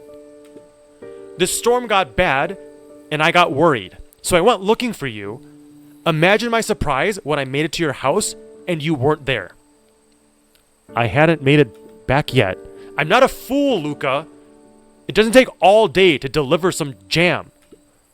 No, the storm rolled in out of nowhere, and I got stuck after dinner at Luca Beck's house. stumbled on his words, knowing he'd said too much.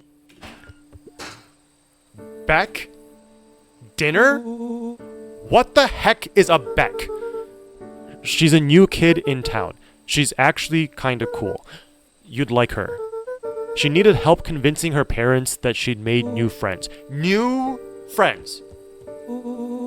I spent all day waiting for you, and you were off making new friends? It's not like that, Rollo. You know, while I was waiting, I made some upgrades to Mission Control. It was going to be a surprise, but you took so long, the storm knocked it all down. Just like how you knocked down our friendship. What does that even mean? Luca became instinctively angry in response. Both boys were now shouting across the distance. It means you're a bad friend. You don't care about me. Of course I care, you ass. I knew I'd get in trouble waiting so late for you, but I kept my word, because that's what friends do. Oh, wow. What a noble sacrifice you made. Easy for you to say. Your gran doesn't even care. You can stay out as long as you want, and you wouldn't even get in trouble. Seriously? You're acting like I chose this? If that's what you think, then maybe you're the Rollo's bad tone friend. changed to a calm, yet more intense anger. Maybe Pa is right. Storms bring more than water. This one brought out the real Luca. Stop quoting your Pa's nonsense like it means anything. Yeah. Well, at least my Pa is still around. The words hung in the cold night air. Rollo's stomach dropped, knowing he'd crossed a line. But it was too late. Luca, I... Good night, Rollo. Dang it. Oh, we definitely caught up with Rollo at the treehouse.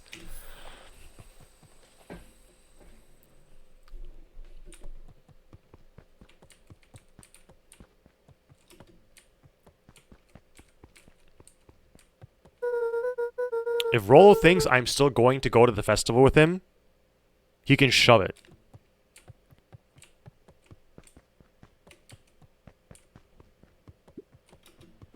Luca dug through his old stuff, not even sure what he was looking for. Ah. Hello, soccer ball. Oh. Rollo. What a jerk. Call me a bad friend?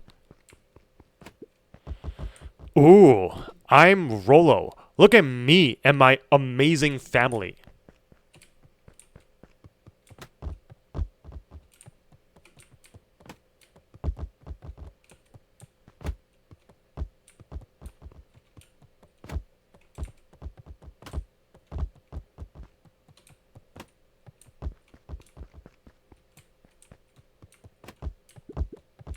Oh, I can go to bed now.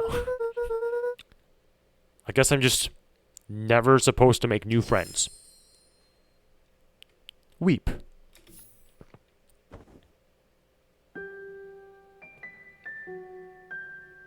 Ruka, Gran cooed gently from the hallway. you slept straight through breakfast. Ruka, are you alright? I'm fine. Just don't feel like getting up yet. Okay. I leave this oatmeal by the door. I've got to run out and take care of some things. Okay. I'll be back later to check in. Sure. Luca just wanted to be alone. He waited to hear the sound of the front door closing.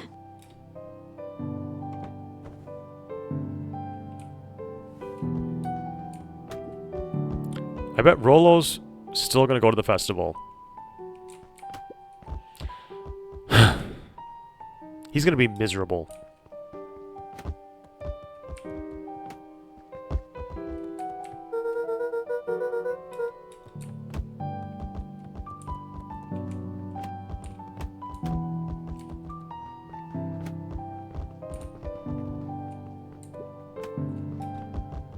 Luca dozed off again. Ruka, I see you didn't eat your oatmeal. Wasn't hungry. Well, just in case you get hungry, I'll leave a sandwich here too. Thanks. Roro came by. What did he say? He wanted to talk to you. What did you say? I told him you weren't feeling well. Good. So, your plan is to just sit in your room all day? Pretty much. Well, I need to pop away again for a minute. If you decide to end your pity party and go outside, I think it'd do you some good. Noted. Lucas still couldn't bring himself to go out. Besides, if he ran into Rollo, he'd have to actually confront the situation.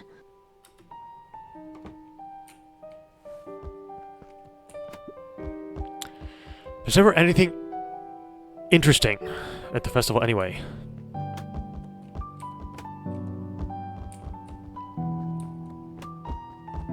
Huh. The Adventures of Hank Atomic. The complete first volume. Luca carefully opened the cover and began to read. Rollo had received it for his birthday, a special hardcover edition with behind-the-scenes commentary and bonus art. Rollo cherished it, but asked that Luca keep it at his house. Luca wasn't sure if it was because Rollo didn't trust himself with it, didn't trust his sister around it, or just wanted an excuse to come hang out at Luca's more often. Whatever the reason, Luca didn't mind. But it had stayed right there where Rollo had stashed it ever since. Now, at the foot of his bed, Luca lost himself in the pages. He'd read it all before, but at this moment, it somehow felt sentimental. He was well into issue number 5 when he heard soft footsteps from the hallway. Ruka, another little friend came to see you. A girl named Beck Modwell. She said you met yesterday. What did she say? Is she here? She was just dropping by. I told her you weren't taking visitors today. Oh. She seemed nice. Yeah. You had a fight with Roro, didn't you? Can I come in? Maybe later. Alright then. I'll leave dinner on the kitchen table in case you want a bite before bedtime. Without realizing it, Luca had pouted away the entire afternoon. He once again felt the weight of it all and allowed his weary eyes to close. Luca stood in a vast black expanse. He looked up at his father standing beside him. Walt was working a straw at the bottom of a fountain glass, trying to collect the last bits of milkshake. Oh, another flashback. Dad, where are we? Taking a final loud gurgling sip, his father peered up from the glass. He jangled the straw playfully with a warm smile, then lifted the empty glass as if to point into the darkness. The source? Luca's eyes followed his father's gesture. In an instant, he was sitting in front of a blazing campfire. Across from him sat a large figure in a yellow hazmat suit. The figure's voice was a scratchy echo. Well, if it isn't the man of the hour, make yourself comfortable. Luca held his shivering hands over the flame to warm himself. It doesn't work that way here. Their yellow-gloved hand pointed to the base of the flame. It's a cold flame, see? Luca peered at the base of the fire. It wasn't wood that was burning.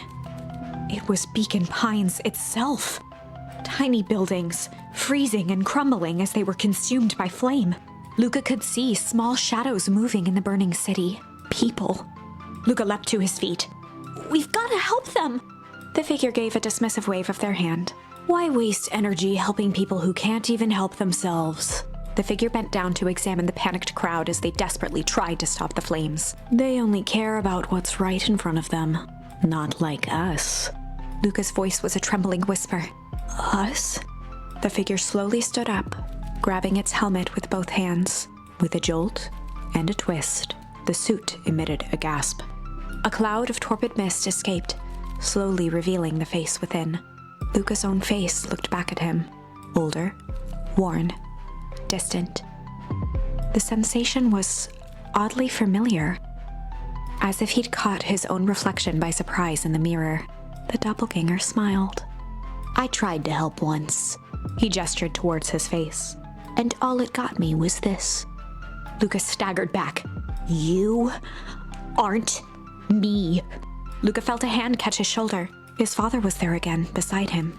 Every choice sets us on a path. This is the end of one of your paths, son. Luca watched his older self shake its head ruefully, its face twisting into a cruel grin. Welp, Dad. If you wanted him to see this, far be it from me to disappoint. Luca watched in shock as the figure took a confident step forward and plunged into the flames. In a flash of cold light, he was gone. What does all of this mean? Luca felt a reassuring squeeze on his shoulder. Just remember, why we choose matters just as much as what we choose. Luca woke up to see a hazy figure at the foot of his bed, silhouetted in the morning sun. Mom? No, dear. It's only Gran. Luca rubbed his eyes. The kind, concerned face of his gran came into focus. How are you feeling? Fine. Anything you want to talk about? I don't feel like talking. That's just as well. How about you sit there and listen for a bit? Whatever you and Roro fought about doesn't matter. But Gran silenced Luca with a gentle pat on the leg. Fight between friends happened. What was said doesn't matter. Important thing is that is not the last thing you ever say to each other. But he said stuff about Dad. Well, do you think he meant it? No. He was just mad. And did you mean any other thing you said to him? No. Good. One must appreciate friends in their best moment and accept them in their worst. Accept. Now get your little butt out of bed. The festival today. You don't want to miss that, do you? I guess not. Seem like a good opportunity to make amends with Roro, doesn't it? Luca gave a reluctant nod. So buy him a corn dog and apologize. But he's the one that... What did I just say? Buy him a corn dog. That's a good boy. Everything better with corn dog. I need to get going now. Give some last minute festival business to take care of. I'll come find you at the fountain a little after lunch. Alright. I love you, Ruka. Love you too. Luca took a deep breath.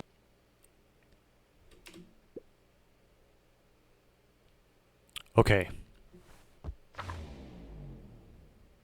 Chapter 6. Through Thick and Thin. Despite Luca's bitterness, Gran was right. He needed to hash things out with Rollo. A big fight changes the nature of a friendship. Whether, in the end, it is for the better or for the worse, all comes down to understanding. If one is not careful, the same familiarity that builds the strongest of bonds can become the wrecking ball that shatters them. Luca emerged from seclusion, taking in the crisp festival air. But the events of the day weren't on his mind. He had to find Rollo.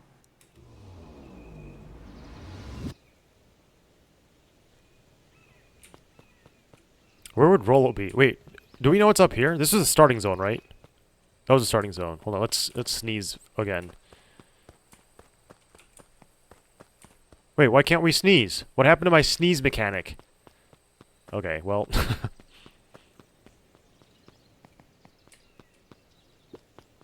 There you are! Luca. Rollo wanted me to tell you something. What is it? Roxy rolled her eyes, shaking her head. Okay, who's... Hold on. I have a message.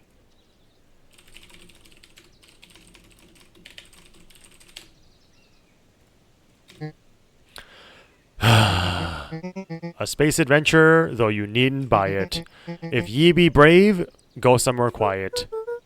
Roxy, I don't... It's a riddle, Luca. My goofy little brother wants you to find him. Luca looked down and kicked at the dirt. Look, I know you two had a fight. The only thing more annoying than my little brother is my little brother without his best friend. So I'm doing him this favor one time. Now I need one favor from you.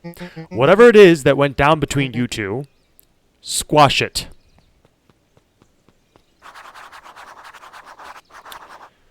New quest. A space adventure, though you needn't buy it. If ye be brave, go somewhere quiet.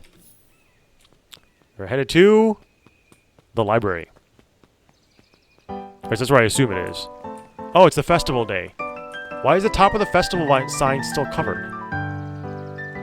That's part of that's a secret thing, right? Hello, David. Unique New York. Unique New York. Huh? Oh, don't mind me. Just warming up for my big ceremony speech. Mr. Kerr pointed to his grinning mouth.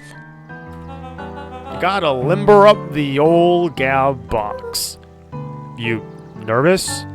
Oh, heavens, no. Well, break a leg. I missed what he just said. How goes the beetle hunt? Pretty rotten. I haven't seen so much as a exuvier.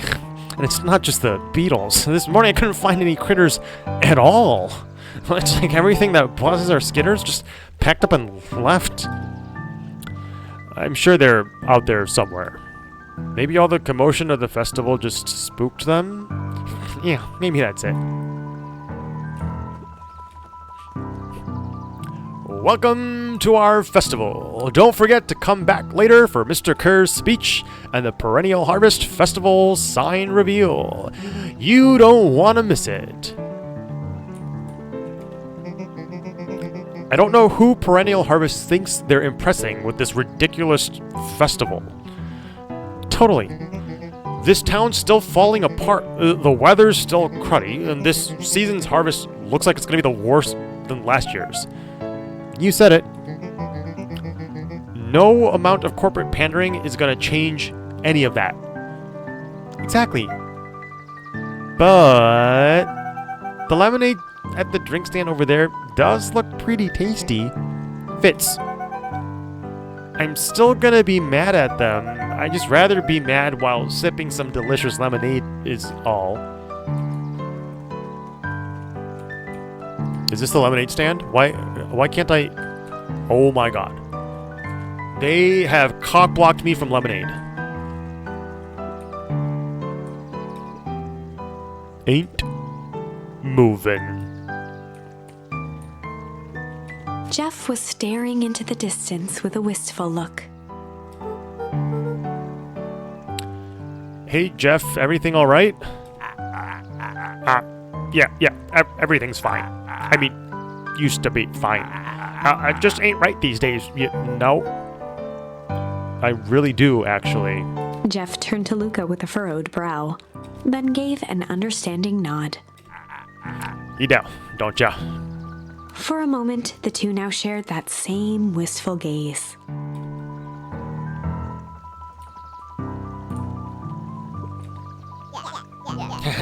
Every single time. Yup. Wait for it. Unexplained sound once again noted. Like clockwork. What a bunch of drones. Okay, I need to head to the library to find Rollo.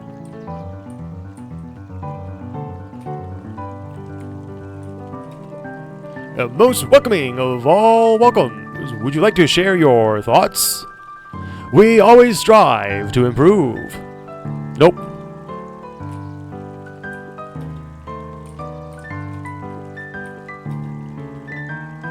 This is the first time I've seen this many smiling faces since the foul harvest. I had my doubts about perennial harvest, but I must admit, they do put on a nice party. Oh, she's not reading anymore. Piper, you're actually taking a break from studying? I wanted to see what the festival fuss was all about. But I can't help but notice you still brought your backpack full of books. Luca, backpacks can carry a lot more than just books. True, true. So what you got in there? Books. I was able to return the perennial harvest safety suit you borrowed. I don't think anyone noticed. Good. Now, would you tell me what you needed it for?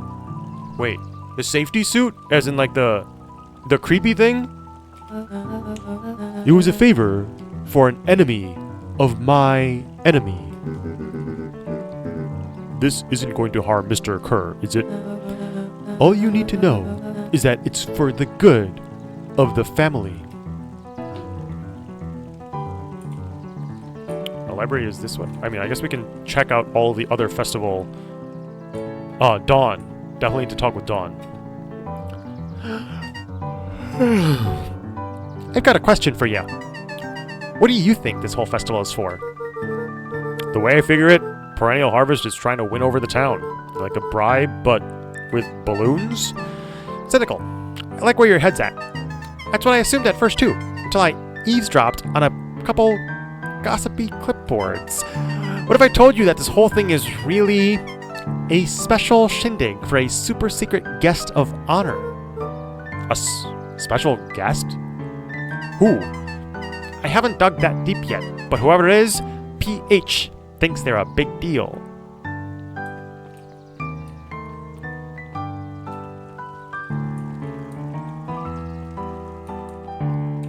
Of course, we have to... Hold on. Hey, Luca. So you're done at the library. Huh? Oh, nothing. Griffin looked away suspiciously. Nothing at all.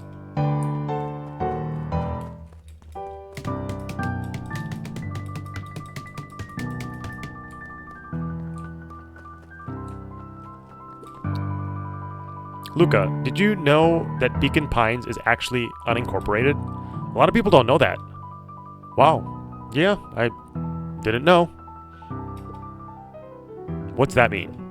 It means most public works are handled internally. We do all the pipelines, the water treatment, building regulations. That's great. Census taking, emergency services. Okay, bye.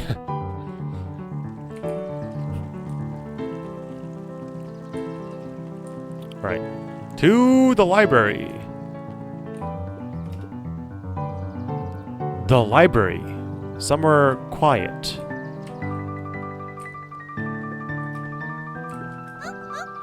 Hey, Luca. Kato's eyes lit with excitement. I've been expecting you. Bravo on deciphering the riddle. The first... Oh, you didn't think that was all, did you? Rolo does go out. All out, doesn't he? Kato straightened up and cleared his throat as if preparing to sing. On planet Farpole, you may take issue. When the fifth king dies, you will need a tissue. Kato stared at Luca eagerly. Get it? Want me to tell you? No, it's okay. Let me figure it out. All right, when you find it, bring it here to get verified. If you decide you want a hint, the offer still stands. On planet Farpole, you may take issue. When the fifth king dies, you'll need a tissue. Wait, I actually don't know this one. On planet... Where's planet Farpole? You may take issue. Huh? Hi, Jace. Still working through the newest Hank Atomic? You know it. Some fascinating canon towards the end. Did you know Hank Atomic's Shrinko Ray doesn't technically shrink stuff, it uses inverse quantum particle decay to literally grow the entire universe around an object, leaving that object unaltered. So it looks like it shrunk compared to everything else. Bingo. That's wild. But Jace, no spoilers, please. Oh, right, sorry. Luca grabbed the Modern Science of Atomic Radiation from the shelf. Once you've got a book, you can either bring it here to me, or just grab a different one. Oh, so I need to... Okay. Let's see. What do we have here? The Modern Science of Atomic Radiation. Nope, I'm afraid that's not the correct book. Okay, here's a hint. The words I emphasized are important. On planet Farple, you may take issue. When the 5th king dies, you'll need a tissue. 5th issue. Is that a new edition? There were rarely any actual new additions. Simply a variety of existing content rotated into the front display each week. Not fooling anyone. Okay, so I guess it's not that. Luca grabbed the 5 pillars of success from the shelf. Let's see. What do we have here? The 5 pillars of success. Nope, I'm afraid that's not the correct book. One more hint. You need to bring me the correct issue of Hank Atomic. They're on the 2nd floor of the library. Okay. Luca grabbed The Adventures of Hank Atomic, issue number 4, from the shelf. That is not correct. Luca grabbed The Adventures of Hank Atomic, issue number 5, from the shelf. Excellent. Ah, you found it. Kato removed his book from the desk and replaced it with Luca's, turning on the lamp. As he slid the book under the purple light, 2 words glowed. The Adventures of Hank Atomic, issue 5. Luca clicked his tongue with recognition. Rollo's cipher pen. He used to write secret messages everywhere with that, and only I had the special flashlight needed to reveal it. But I lost it. Well, apparently he traded Jeff for this purple light bulb. Parted with his entire Halloween candy stash. Oh, Rollo. Now, let's see here. Kato began flipping through the pages, stopping when he hit a glowing word. Get away with such a He grift. continued flipping. Only found in Grub. Cart. Reaching the end of the book, Kato looked up. That's it. Grift in Grub Cart. Grift in Griffin. Griffin's Grub Cart. He wants me to go to Griffin's snack stand. Ah, brilliant. I guess you're off then? Good luck on the rest of the scavenger hunt. Thanks, Kato. Okay, well that's why Griffin was acting suspiciously earlier. Back to Griffin. Does Griffin sell hot dogs? Oh, I hope so, because then we can buy a corn dog. Then we can buy a corn dog from him and give it to Rollo. Hey, Griffin. Did Rollo Before come... Luca could finish his sentence, Griffin handed him a corn dog. Oh. That's it? Bought and paid for. Enjoy. I thought there was supposed to be a riddle or something. Luca shrugged, taking a sizable bite out of the corn dog. Yuck. Oh, it's cold. Oh yeah, that's been sitting there for a while. Rollo wanted me to be sure to give you that one specifically. Well, that's Luca just... tugged at his cheeks, feeling something rough between his teeth. He reached into his mouth and pulled out a slip of paper. Oh, come on. He shook off the bits of corn dog to read the slip. A pickup when you need some pep. Near the fountain, up the Luca step. finished off the remainder of the corn dog. This is getting to be a whole thing. To the fountain, and up the steps. I assume it's this?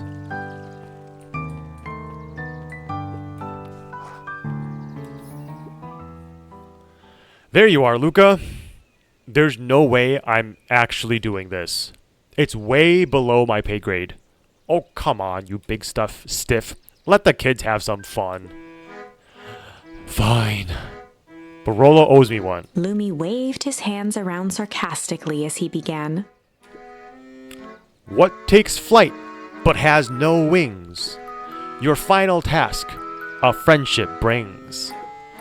See, that wasn't so hard. Hard. I feel cheapened somehow. I think it's sweet. What takes flight but has no wings, your final task of friendship brings. Good luck, Luca!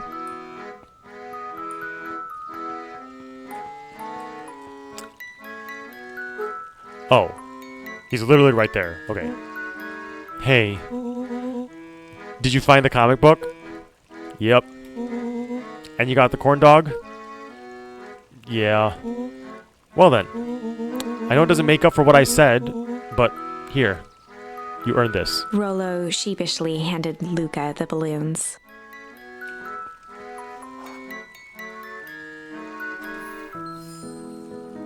Flight. Thanks. You didn't have to go through all this trouble. I'm sorry I got so mad. Dang it. You were supposed to let me apologize first. Oh. Sorry. Now you've apologized twice before me. Just let me do this. Luca, I'm really sorry. With everything that's happened, with your mom and all, I've always wanted to be there for you. To be a good friend, you know? When you said you were hanging out with someone else, I kind of freaked out. Rollo. Still my turn. I felt like if you needed some new friend to help you, it meant that I wasn't good enough. But that was selfish and wrong. I was wrong. I'm so sorry, Luca. Okay. Apology over. You can talk now. Luca threw himself at Rollo, hugging him as tightly as he could. Rollo, I don't deserve you. I don't deserve you either. That's why we deserve each other. So, what else do you want to do today? We could snoop around and try to find some info about your mom. Snoop where? We could probably sneak into Perennial Harvest HQ while everyone's at the festival. Aren't you curious about all the stuff those clipboards write down? What if we get caught? I think I've had enough excitement for 1 week. Let's just make the rest of the day about us. Really? Yeah, the rest of the world can wait one more day.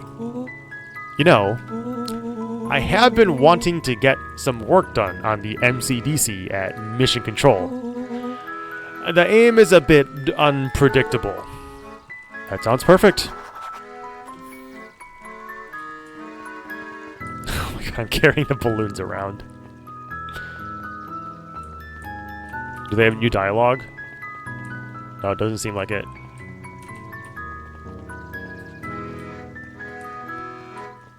Nope, no new dialogue. Did you hear? After Mr. Kerr gives his big speech, they're going to have the first annual Biggest Catch competition. As long as a boot qualifies as a catch, I am a shoo-in. Good luck.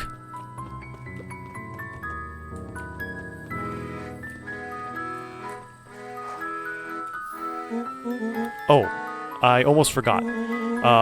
I ran into your gran this morning. She asked me to give you this. Rollo handed Luca an unopened letter. I'll wait for you inside if you want to read it now. A letter? Luca, some things are going to happen that might be difficult for you to understand. If I am honest, I hardly understand them myself.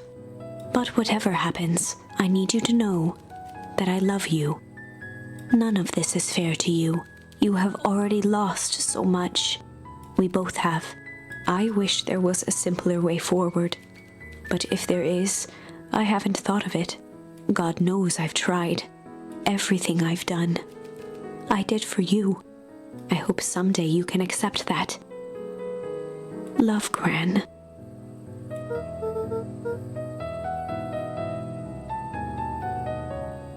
Uh-oh. Luca folded the paper into his pocket and headed up the ladder. What's up with the letter? Anything you want to talk about? Maybe later. Sure, whenever you want.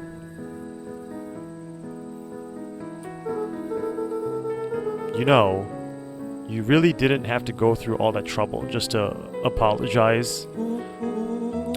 I know, but we'd been looking forward to the festival for weeks.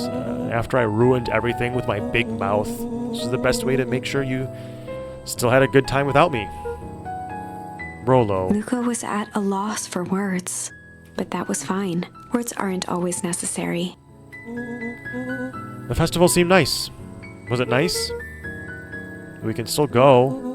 Nah, this is fine. Well, there's always next year. Sadly, this was untrue. Uh-oh. A distant rumble shook the treehouse. Huh? What was that? Oh man, we missed the fireworks? It was not fireworks. It was not fireworks. It was something the boys couldn't possibly comprehend. Something as old and cruel as time itself.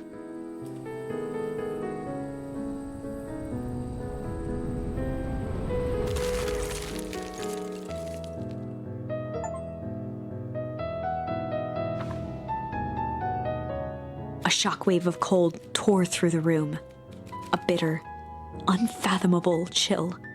Before they could react, it encased them in ice. Two boys, reunited by friendship, only to be cruelly separated by a malevolence beyond reason. And so, our story ends on this melancholy scene. In a silent treehouse turned statuary, in a town brought low by its secrets, sits a pair of friends, alone, together. For the rest of time. The end.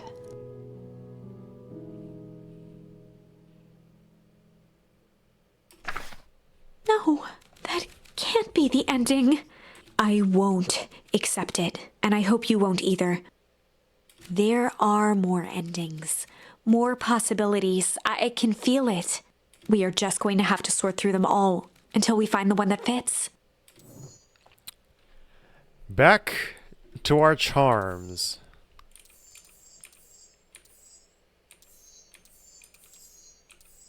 Okay, I guess we will vote. So this one over here is...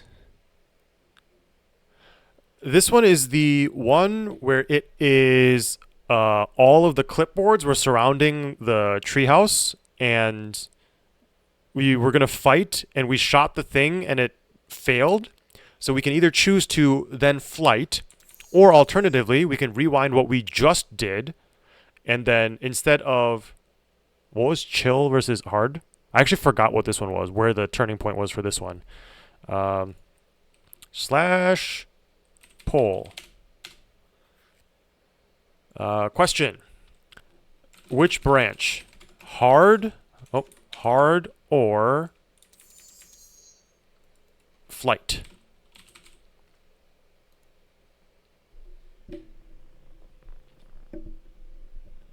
Oh, the good cop, chill cop. Okay, yeah, that's right. So then this one would be good cop, hard cop. So I assume this one we're not going to let the guy go.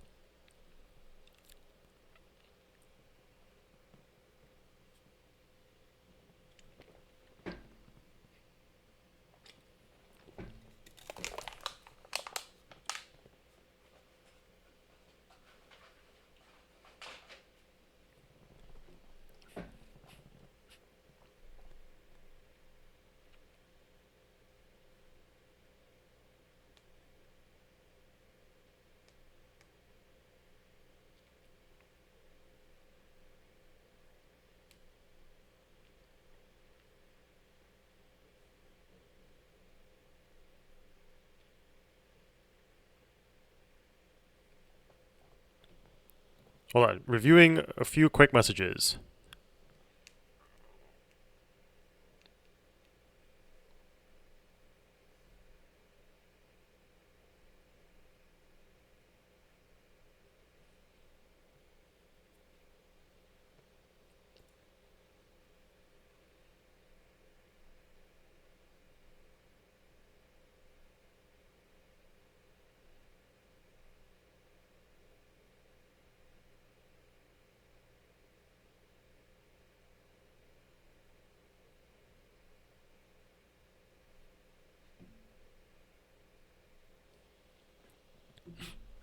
Okay.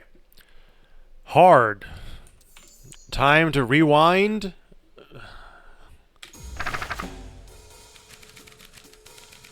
To the basement. They needed to know what he was doing in Luca's house. After some deliberation, it was decided. They'd run the classic good cop, hard cop interrogation. They'd run the classic good cop, hard cop interrogation. Rollo brandished a steely gaze. I've got this. Read about it 100 times. Rollo swaggered past the chair which propped up the slumping Hiram Tolliver. Without even looking at his captive, he began with a long, blustery drawl. Well, well, well. Mr. Tolliver. Mr. Tolliver remained motionless. Rollo spun around to face him. He'd clearly expected to rouse Mr. Tolliver with his booming voice. Mr. Tolliver? Beck and Luca gave each other an unsure glance. Rollo slammed his fist on the table. I said, Mr. Tolliver. He grabbed the table lamp and beamed it onto the unconscious face. Mr. Tolliver groaned and slowly lifted his head. He recoiled with a muddled, weary squint. What in the world? The chair wobbled as he attempted to straighten up. Who's there? Mr. Tolliver could only make out rough shapes through the glaring light. With a gruff tone, Rollo hoped to both conceal his voice and intimidate. I'll be asking the questions here, punk. Now, hold on. Let's just calm down. Oh, I am calm. Calm as a carrot in dirt. As for you, looks like you're sweating. The doubtful expression on Beck and Luca's faces transformed into awe. We can do this my way, or... well, let's just say, I've never needed another way. Rollo, hitting his stride, was now channeling every detective trope his memory could recall. He slammed the table again. Now dance. What? I don't Mr. even... Tolliver's voice became desperate. He was nearly in tears. You've tied me down. How on earth could I dance? Dance with your mouth, punk. Spill the beans. What are you doing poking around this house? I'm here to help Juniper. To make sure everything's ready. Oh, so you're in cahoots with Gran. Gran. Mr. Tolliver was in a daze, now more confused than ever. Gonna help her blow up the festival, eh? Blow up the festival. Good Lord. He shook his head, feeling more and more dizzy. No, you've got it all wrong. Where is she now? She's headed to the source. Source? What's the source? It's where His voice faded to a whisper. the town began. Where it all began. What is Operation Sparkplug? With that, Mr. Tolliver passed out cold. Farewell, Mr. Rollo Tolliver. swung around with a repentant grimace. Damn, Rollo. I think you went a little too hard on him. What did he say about the source? It's where the town began? We need more information. Yeah, but we'd better not push Mr. Tolliver any farther. Is there anyone else who might know more? What about the History Museum? It just got set up for the festival. Nah, that tent was put up by the Valentines. Everything they do is just a bunch of fluff to glorify themselves. Is there anything more reliable? The library. If there's any information about this source thing, Kato can help us find it. Let's go get some answers.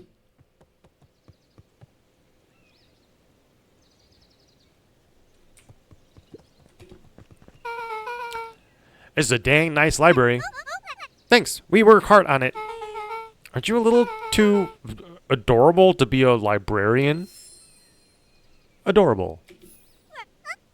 Oh, Kato hung out here so much, eventually they gave him a set of keys. I just keep an eye on the place for Miss Novak sometimes. They got you working for free? It's quiet, and I get access to all the books I can read. What more could a person want? Fair enough. What can I do for you all? We need a favor. I already told you and Rollo, I can't put you any higher on the waitlist for the next Hank Atomic. And if you're here with more candy, I'll have you know I can't be bought. Call it a personal code of conscience. Actually, we're looking to do some research. Now you're speaking my language. What are you looking for? That's the thing. We sort of don't know. What do you got on the history of the town? There's county record archives. What's in those? Births, deaths, newspaper clippings, stuff like that. Pretty boring reading. But they do go all the way back to when the town was founded. Great. We'll start there. Chapter 8. 6 feet under, 3 towns over. The kids spent the rest of the afternoon combing through dusty piles of old county records, desperately searching for anything that could help them make sense of Mr. Tolliver's cryptic utterance. Luca tried to shake the thought of Gran's basement, but his focus wavered. Explosives, messages hidden in jam, dossiers on various town figures, and a corkboard threaded with photos. Gran was the only family he had left. He still couldn't bring himself to believe the worst. But the old map with the symbol of explosives in town square made that difficult. As the sun began to set, the kids were no closer to the truth.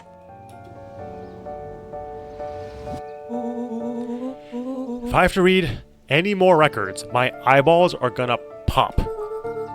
We have to keep digging. If I dig another word, I'm gonna end up in one of these asinine death records. Rollo Cutter lived a full and wonderful life till he read so much boring crud that his brain oozed out of his ears. Rollo shut his book with an assertive nod. If you've got a better idea, spit it out. You sound like my sister. Keep pushing your luck, pal. And it won't be boring county records that kill you. I'll put you in the obituaries myself. Rollo muttered under his breath. You're a county record. Really? That's the best you've got? When I'm done with you, you'll be the footnote in history. Just like... Beck slammed her finger down on the open page before glancing down to read. J. Hartford here. I'd love to see you try. Hey. We're all a little tired here. Just take a minute Something and... tickled the back of Luca's mind. Wait. What was that name, Beck? In the obit, J. Hartford. From the Brookville Tribune 8 years ago. That can't be right. What is it? J. Hartford. That's my grand's name, Juniper Hartford. Maybe there were 2 J. Hartfords? Mrs. Hartford is survived by her young daughter, E. Hartford. My mom's name is Eleanor. Okay, this is getting creepy. If your gran is 6 feet under, 3 towns over, then who am I living with? The question hung in the air.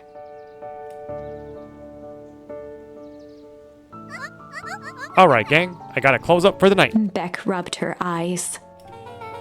How late is it? Almost 10. Oh, crap. Pod's gonna kill me. I gotta go. Yeah, my parents will be worried sick. Okay, let's meet it up as early as possible at the festival tomorrow.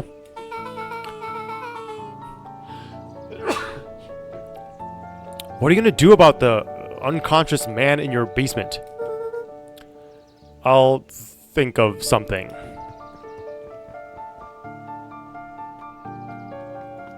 Luca's heart was pounding as he approached the house. If he was lucky, Gran, or whoever it was, hadn't gotten back yet. And of course, there was Mr. Tolliver tied up and unconscious in the basement. Dealing with him would be the first order of business. Luca shook out his arms to calm his nerves before entering. Gran is short for grandmother. He held perfectly still, tempering his breath, and listened closely. She was asleep.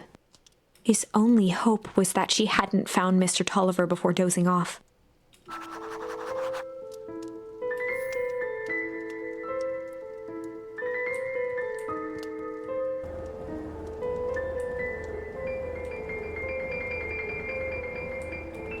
Well, it seems like she hasn't found Mr. Tolliver because the refrigerator is still open, so she hasn't been in the kitchen. So she fell asleep right away. Where is he? Oh, no. Mr. Tolliver was nowhere to be seen. Maybe he woke up, escaped from his bindings, and left without a trace? Or maybe Gran knew everything. What do I do? Luca's hungry stomach groaned. Not realizing it, he'd gone the entire day without eating. Okay. I can figure this out.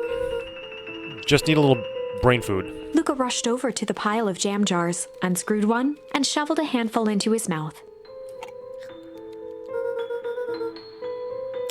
I'm afraid your jam delivery will be delayed. He flipped the lid to read the label. Mr. Nuncreed. Okay, now I can think. So if Gran knows we tied up Mr. Tolliver, I'm screwed. If she doesn't know, then I need to play it cool. I guess the only option is to go to bed and act as if nothing is wrong. Gran will think Mr. Tolliver finished what he was sent to do and then left when he was done.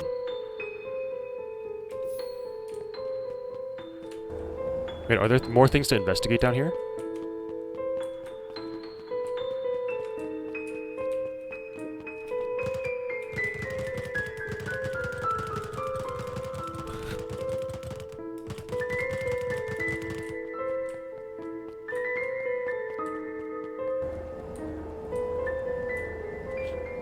Wait, what's the debate?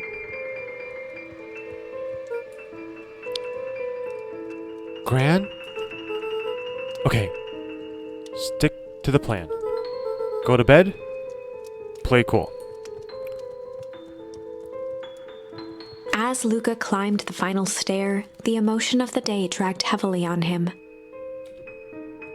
With each consecutive step, his legs weakened. His stride began to falter. Gran is the mom debate? Oh, yeah. I also thought that Gran is the mom. Like, a few hours ago when I realized that the ooze, the green ooze, when you touch the green ooze, you age faster. So that I suspected back then that his mom accidentally got exposed to that and then aged really fast. So now she's pretending to be the grandmother. He tried to grab for the railing to steady himself. Something was wrong. Come on, legs. Just a few more steps. Luca groaned and tried to move. His limbs might as well have been bolted to the ground. Through numb lips, he mumbled just before falling asleep. The germ...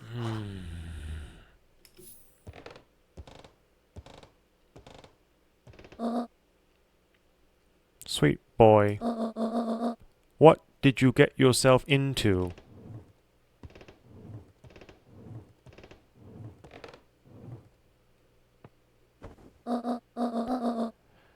Rest now, and let me handle everything.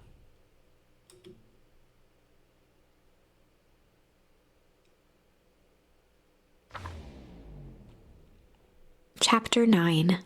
A speech to end all speeches. Luca awoke to find himself face down in bed. He moaned into his pillow. Why would Gran drug him? Or rather, why was she trying to drug Mr. Nuncreed? Shaking the questions from his woozy head, Lucas snapped back to the matter at hand. The festival.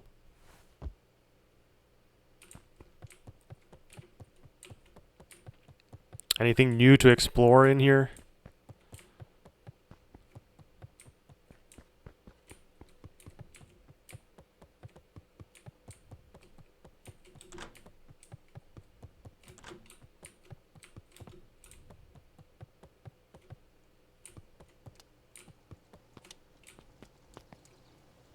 Wait, I guess now I can check to make sure. Oh, she left this open. Okay, maybe this is not a thing. She also left this open.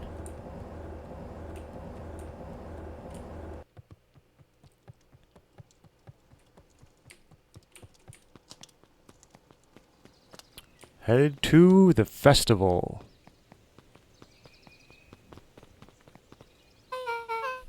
Where have you been? Gran put something in the jam. Yeah, we know. Secret messages for secret conspirators. Not this one.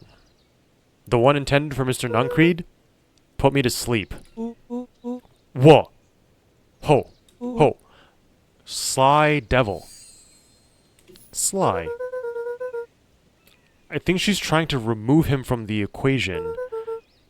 He might be in danger. Have you found anything?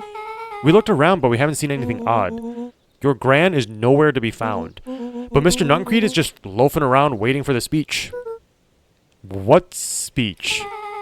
Mayor Gus just got up to the podium. Everyone is gathering at the stage. Let's get moving.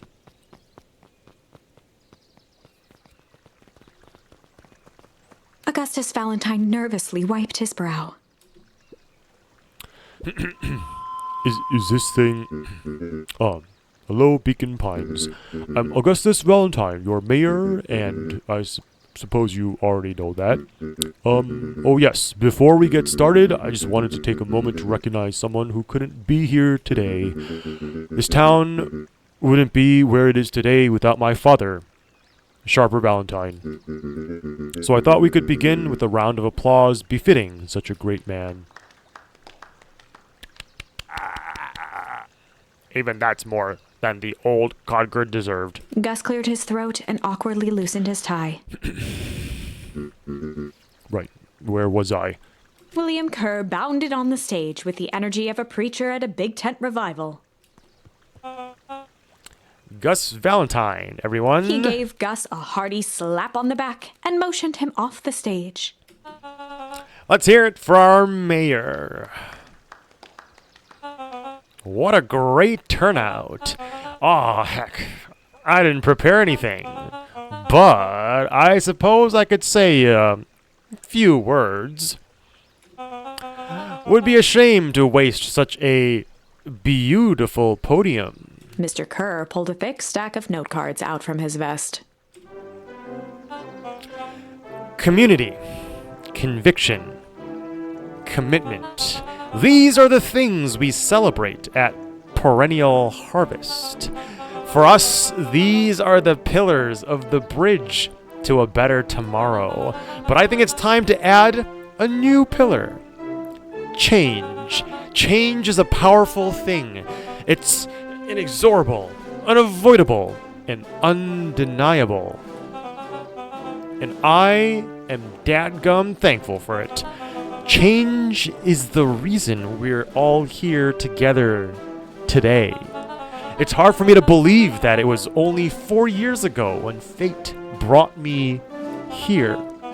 A simple business trip which brought me to a small town which would change my life forever. Mr. Kerr took a moment to survey the crowd. You know what? He wiped away a single tear. From the second I set foot in the Beacon Pines, something about this place has held me captive. You see, change represents opportunity. It represents potential. It was change that helped me recognize the potential of this place, to see the people of this town, despite suffering great loss, still held on to the things that made them special. He thumped the podium to emphasize each word. Community, conviction, commitment, change. Mr. Kerr nodded confidently, biting his lip. The crowd was silent, in rapt attention. Fate made a perfect match that day. Nothing is more important to you all than community. And Perennial Harvest is a community first and Mr. Kerr foremost. methodically made eye contact with each section of the crowd. The only way you made it through the Fowl Festival was with an unshakable conviction. A conviction that a better tomorrow was just over the horizon. Perennial Harvest was founded on the conviction that we are that horizon. This festival is a symbol of our commitment to each other. His voice began to build to a crescendo. We now walk hand in hand into a future we will shape together. And that is what change is all about. Grabbing the future by the scruff of the neck and making things happen. Change is a choice. I am tickled pink that we will all be making that choice together. How great is that? Just imagine what we can accomplish. What was that? The crowd began to look around nervously. Don't worry, the little thunder isn't going to ruin this day. Everyone remain calm. Mr. Kerr quickly flicked through his note cards. Where was I? Through all of my travels, I have learned one true thing. One always reaps what they sow. We have all planted a lot of good in this town, and so it is with a happy heart that I can He proclaim raised his hands up to the heavens. our harvest awaits.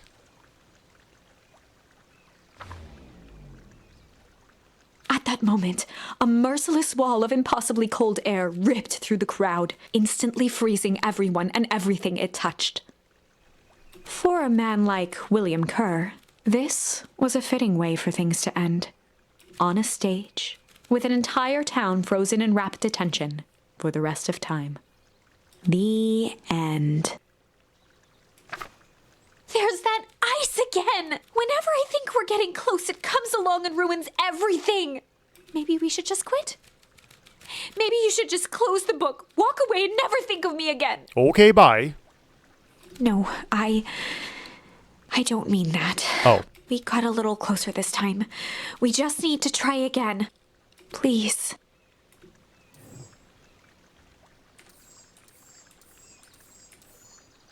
Okay. Time for another vote. We have go back and redo the interrogation and be good cop, sly cop, or go all the way back to the other storyline again, and then instead of fighting the clipboards, we instead try to run away. So, let me...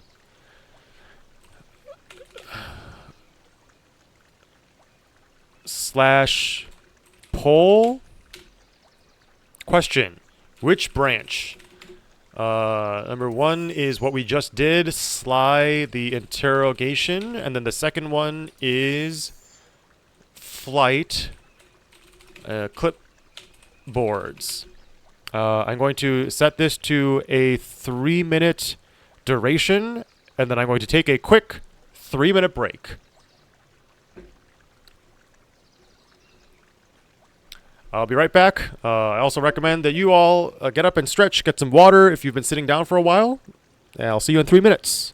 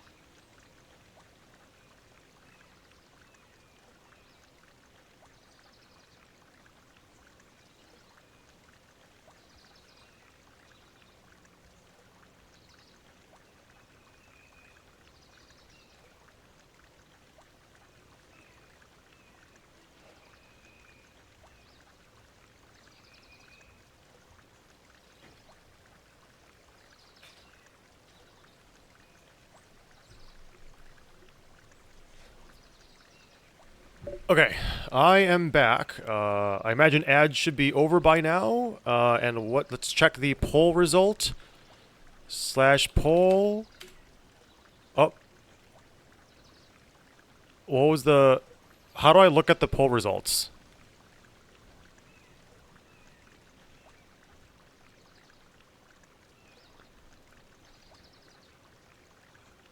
I don't know how to look at past poll results. It was Sly. Okay. I grabbed myself a Soylent. So I now have sustenance.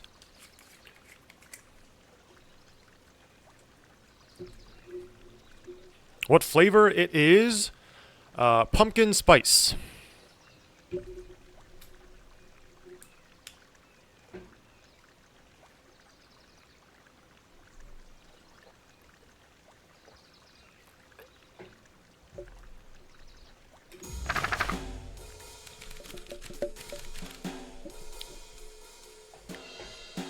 All right.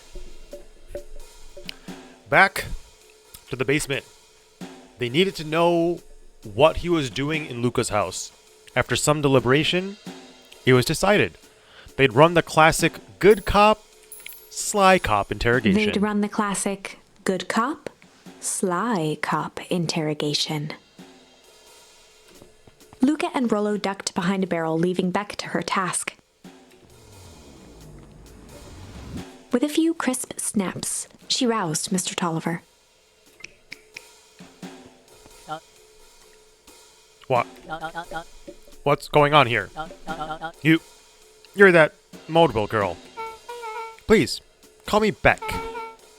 Sorry about all this. Mr. Tolliver looked down and shifted a bit, testing his restraints. Seems there's been a mix-up. You see, I'm down here for the same reason you are. Juniper sent you here? Beck caught herself before letting the surprise manifest on her face. She'd already gotten him to reveal his relation to Gran. This was going to be easy. You know how Juniper is with her precautions. Operation Sparkplug has us all on the edge. I guess she thought you needed some backup? But she sent a child? What better way to avoid prying eyes? Who would suspect a kid? I suppose that makes sense. Mr. Tolliver wriggled a bit in his restraints. Oh, I'm so sorry. Beck quickly removed the ropes. That had to be uncomfortable. A little, yeah. But you understand. We never know who to trust in this town. Mr. Tolliver rubbed the growing knot on his forehead. Very true. So, it turns out we were both Beck here to... twirled her hand, as if to prompt Mr. Tolliver to finish her thought. destroy the evidence. Beck shook her head and clicked her tongue. Yep, the old gal is nothing, if not thorough. Mr. Tolliver let out an amused huff in agreement. She sure is. Can't blame her, though. If anyone were to find out what we're going to destroy the source, well, we both know how bad that might be. No one will know anything once I finish cleaning things up down here. Beck was on a roll now, playing Mr. Tolliver like a fiddle. I'm sure you can finish this up on your own. Juniper trusted me for a reason. You can leave the rest to me. Good. There's one more loose end I'll go work on. Loose end? Oh, it's nothing, really. The other day, I had the radio on scan while restocking the candy shelf. And wouldn't you know it, I intercept an odd phrase in a perennial harvest transmission. Underground secrets. That's ominous. And I think it might be a password, but Juniper dismissed it. Said it wasn't mission critical. What's the password for? We don't know. So we have a password, and nowhere to put it. It's gotta mean something, right? Good thinking. You should probably go work that out. I've got this under control. That's a relief. Between you and me, this basement gives me the willies. Heading for the stairs, Mr. Tolliver hesitated and turned to Beck with a puzzled look. She grinned and gave him a peppy wave. With a shrug, he continued up the stairs, whistling a jaunty tune. You guys catch that? Sure did. This whole time, Mr. Tolliver's had a candy shelf, but all he ever sells us is apples? Beck blinked slowly in disappointment. The password, Rollo. Well, sure, but once things are back to normal, I'll be having a word with Mr. Tolliver about that candy shelf. Fine. In the meantime, I've got an idea. She turned to the table and began tearing small scraps of paper. He said he heard a password on the radio. Any good spy transmission is never what it Beck seems. marked each scrap of paper and leaned back. We just need to find the hidden meaning. Okay. What's another word for underground? Buried, covered. Could it be a cover-up? Maybe it's one of those each letter is a number thingies. So U would be like 21, N would be 14, D would be... Oh, it's an anagram. Nuncreed's drugstore. Luca and Beck looked at Rollo with amazement. Rollo, that was incredible. Well, it's either that or it's Kren's Nude Rug Store. Yeah, I think you were right the first time. How did you do that? What can I say? I love ciphers. Well, I guess we know where to go next. Investigate Kren's Nude Rug Store.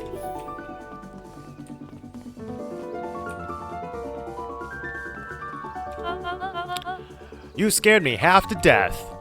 Sorry. You kids haven't seen Mr. Tolliver around, have you? Nope. He's got me waiting around like the last slice of pie. I swear that man would be late to his own funeral.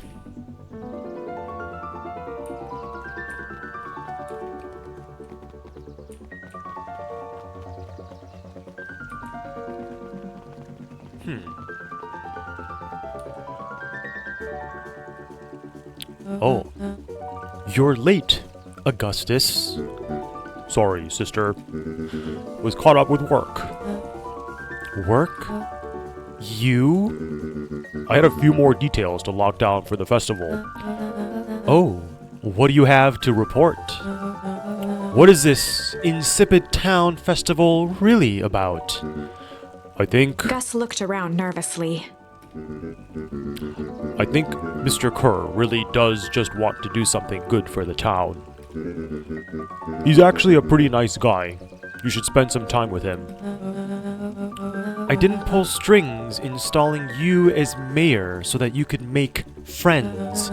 Your job is to help me figure out what Kerr and Perennial Harvest's true intentions are with this town. We have a responsibility. This is our father's town. Was. Excuse me? This was our father's town. He's gone, Eris, and he's never coming back.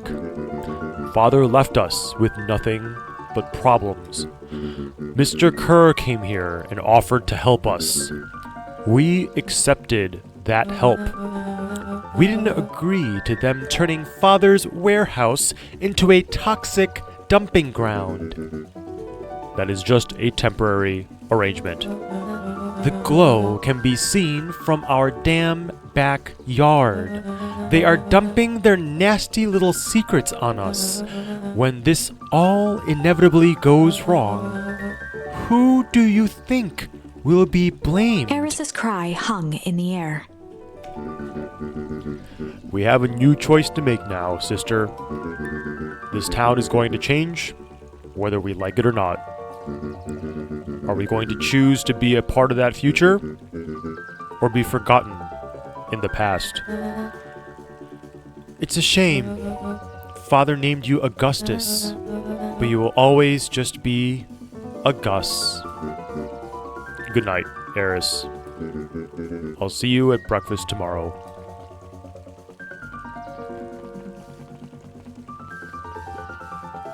It's getting late, children.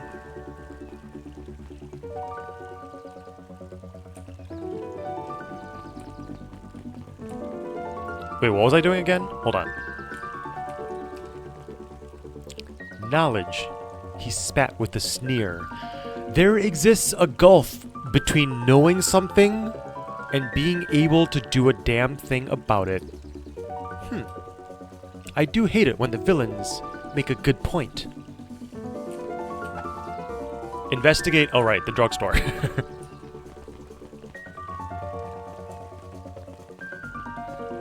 Is Parkstar streaming tomorrow? Yes.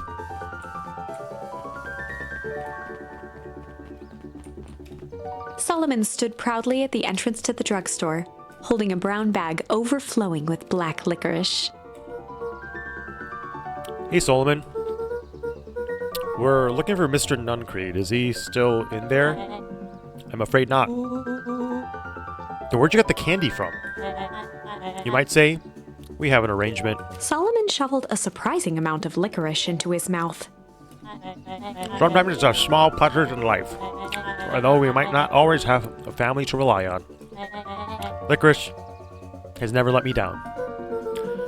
Well, I can't say licorice would be my first choice, but whatever floats your boat. You can tell a lot about a person by their choice of confection. Oh yeah, I guess. I like sour gobs. I'm certain you do. I always wondered why Mr. Nuncreed kept licorice in stock. You must eat enough of it to make it worthwhile. There are many ways to earn loyalty. For some, it's as easy as cold, hard cash. Okay, bye. Well, he's right. It's locked. There's gotta be more clues. Okay, let's see.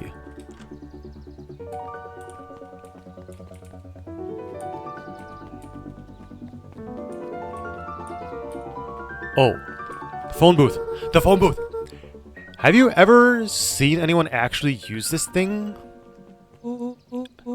Besides Mr. Nuncreed, no. Beck cupped her hands on the glass to peek inside. That is not a normal phone booth. It's got like a blinky keypad. Why would there be a blinky keypad? Kren's Nude Rug Store. I mean, Underground Secrets. The password. Beck flung open the door and they all squeezed in. Uh-oh. All right. Let's see here. Luca cracked his knuckles and entered the letters into the keypad. Underground Secrets. Sounds like that did something. Great. Now what? I guess we... The inside of the phone booth dropped loose from its shell. Without even the space to panic, they closed their eyes, held their breath, and accepted their fate. Suddenly, the chaotic descent slowed to an effortless landing. It was unclear where they ended up, but at least it was solid ground. The air was stagnant and smelled vaguely of chlorine. I knew it. You knew that there was a secret hub full of strange tubes under the phone booth? Of course I did. Didn't I say that? No. I definitely thought it. Luca, do you remember when I said how cool it would be if the transdimensional conduits from Hank Atomic issue number 12 were real? Rollo, at one point or another, you've said that about every technology ever discussed in Hank Atomic. That's why I'm such a good predictor. Looks like each of these have something written on them. Mining Operations Alpha. You guys have mines here? Not that I know of. This town is all farms and fertilizer. And a series of tubes. Pa always says you can only trust a miner up to the point where they hit the gold.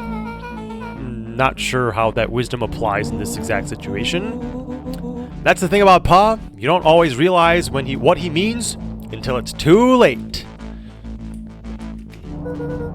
Perennial Harvest Main Office.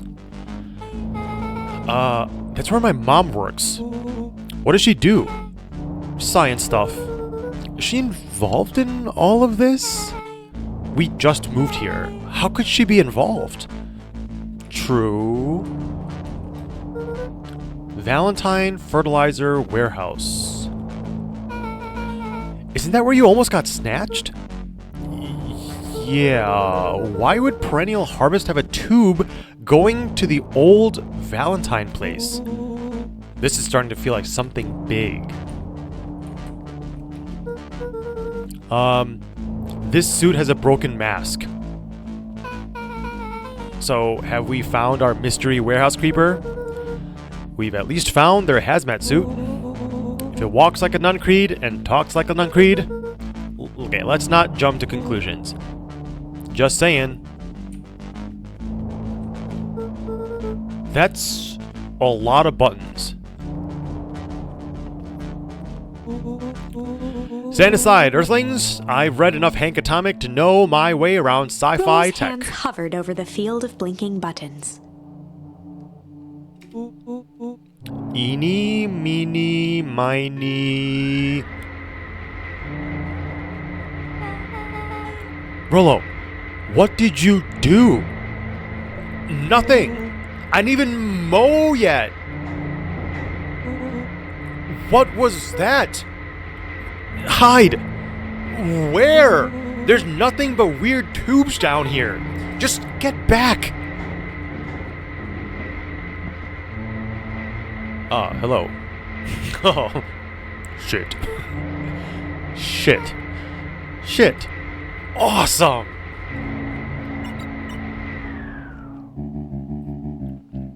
You all need to come with me now.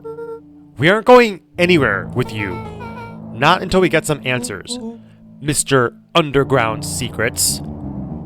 I told them it was an absurd password, but they love anything that makes them feel clever. They... who? That's no matter. If I can keep you hidden until after the festival, I might be able to save your skins. We don't care about our skins. Hold on now. I like my skin. This all stops now, Nuncreed. Joseph waited for a moment in silence. You sound just like him. Who? Walt. You don't get to talk about my dad. You know, your father and I were friends back before. He gestured toward the strange tubes. All of this. That's a lie. It's true. I used to bounce you on my knee. What happened? Same thing that always happens. Reality. Complications. Life. We were a team, Walt and I. An idealistic doctor and a bright-eyed pharmacist. Both hell-bent on helping folks. So you're his sidekick? No. We were partners. We helped the patients. He helped the patients, and I helped him.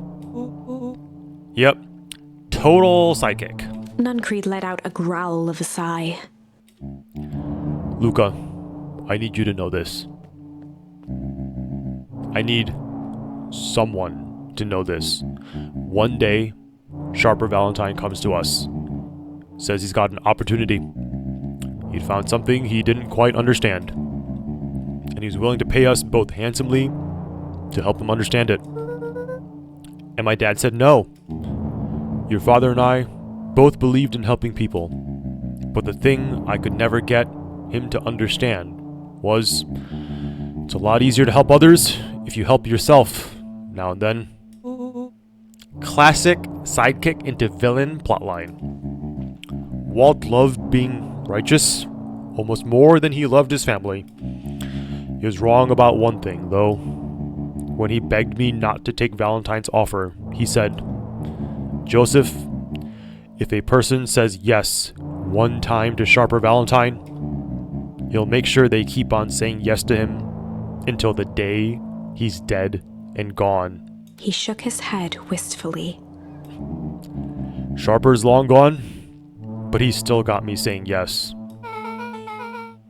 Is there a point to this sob story? Not really, no. Just an old man trying to delay what needs doing. Nuncreed took a menacing step towards the children. I tried to keep you safe. I tried to keep you and Juniper out of this, but you forced my hand. Luca began to laugh. What? You really don't know? My gran isn't out of this. She's been scheming right under your nose. Juniper? Seems like she's planning on crashing the town's party. She's going to disrupt the festival? Why would she? The color drained from Nuncreed's face. How does she know? Apparently she knows a lot of things. What? Let's just say this isn't the only underground lair we've busted into today. And honestly, hers is way cooler. She's got maps and explosives and bad intentions, big man. Nuncreed grabbed Luca by the shoulders. His eyes were frantic. You need to tell me what she's going to do right now. She doesn't understand what it is she's messing with. Tell me now. She's in danger, boy. I don't know. She had a map with a mark on the fountain in town square. The fountain? But why A would... jolt of realization struck Mr. Nuncreed. She knows about the source? What the heck is the source? If she tries to destroy the source, it could catalyze and... Dear God. She's going to freeze us all.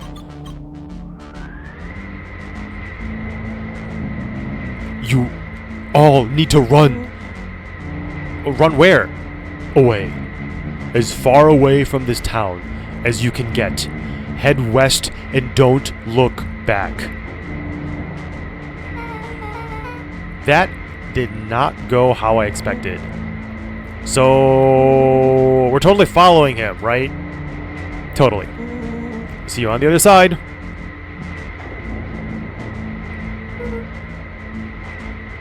You good? Yep. I love this town.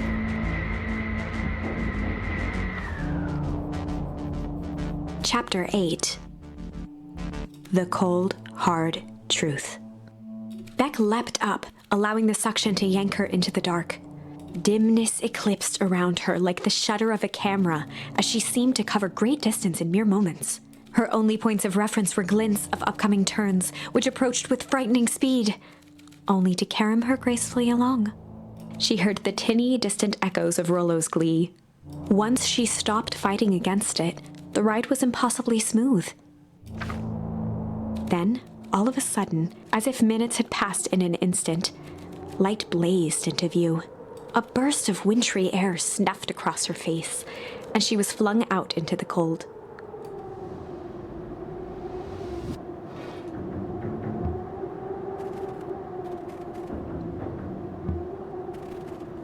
Hello, hole. That was intense. Yeah. I think I might have parted with some fluids in there. Any idea where we are? Somewhere cold. Doesn't look like it got on any of us. It didn't feel like we traveled that far. So where did it all go? This place sucks. Why would anyone even want to blow something up out of here? Only one way to find out, I suppose. Gotta catch up to Nuncreed. I think he went this way.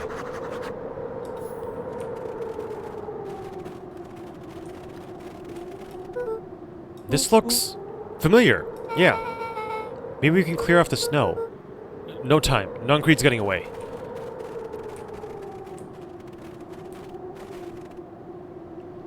Why did you get auto-modded for saying Merry Christmas, everyone? Okay. This is starting to feel really familiar. I may not be the most well-versed on all things Beacon Pines, but this does look like some sort of frozen replica of town. Ah, I got it. It's so obvious now. Mr. Nuncreed is an alien. Rollo, stick with me here. His species can only live in sub-zero temperatures. Oh boy, here we go. The source is their base camp dimension, so naturally they keep it cold. We found it by traveling through those metallic wormholes back there. The final objective? Kill us all and shapeshift into a Beacon Pine citizen of their choosing. You never really had me, but you very much lost me there. You get used to it. We should keep moving.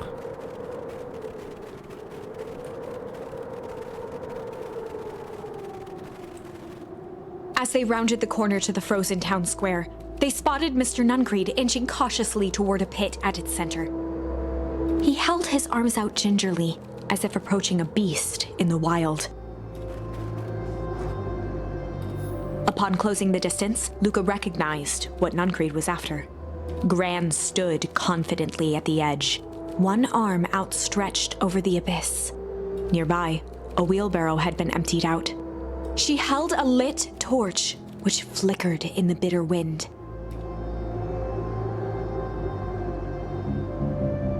Juniper, I don't know what you think you're doing, but I assure you, this is not going to solve anything. If you drop that, you've doomed this whole town. Oh, it wasn't me who doomed this town. I've been watching you, Joseph. I know what you've done. You and your co-conspirators. Gran? What's happening? Ruka, you and your friends need to leave right this moment. Mr. Nuncreed turned back toward the kids, desperation in his eyes. Listen to your grandma, Luca. This is between me and Juniper. Rollo and Beck held steadfast in awe. Luca approached closer. Mr. Nuncreed spun back toward Gran, his voice growing louder. You've got it all wrong, Juniper. Just hand over that torch. You don't understand what you're doing. How could I possibly trust you to do the right thing? Walt told me everything. He trusted you and you betrayed that trust. Ruka, did you know that this man's entire life is a lie? If it weren't for him, your father might still be alive. Mr. Nuncreed winced with anguish. His voice hardened. That's not true. They both now yelled, not to each other, but at fate itself, making their peace with long-held burdens. The wind howled with encouragement. Walt was like a brother to me. We just had different ideas on how to effectuate change. Very convenient that your way just happened to line your pocket. Now, that's not fair. They menaced at each other, both catching their breath. The moment balanced on a knife's edge. Amid a blur of emotions and memories, Luca's mind flooded with questions. The wind calmed, as if to give him the stage. Okay, so all the things that are being auto-modded that I'm noticing is the smart detection. I think it is just the AI thing. The AI... I've been trying to look more into AI and try to like integrate the usefulness into my life, and it's been so annoying. Everything AI related that I have run into has been so annoying. Does anyone know an easy way to adjust where are the moderation settings? Moderation. Settings, moderation. I'm just going to turn off the AI thing. Let's see. Auto mod rule sets, and then smart detection, no filtering, and save.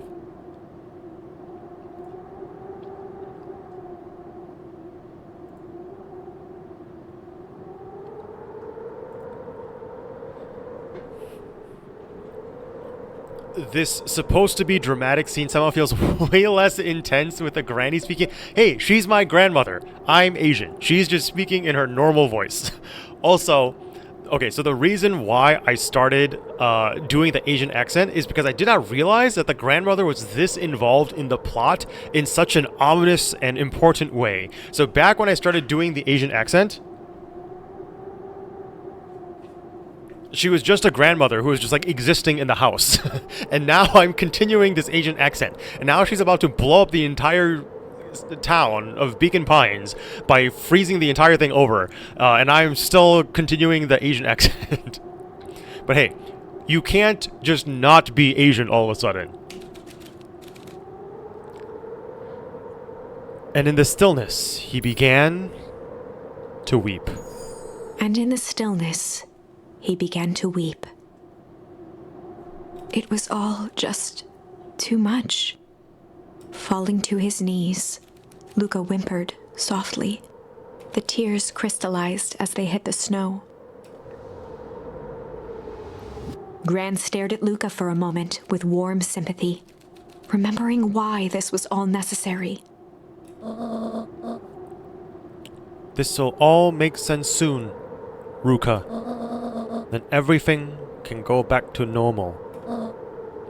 I promise. She stiffened up and brandished the torch at Mr. Nuncreed. You can't hide behind those people any longer, Joseph. Once their precious source is destroyed, we'll see where their royalty fall. Juniper, Ignoring his final plea, Gran flung the torch into the deep darkness. She smiled and exhaled in relief. Mr. Nuncreed moaned in resignation. The torch echoed as it ricocheted down the hole, punctuated with a thunderous thud. You see, Joseph, I've learned one very important lesson in life. If you want things to change, then you must be willing Before to... Gran could finish, the ground shook her to silence.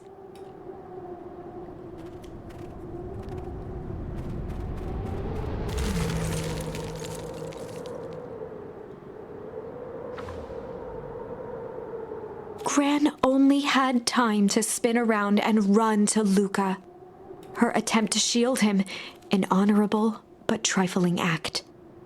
Unflinching love, pitted against an unthinking horror. There was no contest. Her warm embrace froze in an instant. That is where they remain, fixed in place, forever. And so, our story ends on this melancholy scene. In a town brought low by its secrets, sits the frozen statues of a misguided band of meddlers. The end. Okay, bye. Well, that was dire. On the bright side, we finally figured out where all the ice is coming from. Now, we just need to find a way to deal with a mystic, unfathomable force of nature.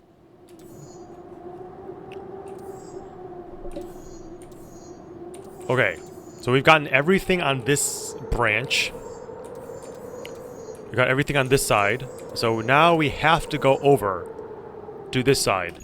This is way, way back. This is rewinding time to like, was this like 4 hours ago? 4 hours or so ago. We were now here with the clipboards. Luca's mind raced. He was caught in a trap. What do you do when there's no hope?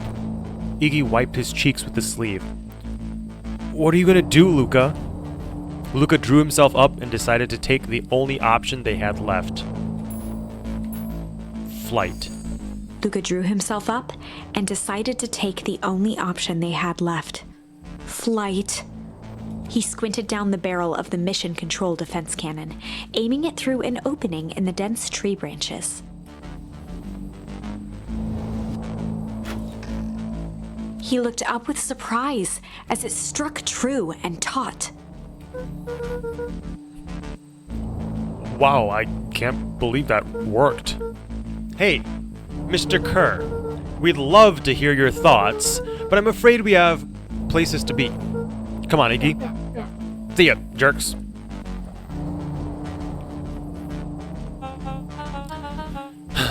Fine. We know where that leads them. This way. We'll take the tunnels. Luca and Iggy winced as they sprinted through the thicket. The branches clawed at them, reluctant to give passage. After what felt like a marathon, Luca stopped in his tracks as they reached the clearing. What the? That was all he was able to say before Iggy slammed into his back. The boys tumbled down a steep decline and crashed with a wheezing thud on a surface as hard as ice. In fact, it was ice. Chapter 5. Signs. They stood silently, catching their breath. The sky was like sapphire. With each breath, a plume of steam escaped from Luca's lungs. Let's keep moving. Luca pulled Iggy to his feet as they gazed across a snowy terrain.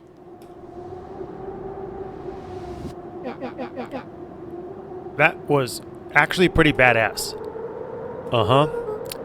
I think we lost him. Are we up in the mountains? I don't think so. If anything, we went downhill. Then what's up with the Winter Wonderland? All I know is there's no going back the way we came. Let's see if we can get our bearings. Follow me.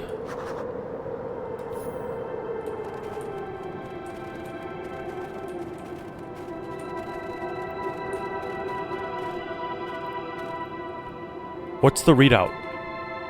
Sitting at just above 258 Kelvin. That's down a bit from last time. Should we report this to Mr. Kerr? Meh. Still within safe ranges.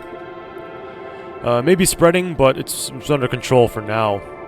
Even a small nudge in the equilibrium could cause a cascade. Dude, relax. There's a few more sites to hit before we can punch out. Let's get this over with.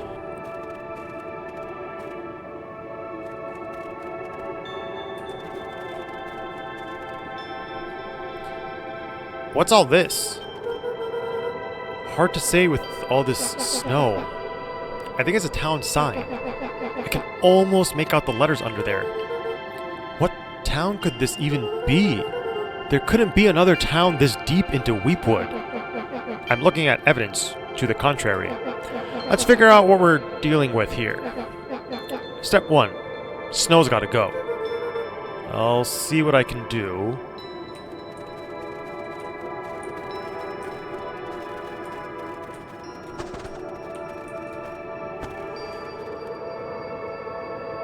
The boys stared in disbelief at the sign that now clearly read, "Welcome to Beacon Pines."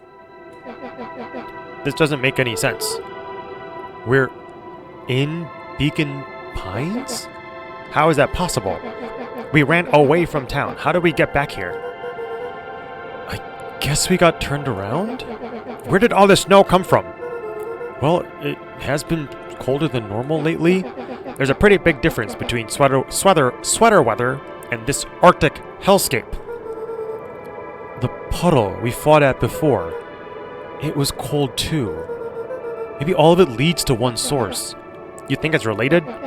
What the hell is going on? We're gonna get you some answers. Let's keep moving.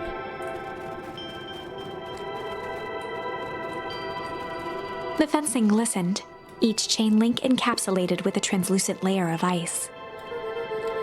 Looks like the stuff they put up around Weepwood. The stuff who put up? I don't know. Luca, are you there? Luca had almost forgotten the walkie-talkie he was carrying. Is that Bozo Kerr? Oh, this is Kerr? I hope nothing bad has happened to you out in those woods. Luca looked at Iggy with hesitation. No need to be rude. With a resigned sigh, Luca responded. It seems like the only dangerous thing in the woods is you. He speaks, the young man of the hour. Now, how in tarnation did you end up with one of our radios? Just lucky, I guess. Boy, howdy. You Van Horns are full of surprises, aren't you? You knew my parents? I never had the honor of meeting your father, but your mom was sure a handful. Luca winced, shoving the walkie-talkie back into his pocket. We gotta keep moving.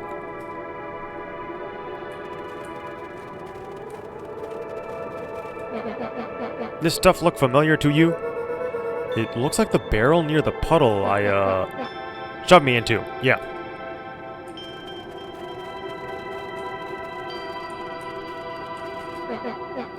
It's all frozen. Looking down at the frozen stream, Luca could faintly see a school of minnows encased in the ice. Whatever happened here, it happened fast. The fish didn't even have time to run. Or, you know, swim, run. The crunching of footsteps trailing Luca went hush. He looked back to see Iggy's face twisted with confusion. Everyone's gone. What? There's nothing here but more snow. There must be an explanation for all of this. We have to keep looking. You can look all you want. I quit. Iggy, we have to keep going. You don't get it, do you? This isn't one of your pathetic Hank Atomic stories. We aren't going to save the day. We aren't even going to save ourselves. My face is mangled. The town is destroyed, and everyone we've ever known is gone. We don't know that. You can't just quit. Do whatever you want. I'm done. Iggy, it's going to be okay. Luca peered upward at the darkening sky. He let out a long, foggy breath. Faintly, Iggy began to cry. Seeing Iggy in such a pathetic state gave Luca a sense of compassion, and more than a little guilt. It is getting pretty late, I think. Probably not a great idea to stumble around in the dark anyway. Luca allowed himself to collapse next to Iggy. Let's just rest for a The bit. boys huddled together for warmth and comfort. If not for exhaustion, their minds would be racing, trying to make sense of the events of the day. As it was, all they had energy for was to sit in silence, numb.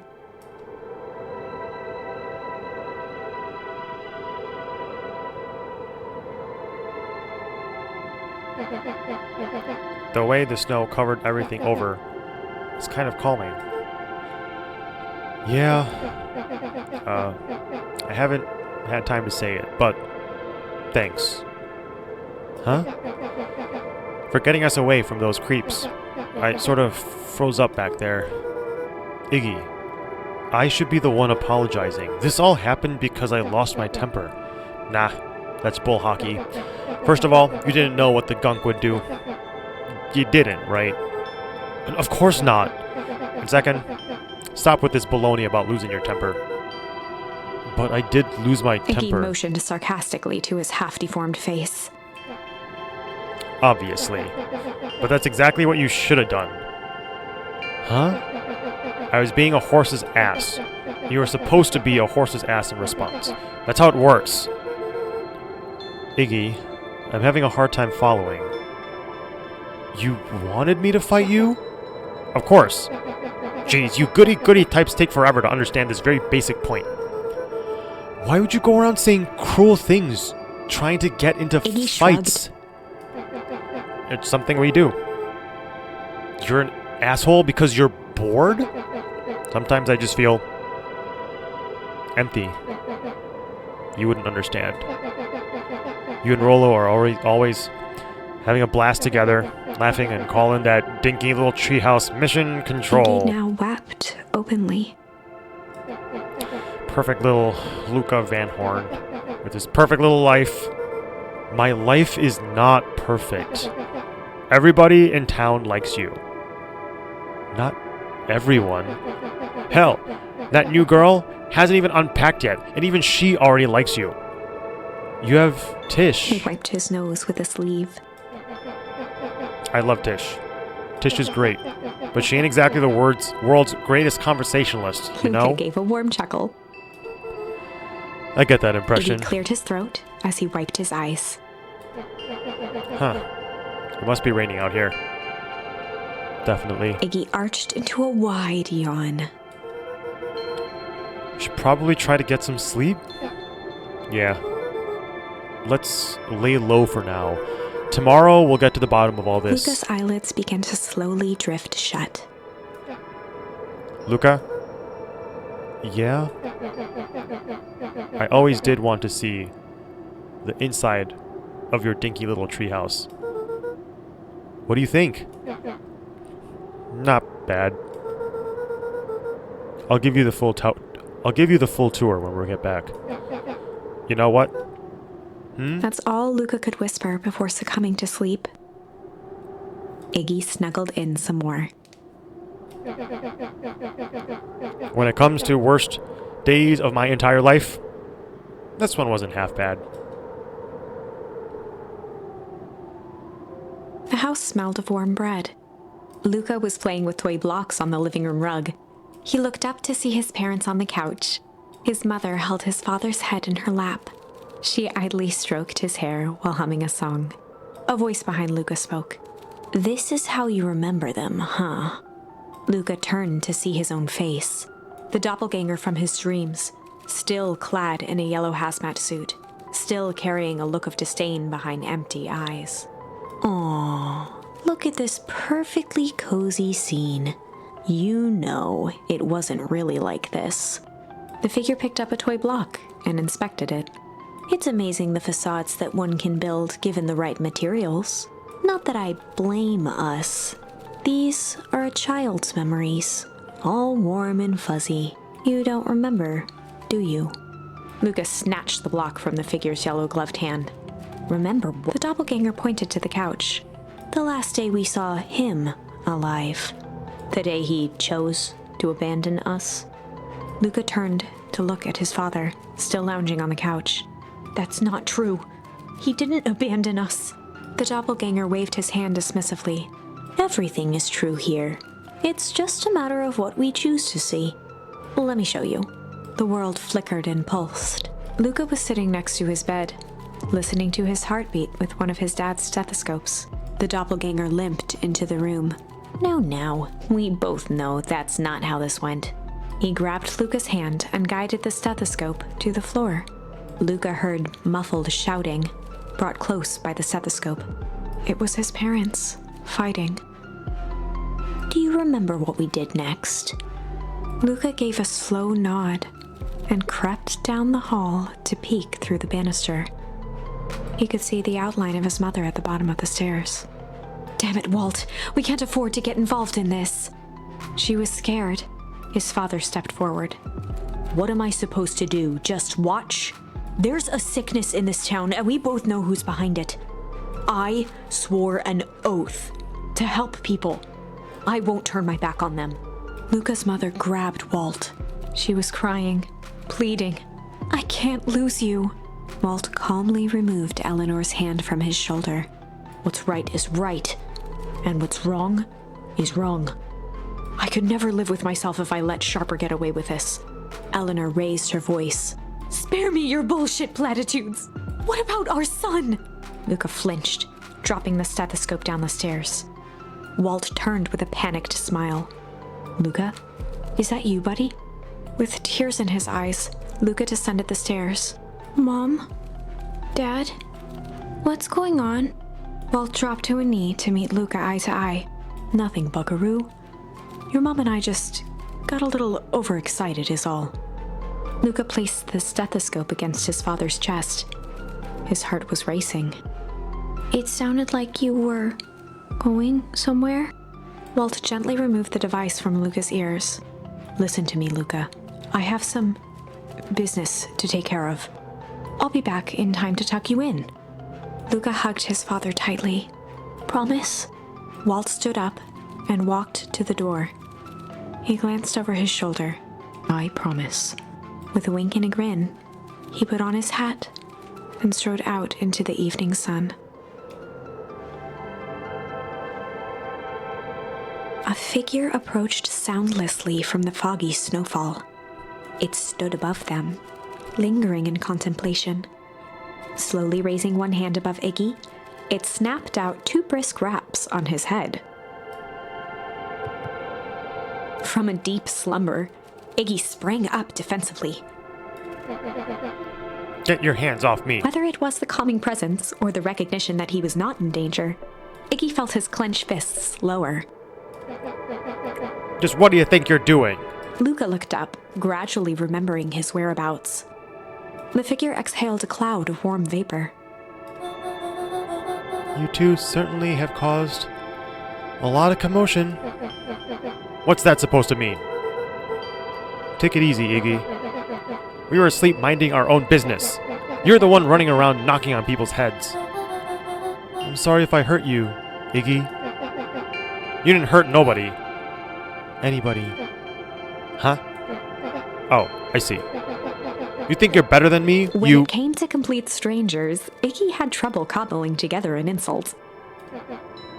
You big-headed, scarfy-necked furball? Okay. Let's lower the temperature a bit here. Interesting choice of words. I mean, let's all just calm down. Who are you? A friend. An observer. A hitchhiker on the infinite expanse of possibility. Great. How about a name? If you must call me something, you can call me Nat. Iggy huffed with gratification. How about you make like a gnat and buzz off? Very well. Nat began to turn away indifferently.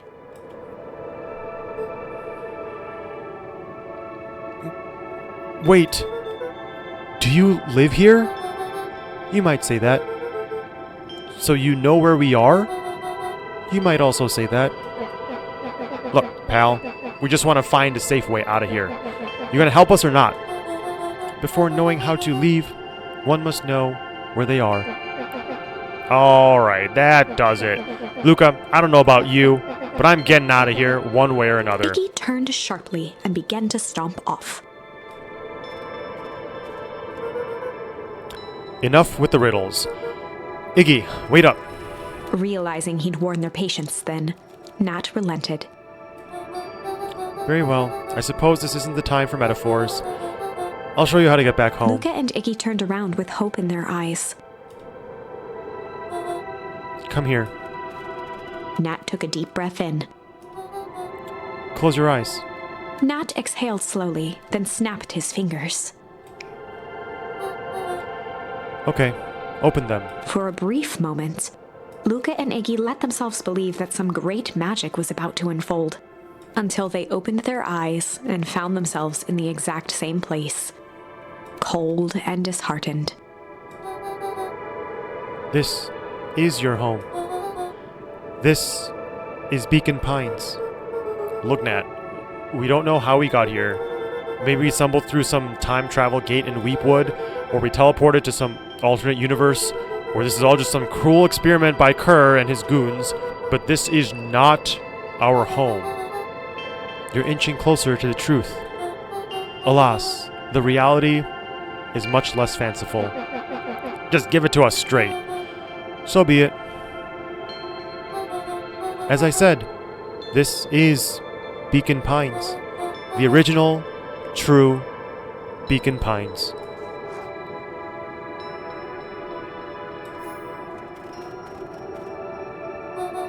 You both grew up here, but the town you've called your home for the past several years is a replica. A remarkable achievement of engineering, to be fair. But a replica, nonetheless. That's impossible. It's too much work. You'd need a whole town to replicate a whole town. Indeed, to pull off such a feat would require immense labor power. That which could be moved would be moved. That which could not would require a precise duplicate. We would have noticed. Someone would have noticed. You'd think so, unless the auditing was impeccable. A mind-numbing attention to detail. As for the innumerable trivialities which complete the tapestry, well, you can leave that to this miraculous thing we call a brain. It has a real aversion to discontinuity, a revulsion, even. The brain has a wonderful way of smoothing out the rough edges, keeping us sane. You're saying that someone made an entire new town and moved us all and no one noticed? Precisely. But why? Why is the one question that can never be answered with certainty. The best one can do is uncover. Nat narrowed his eyes, furrowed his brow, and uttered, The source. Why'd you say the source like that? Why indeed? Luca began to laugh uncomfortably. It's all ridiculous. There's no way He looked they could. down at his feet. His eyes started back and forth in contemplation. With a sudden pain, a thought struck him. If this really is home, He sprinted off into the pale distance. As Iggy turned to follow, Nat called out, Iggy, it's not too late to turn back. Simply head west through Weep Wood.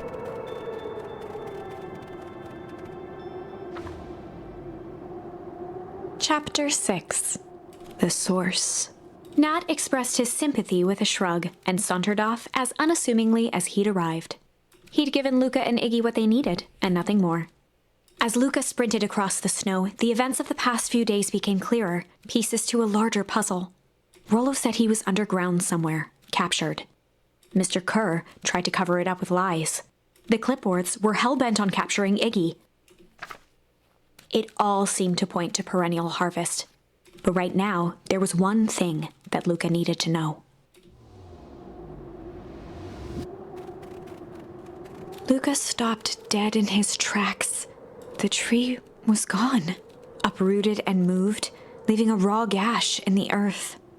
He dropped to his knees and dug wildly at the cold snow. His numb hands hit something hard, a headstone. A dry whisper escaped Luca's lips. You're here. All this time I thought I was visiting you, but you've been here alone in this snow.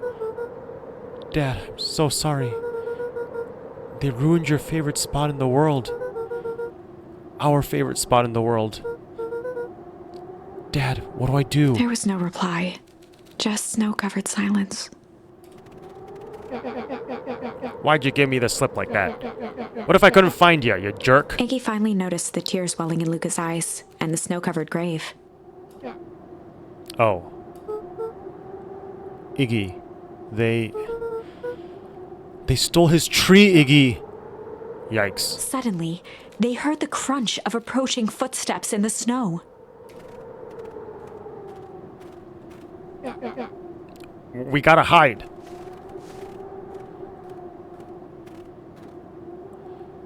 259K. Fall off distance, still good. Dude, did you hear me? I said 259. Sorry. You ever think about what we did here?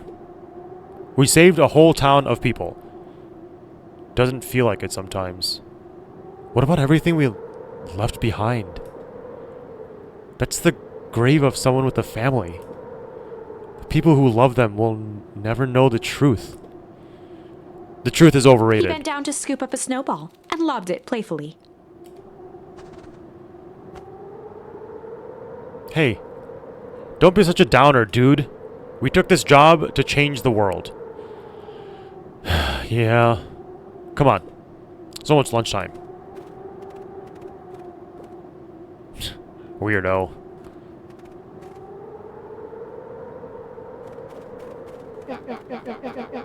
Here, I thought I was a jerk. These dinguses out here are literally dancing on graves. Luca stuttered through heaving sobs. I thought I was visiting him. I thought he was with me. Not gonna lie, that's a bad break. Here's some Iggy advice. gave Luca a solid smack on the back of his head. Hey, who's any of this helping? What? Sitting here in the snow, crying like some pushover? Who you helping? Iggy, look what they did. They lied to everyone. Blah, blah, blah. Luca Van Horn, you're a lot of things, but you ain't no pushover. What did I tell you before? When some jerk comes at you acting like a horse's ass, I should stand up for myself. Hell yeah. Kerr and this merry little band of clipboards pulled off this switcheroo for a reason, right? Nat mentioned something about a source? Luca wiped his eyes with a sleeve. Whatever's at the source must be awfully valuable to perennial harvest. Sure would be a shame if something unfortunate were to happen to their precious source, wouldn't it? What do you have in mind? If it's small enough to steal, we snatch it. If it's too big to snatch, we smash it. And what if it's too big to smash? Iggy flashed a mischievous smile and cracked his knuckles. I'm always up for a challenge. I'm gonna make this right, Dad. I promise. Let's do this.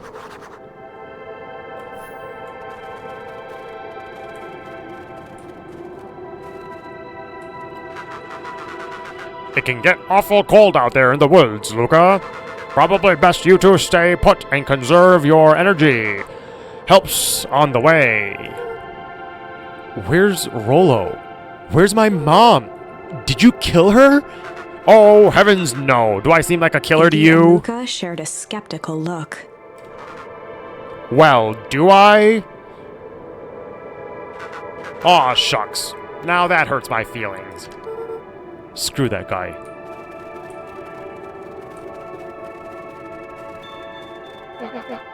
Wait a minute. If this is the original town, then that means... Iggy darted behind a large pine and began digging furiously. He emerged holding a shoebox with a crude skull painted on its lid.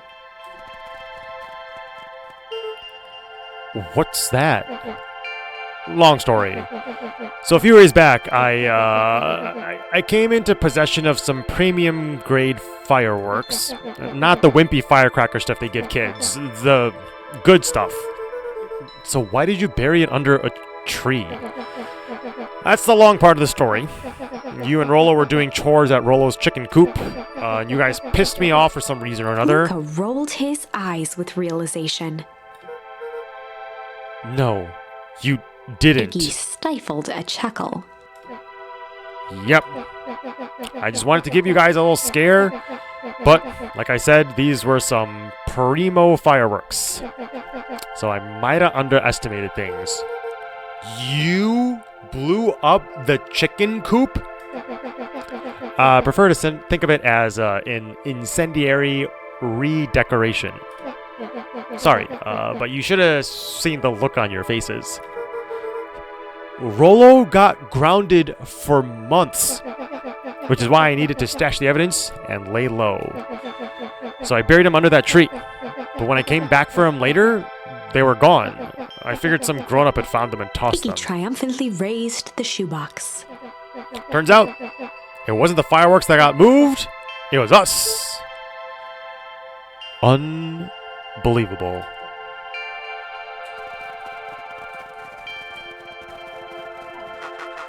Do you think this is a game? Newsflash, boyo, you're not a hero.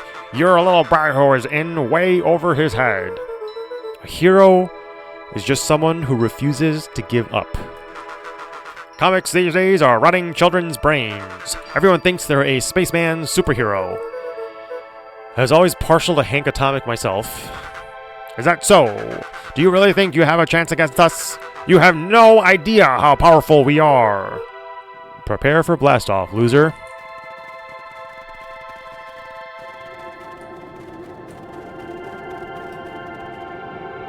Luca and Iggy inched up to the edge of the hole with bewilderment in their eyes.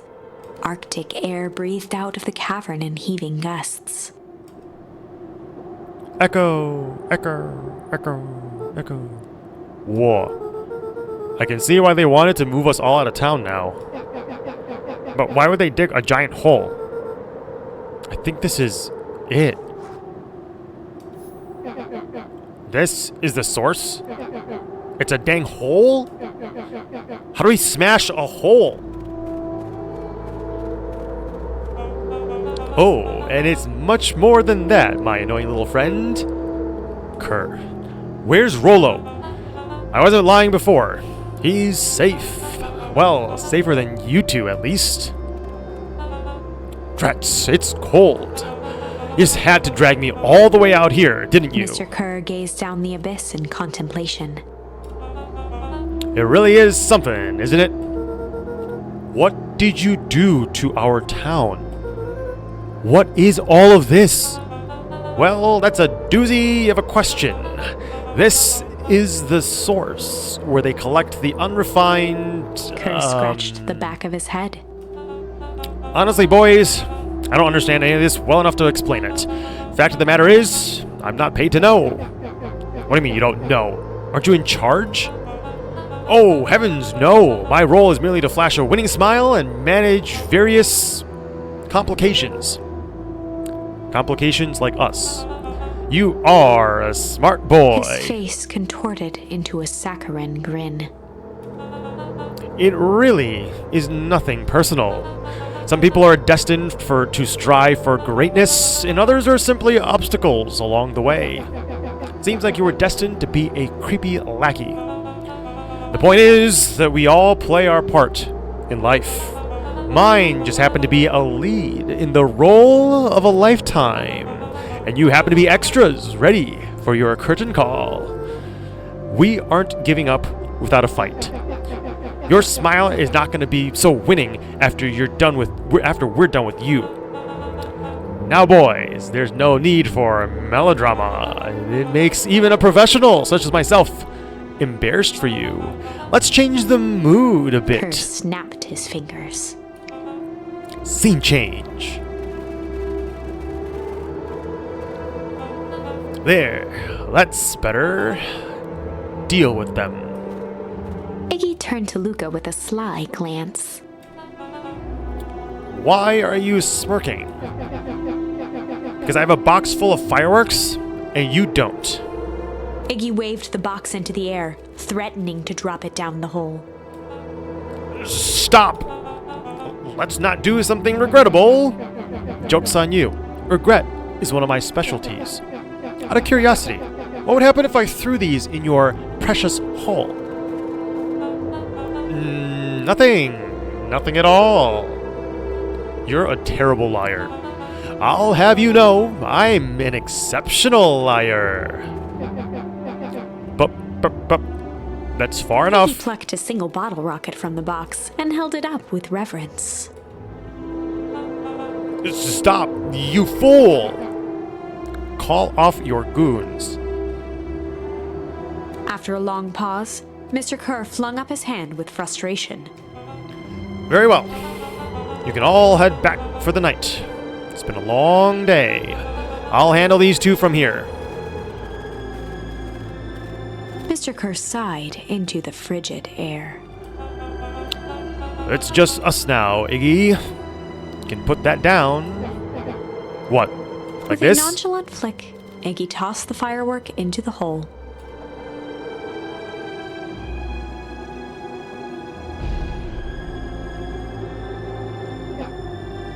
Ooh. What? With a growl, Kerr leapt at Iggy, crashing through Luca. Iggy tried to twist away, but in the struggle they both tumbled over the side. Luca dove forward, bracing Iggy's hand just before it slipped. His grip was made precarious by the cold, wet snow. He could see Kerr further down, clinging to Iggy's coat. You reckless child! What have you done? Luca, listen to me. Hold on tight and use the walkie-talkie to call them back. How? What channel do I use? It doesn't make a damn difference. They're always listening. If you do that, the clipboards will just haul us up and snag us both. The only way you get out of this is if Kerr's out of the picture. Just let go and save yourself. If he lets go, we both die. I don't want to die, but seeing the look on your face almost makes it worth it. Mr. Kerr, you've had a long life. Why don't you actually do something selfless and just let go? Mr. Kerr gasped with insult. long life, I'll have you know I can still play 25. You should have heard me sing the part of Phileas Young. With a wild look in his eye, Mr. Kerr began to hum a proud melody. Wow, can you believe this guy? Luca's hand began to cramp. His voice began to crack. Kerr, just let go! No can do. If you want to save your friend, you'll have to save me too. Luca, look at me. It's okay. Luca felt Iggy loosen his grasp. You aren't going to kill your friend like that, are you? Every muscle in Luca's body burned. I'm not his friend. Yes, you are. Nah, I'm just a no-good bully. Like you, Kerr. Iggy. Luca No. felt his hand slipping. And I told you what you need to do with bullies. I can't. It's your only way out of this mess. 2 birds, 1 stone. It makes sense for us to fall together. Wackadoos travel in packs. Calm settled over Iggy's face. Luca, let me do this. Iggy's voice was colder than the bitter air billowing from the chasm. Let me do the right thing for once.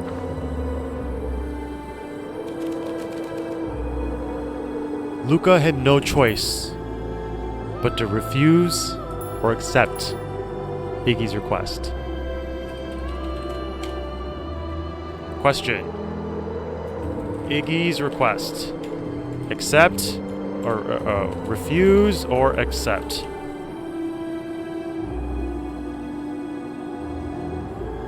Two-minute poll. You can decide what to do. 2-minute break. I'm gonna go stretch. I'll be right back.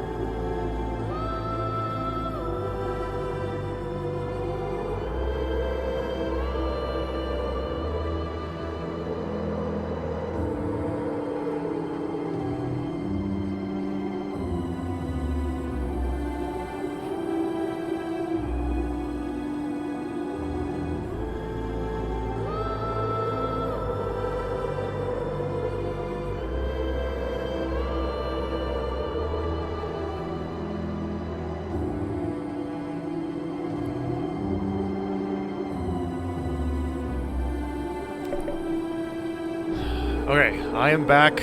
Ad should have just ended. Hello, Mark. Good morning, South Korea. Accept or if wow, 51% accept, 49% refuse.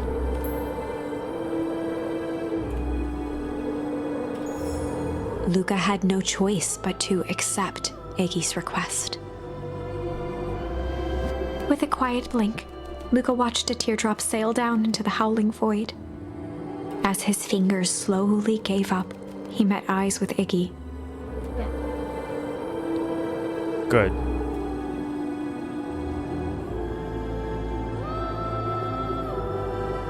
The two silhouettes were swallowed by darkness.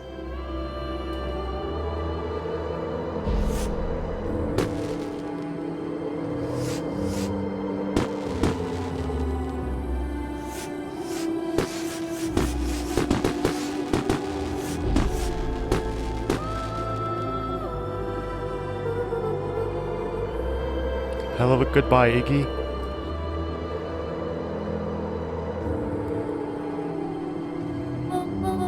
Luca, you should really step back. What? Quickly!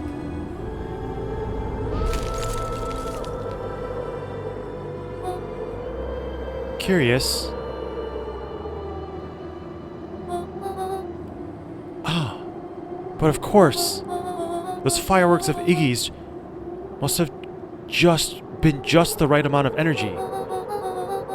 We should get out of here before perennial harvest arrives. Not until you tell me what just happened. Your friend's sacrifice just saved this town. For a little while, anyway. How? Tempest liquamine is a peculiar substance. It can change the relationship between matter and time itself, but doing so requires unfathomable energy. In a closed system, that energy can only come from its surroundings. A useful side product of this property being, by adding precisely the correct amount of energy to it, one can create a cryogenic cascade. So the gunk makes things cold, and the fireworks made the whole freeze over? That's one way of putting it, yes. As dumb luck would have it, the fireworks weren't strong enough to generate a runaway reaction. I shudder to think what would have happened in that case. We have some idea what that would look like. It would take them a good while to safely break through and access the source again. If you know all of this stuff, why haven't you been helping? I have been, in my way. Each one of us has our own role to play. Iggy's role, it turns out, was to buy us precious time. Mine has been to observe and wait. Wait for what? You. Me. Why? What's my role? A fierce twinkle flashed in Nat's eyes. Luca Van Horn. You are going to save the world. With a chuckle, Nat turned and walked west. Dumbfounded, Luca followed behind him, trudging through the snow. Every step taking him further away from everyone and everything he knew, and closer to destiny. To be continued in Beacon Pines, Pines Harder. Revenge served cold. Wait, what? Second time's a charm? Wait, that's Okay. it? This ends with a crummy cliffhanger just when it was getting good? I thought it was actually a cliffhanger. I was going to be pretty tilted. I was even starting to like Iggy. No way. I refuse to be associated with some never-ending parade of sequels. Let's go back and find something more definitive.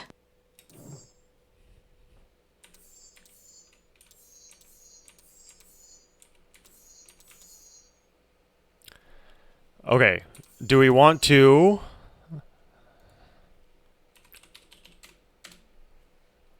Here, question, which branch? Find out what happens if we... Okay, refuse or hum. I'll set this for only 1 minute. We can either refuse and save Iggy and see what would have happened if we had refused, or we can leave that as a mystery and go over to see this timeline, forwarding all the way over same location, but with the grandmother throwing the torch in the fire. Okay, this is very obviously and clearly refuse, so I'll switch over to refuse.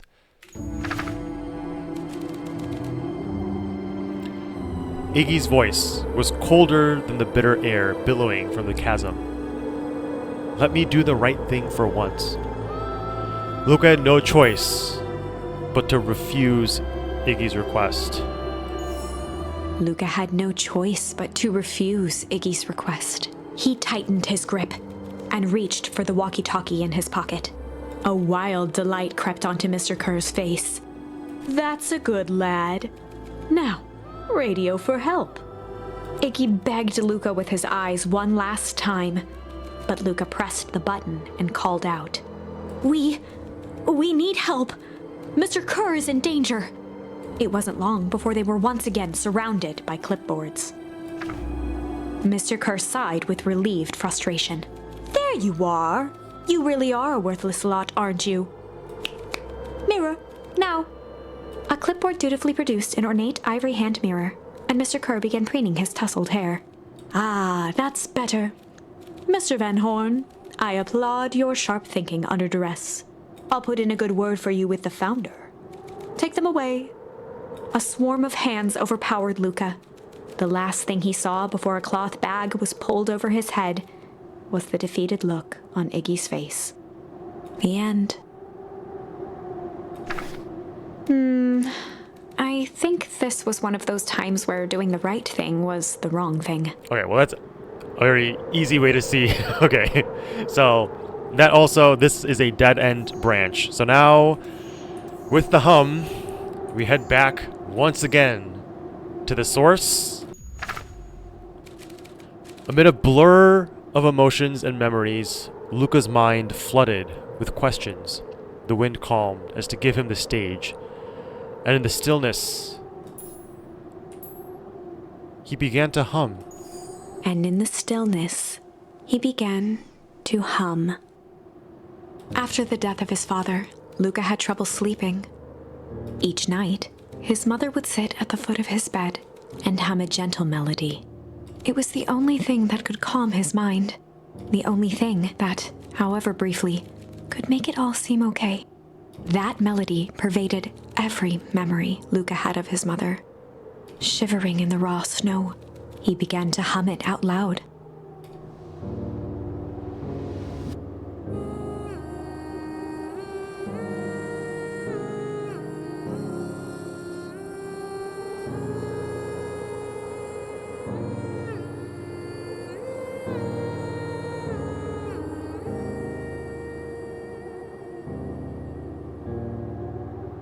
Gran lowered the torch, listening closely.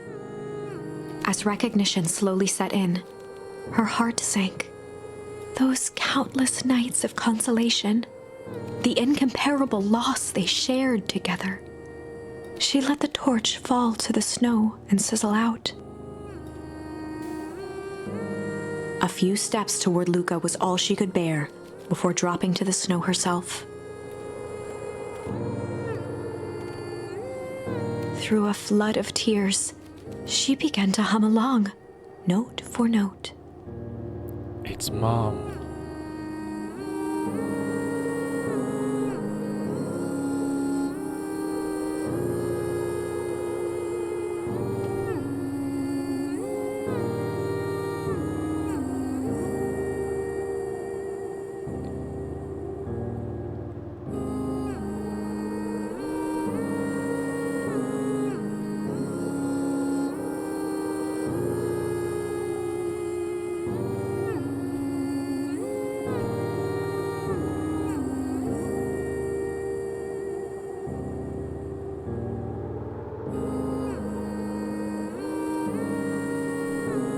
Luca lifted his head in astonishment. The last time he heard that melody was the last night he saw his mother. How do you know? I'm so sorry, my little buckaroo. Buckaroo? The only people who call me that are my dad and... your mother. Luca blinked through blurry, watery eyes, trying to see more clearly. He could just make out the impression of a familiar face. He peered across the snowscape at the woman on her knees. Something about her was undeniably his mother, only smaller, older, changed. Mom? That's right, Buckaroo. Mom! Luca sprinted as fast as he could toward his mother. They held each other close, and the cold retreated from their bodies. Eleanor? I thought you were... gone?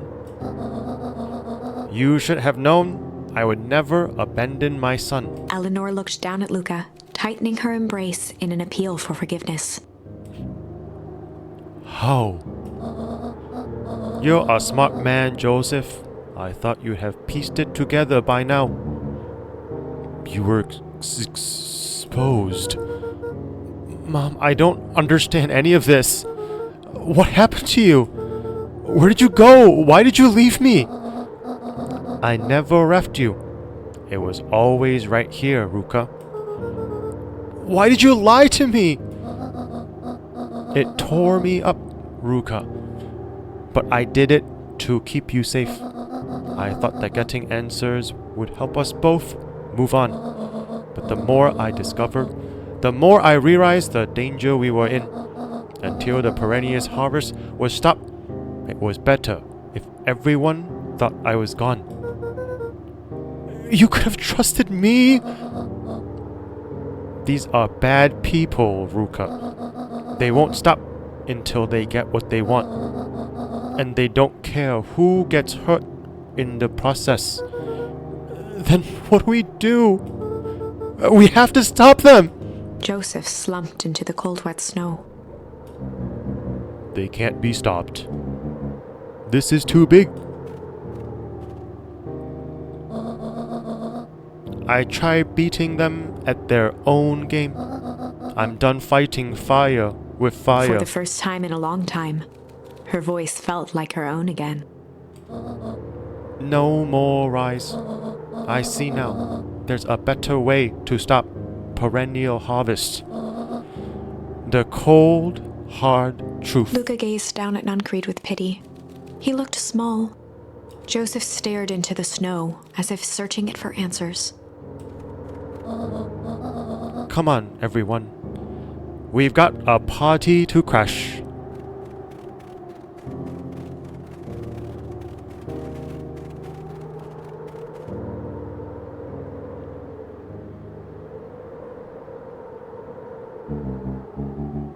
You don't understand. He always wins. Chapter 9. The Devil You Know. 7 months ago.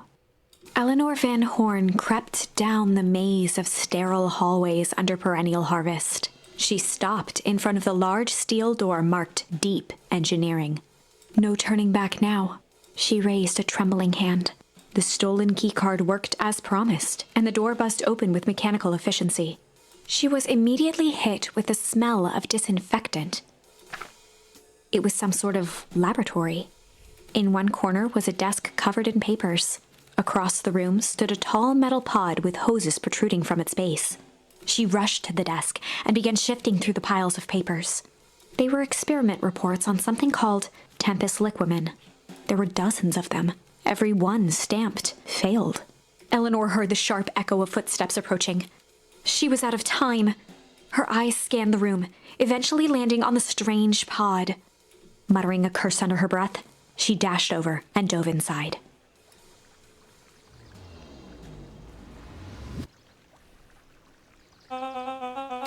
And that is what change is all about.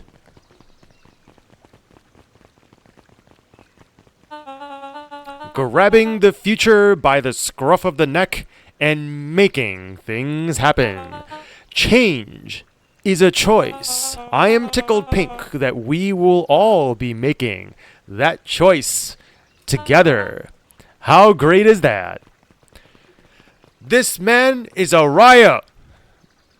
Excuse me? I will not. This town has a dangerous secret, and perennial harvest only exists to keep it hidden. Nonsense. They pick up the whole damn town and move it right under our noses.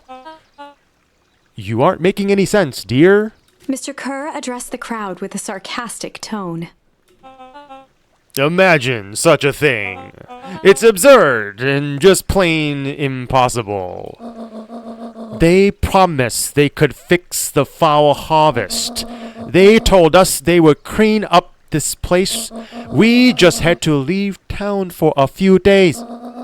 But while they had us evacuated, Mrs. Hartford, I'm afraid I'm going to have to ask you to... You're afraid of errata things, aren't you? You sniffling little worm. This is growing tiresome. A little help, please? Don't you all see? This festival is a sham, an excuse to have the whole town gather in one place. They're planning something awful. I don't know what, but these people are wicked.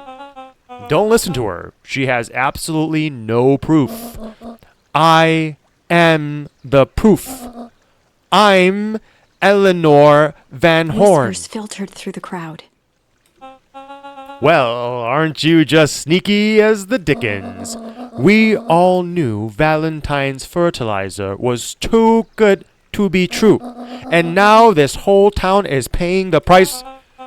Ladies and gentlemen, I am so sorry about this disruption. My associates will take this obviously disturbed woman somewhere comfortable so that she can get the help she needs. She's not the one who's disturbed. You two-timing clown. You all know there's something wrong with this town. It was just easier to look the other way. The truth is...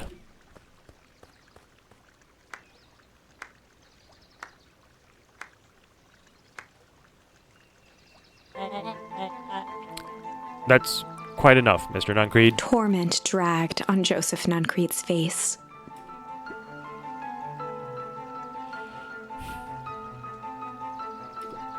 Yes, sir. Take them away. No, I want them to see this. Ah, the ever-tempestuous Eleanor Van Horn. Even quite the thorn in my side. Like a weed that's burrowed in where it doesn't belong. I must confess, you look... dreadful. He paused for a moment, plucking a piece of fuzz from his sweater and discarding it to the ground. Consider yourself in rare company. You've managed to pull one over on me. It won't happen again.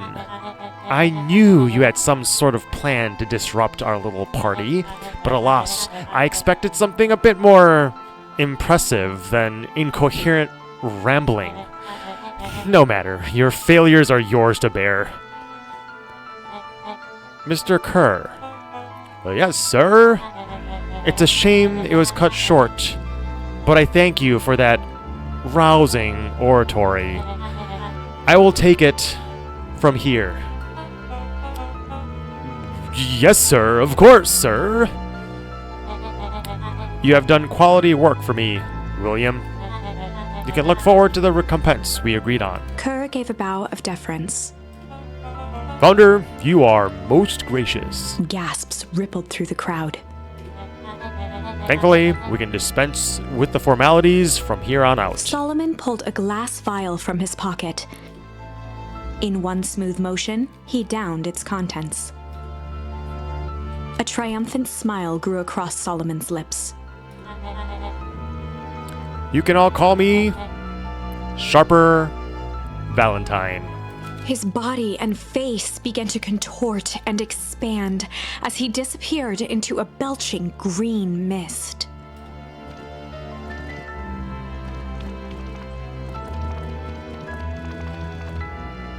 A hushed horror gripped the crowd. This is a story about change. What? No. Ah, so you didn't see that coming. Good. Sharper examined his new hands. Well, this is quite the improvement. Everything looks so much smaller now. Eleanor was right about one thing. This festival was a ruse. I wanted you all to witness my glorious return with your own eyes. Why does everyone look so downtrodden? This is a celebration, people. Maybe it would help if we set the mood. Mr. Kerr, be a dear. Reveal a sign.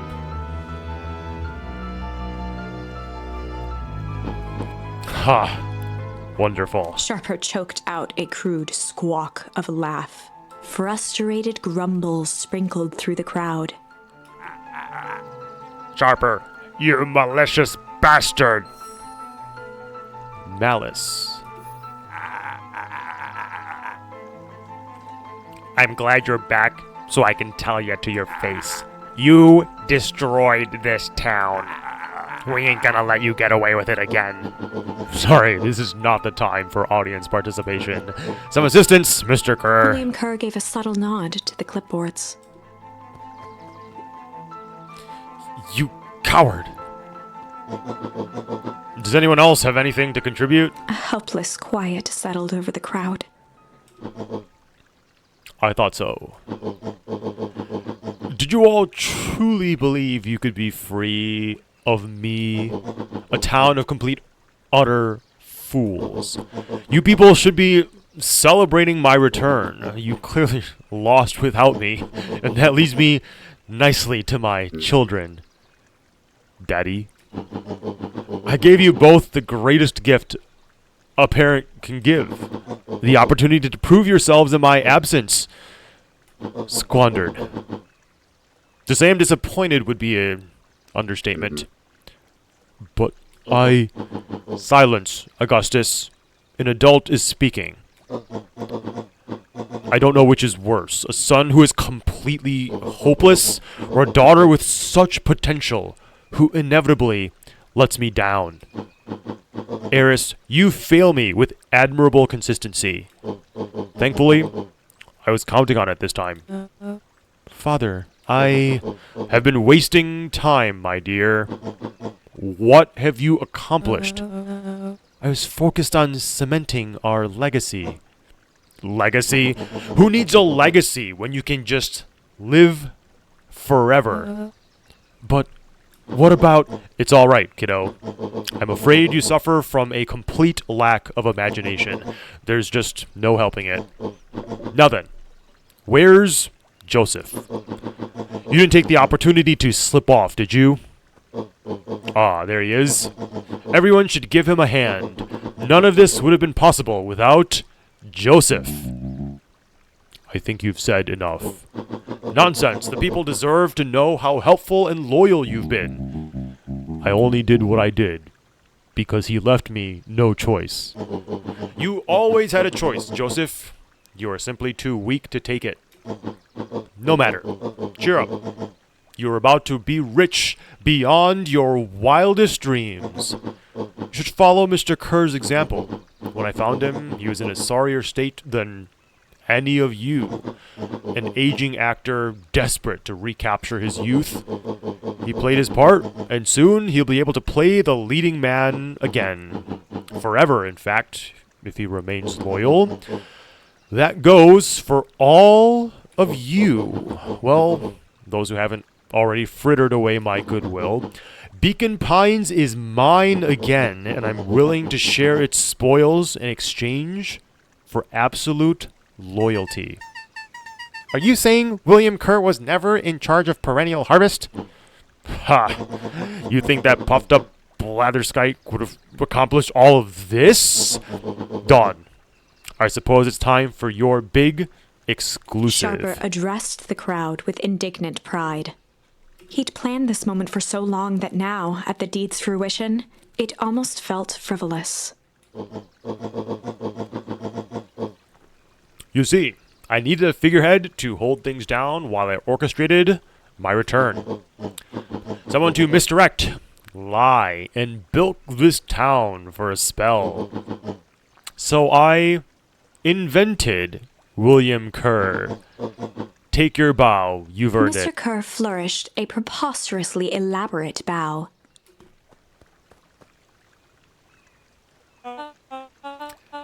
Patrick C. Montesquieu, thespian extraordinaire, at your service. Founder, I just want to thank you for this opportunity. It was truly the role of a lifetime. Wait. So this Bill Kerr was a Pat C the whole time? Now that your secret is out in the open, what's to stop this town from rising up against you? Oh, that's the delicious part. Fear. Thanks to our clipboards, I know what each and every person in this town fears most. And I will make those fears manifest for anyone who steps out of line. The choice is simple. I'm not afraid of you. Ha! The young hero. I've kept a keen eye on you, boy, and you and your friends made a habit of disrupting my plans. What a pity. If things would have gone a bit differently, you might have had your moment of triumph. But that's fate for you. You can't do this! Oh, but I can. I have won. Never underestimate what a great man can do given time. And now, time is my plaything. Perhaps the most expensive thing I've ever bought. But well worth it. Ha! Sharper coughed up one final laugh and cracked his knuckles. Enough chit-chat. Let's get to work, shall we? And so, Sharper set about remaking the town in his own image. The fertilizer factory soon reopened for business. Sales rose steadily as more and more farmers across the countryside began to swear by its miraculous properties. Beacon Pines became famous, a secretive town that, for the right price, shared its gifts with all. Gifts that became more and more necessary in a world where winter... The end. This is wrong, but things are becoming clearer now. You can feel it, right? We can't let Sharper win. He might just be the key to this whole thing. Let's see. Okay. Where do we go back now?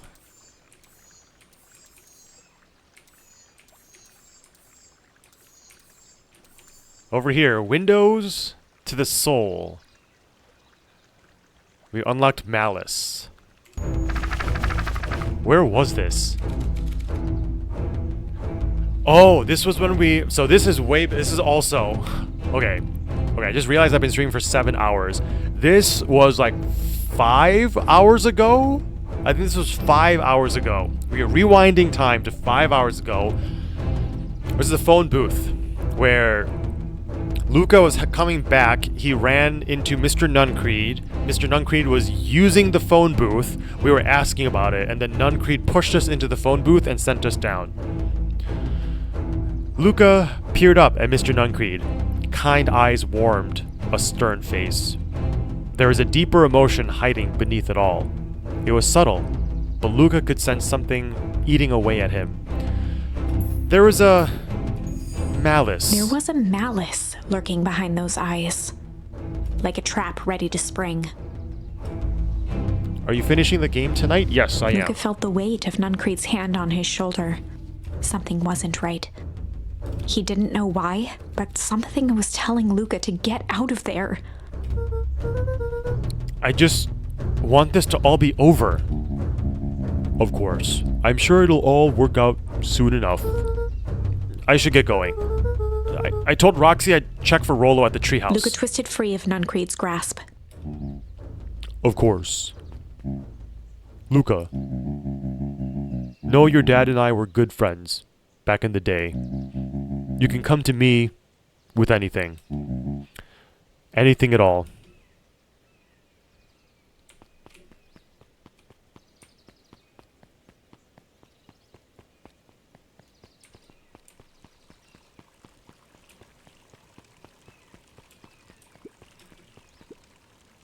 He looked down and muttered in a gruff voice.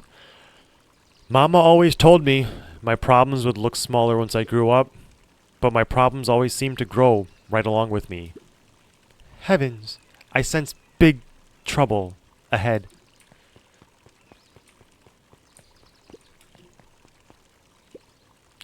These festival decorations are a bit humdrum. Now, if I were to throw a festival, it would be a thing to behold. I agree. This is all more than a little sad. It's worse than sad. It's boring. What if we did a little something to spice things up? I'm listening. You know the festival sign waiting to be unveiled? It'd be a shame if someone... The two scurried off, eagerly formulating a plan.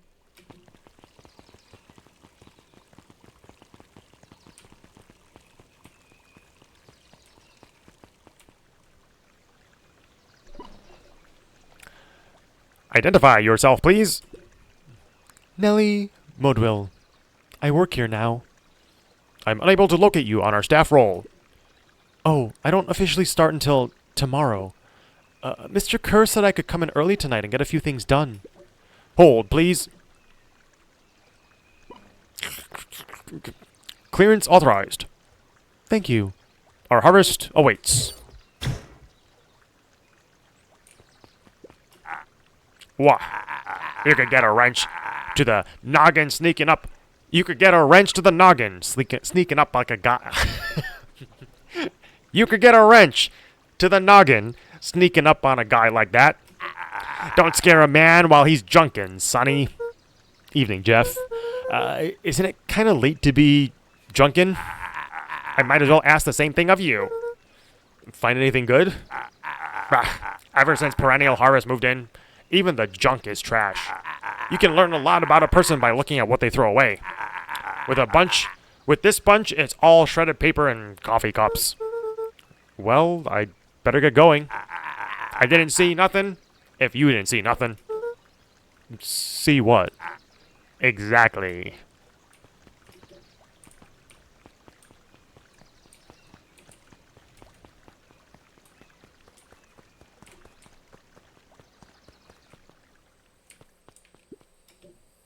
Fishing break.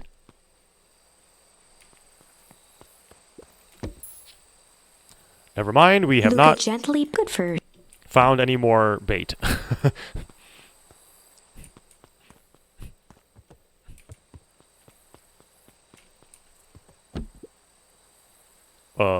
Rollo? He aired a long holler into the woods.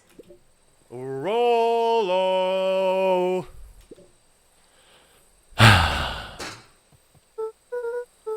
Rollo, wherever you are, I hope you're okay. Luca felt his eyes getting heavy and plopped into the beanbag.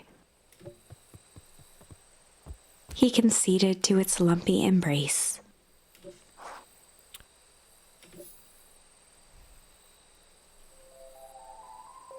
Once again, Luca found himself in a vast black expanse. This time, he knew exactly where to go. He took a single confident step forward. The world flickered and pulsed. He found himself standing in front of the frigid air of a blazing campfire. The source. He plopped down cross-legged and gazed into the cold flame. Soon enough, the fire began to die out, popping sporadically, until all that was left was a single ember. Luca stood up and dusted himself off. He plucked the glowing ember from the cold ash, examined it, and slid it into his pocket, a keepsake. The voice of his father spoke behind him. "You made me proud, Buckaroo." Luca turned to face him. "Dad, what is this place?" A warm grin grew across his father's face. "A place where everything that has been and everything that could be all wait together." Luca found himself staring at his father's face, trying as hard as he could to memorize every single detail. Wait? For what? Another voice spoke out as Luca's doppelganger stepped forward. "That's up to you." Without knowing why, Luca began to weep. Is any of this real? Are you real? Luca's father bent down to smudge away a tear. Of course.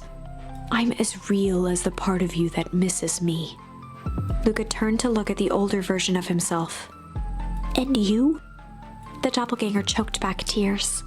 I'm as real as the part of you that's angry he's gone. Does that make sense? Through his tears, Luca laughed. I think so.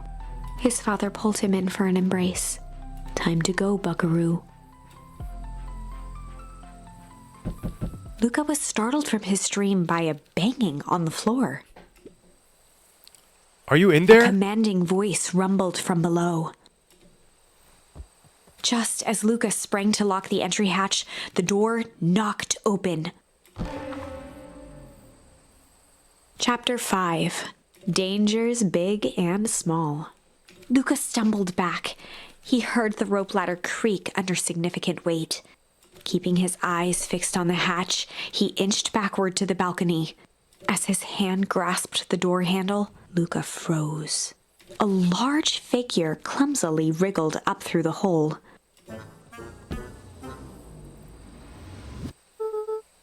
Stop right there, or I'll... Wait, is this old Rollo? Sheesh, I know it's dark and all, but I figured you'd recognize me. Who are The you? large figure cocked its head inquisitively. Stop now, or I'll clobber you with that baseball bat. Whoa, take it easy. Luca, you need to get your eyes checked. It's me, Rollo. Nice try, but I know you aren't Rollo. You're like one of his random uncles or something. Where is he? Uncle? Luca, quit messing around. It's me. If it's really you, prove it.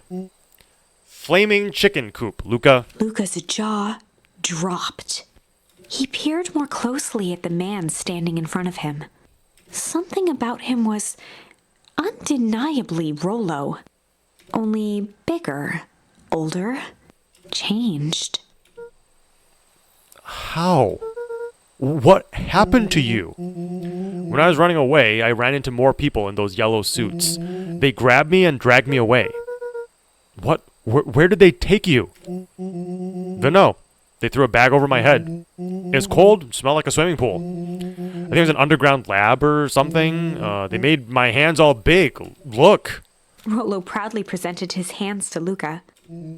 Pretty sweet, right? I mean, it wouldn't be my first pick for a superpower, but beggars can't be choosers.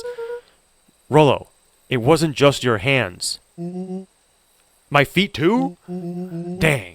Pa just made me new shoes. Wait, Luca. Wait, why are you so small? Luca moved to the side and pointed Rollo to his reflection in the balcony window. What His hands the... shot up to his face. Holy Toledo! Rollo, what did they do to you? They made me drink some sort of green crud. Ew. Actually, it wasn't too bad. It actually kind of tasted like licorice. I passed out and woke up like this. And then I sort of smashed open my cage and I escaped. Whoa, you smashed open a cage? Kinda. At least I think I did. It's all a bit of a blur. They had you in a cage? Who are these people? I don't know who did this to you, but we're gonna fix it. Fix it? This is awesome. Well, I'm just glad you're safe now.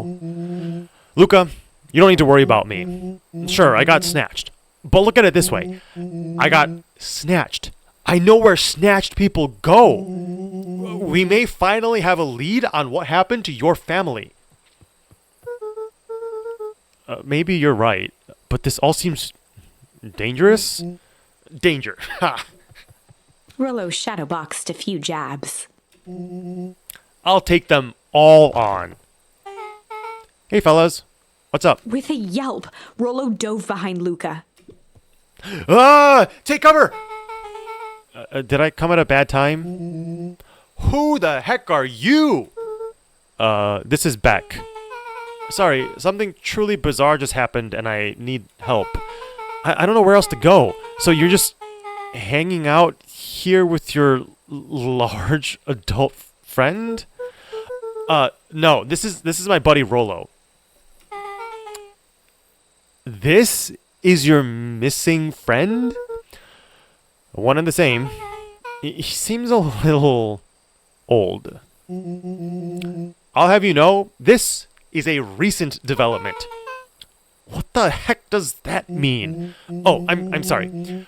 You're the one who showed up out of nowhere, so we'll be asking the questions here. That's fair? How did you find us? Your silly little treehouse?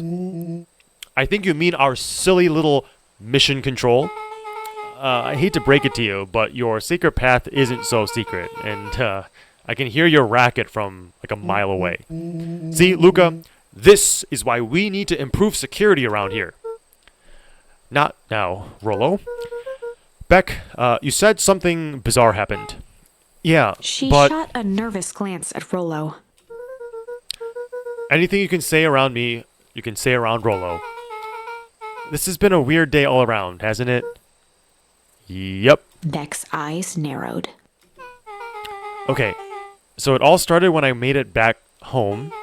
My first order of business was to try and salvage my hair. So I dyed it with some stuff from the chemistry set my mom gave me. Okay. Just need to play it cool and hope no one notices. Notices what? Oh, nothing. I was just... Come over here. Let me take a look. Oh, honey. What in the world did you do to your hair? I just kind of felt like a change. This is going to take forever to grow out. You were the one who said that change was a good thing, right? I was talking about your mother's new job. I was talking about us moving. Well, I guess I just took your lesson to heart. Ilona tried to put on a smile. Before I forget, I came up here to tell you that Nellie had to go into work. Tonight? Her and Mr. Kerr decided it would be good for her to get some things done before tomorrow. That Kerr guy seems like a grade A creep. Beck! He is! Him and his weird cult of personality. You are not going to ruin this job for Nellie. It means too much to her. Oh, I know exactly how much it means to her. It means enough to her to exile her daughter to this podunk town. What does podunk mean? Hold on. Google, define podunk. Informal, a hypothetical small town regarded as typically dull or insignificant. This place sucks. The people are weird. You just don't know them yet. It's always cold. We're in the mountains. You'll get used to it. I can't even pick up a single decent station on the radio. It's all banjo music and farm reports. You know how I grew up in a town that's not different from this one. Is that why you're better at talking to plants than people? Okay. So here's what we're gonna do. First of all, you're grounded. What? In the morning, I'll have Nellie come and see what we can do about fixing your hair. You need to look presentable for the festival. But not another peep. She sighed, and after a moment, looked down at Beck sympathetically. I know moving is hard, honey, but that doesn't mean you have to make yourself miserable all the time. Other people seem to have that covered for me. Oh, and if you decide to rebel by dyeing your hair more... She flashed a sly grin and tousled Beck's hair. I'll just shave it off for you. Think of how rebellious you'll look then. Very funny. Thank you. Good night, sweetie. Good night, Mom. Wait. First of all, this town does not suck. Second, You need help because you got grounded? No. I'm sorry you got in trouble. It's my fault your hair got screwed up in the first place. Don't worry about it. I actually kind of like the look. Great. Can we get back to the story now? This next part is the important bit. I have this radio I upgraded with my mom, and I was too angry to sleep. So I tried to dial in something worth listening to.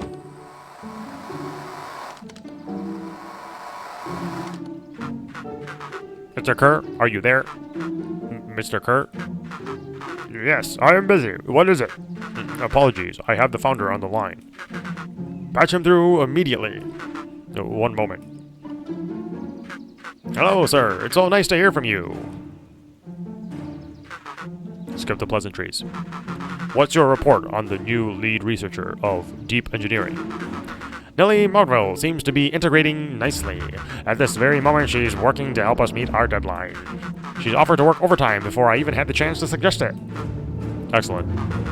And you have faith that she's capable of finishing the work left by her predecessor. Her work must be complete before the festival. I will make sure she stays day and night until it's accomplished. Good. You know how I feel about those loose ends. Yes, sir. Once she's finished the work, we need to make a determination regarding her long-term prospects in the company. Immediately, sir? I usually have more time to fully bring people into the fold. We are in the endgame, Bill. After your failures with Dr. Prescott, I can't afford to take any risks. Of course, sir. No loose ends, sir. Once she finishes the work, we'll either leave the office completely committed to perennial harvest, or she won't leave at all. Perfect. Sir, if I might suggest, maybe we should delay, just for a bit. Oh? It's just, we seem to be rushing to hit this festival deadline, and rushing into things has caused some issues in the past. I see. Please understand that I just want what's best for you. I'm eternally grateful for all that you've done for me. Bill, I will make this very clear for you. I brought you in to make things run smoothly, not to have opinions. Of course, sir. Chin up, Bill. You're only a few days away from having everything you ever dreamed of. Yes, sir. Thank you, sir. Whoa. Yeah. Just so we're clear, when they said loose ends, they were talking about murder, right? Like actually killing someone. Capital murder? Luca gave Rollo a quick elbow to the ribs. Who is this founder? I was hoping you guys would know. Nah, as far as we know, Kerr is the top banana at Perennial Harvest. He sounded scared of this founder guy. So we have an even topper banana on the field. What the hell is my mom caught up in? Has she talked about the job much? Not really. She said that she was going to come in and continue the work of someone she respected. Luca, do you think that body at the warehouse was the person Beck's mom came to replace? That would make sense. Beck, it seems like Nellie's predecessor got, loose-ended. I'm getting that impression. Okay, so we need to get your mom out of there before the festival happens. That's 2 days away. Won't she just come home after work? The creep on the radio says they were going to hold her there until then. So if she's not coming out, we gotta go in and get her. Beck flicked a large sheet of paper out of her pocket and slammed it on the floor. Maybe this'll help. You have blueprints? Well, it's really just a welcome map from my mom's PH orientation day. But it shows the layout. Sure looks like blueprints to me. Look, here's the reception area. There's a big room marked Founder's Office. Even has the exits marked. Guys! We have a deadline. We have an objective. We have blueprints. You realize what this is, right? Rollo started to wiggle with excitement. I think we're heisting. This is officially a heist. Chapter 6. The heist. They spent the night's end huddled around that small map, formulating a plan to infiltrate the headquarters of Perennial Harvest. It would be no small feat.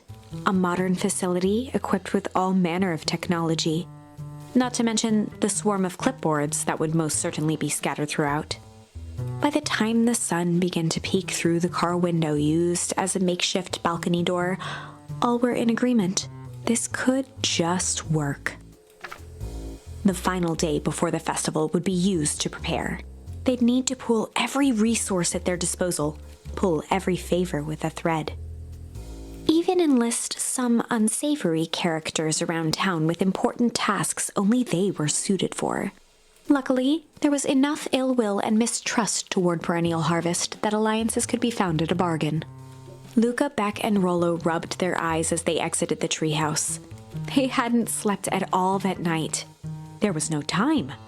The festival was to begin in one day, and they each had their assignments.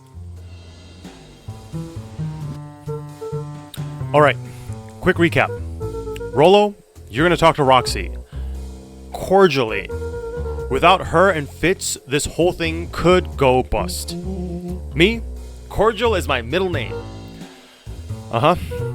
And how do you plan to explain your new... He waved vaguely at Rollo's sizable figure. circumstance? Bah, she'll be so happy I'm alive, she won't even notice. Beck snorted an involuntary giggle. Beck, you're sure that Alona won't just shoot this whole thing down when she hears it? She'll listen. Once she understands the danger Nellie is in, the danger we're all in, the plan will make sense. Okay. That leaves me with Jeff, then Iggy. How are you going to persuade them? I'll think of something. They each looked at each other with sleepy confidence and nodded. Well, Godspeed. Quest. Enlist the help of Jeff. Enlist the help of Iggy and Tish.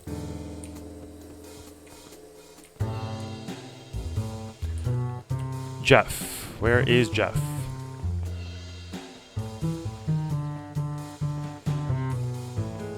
Does she have another story? Undaunted, he shook his head. Over? No. Endings are merely a state of mind. This doesn't end until I give up. Wow. I admire the conviction, but can he really pull through?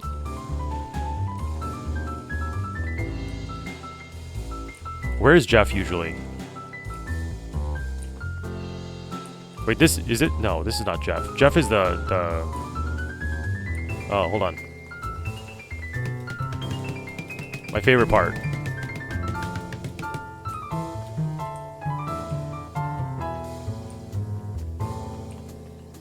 Wait, Jeff is usually over here. Where's Jeff? Did they murder Jeff? Jeff is usually in front of this, right?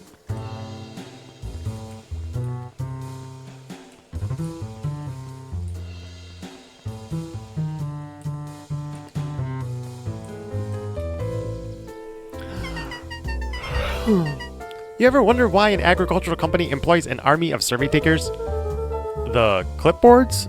They say they're just trying to make us happy. Do they want to make us happy? Or just figure out what makes us happy? An important distinction.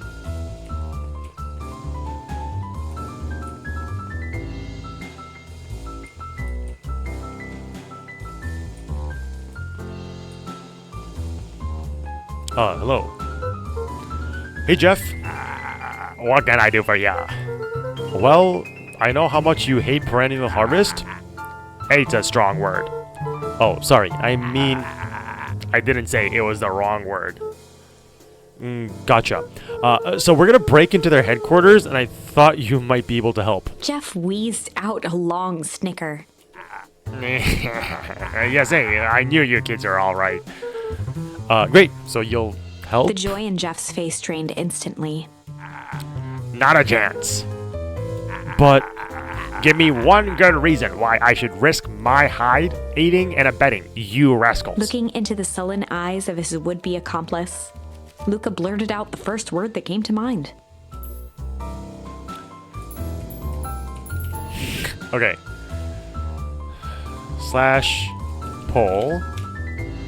Question. What do we say to Jeff? Hide, junk, shit, or fight?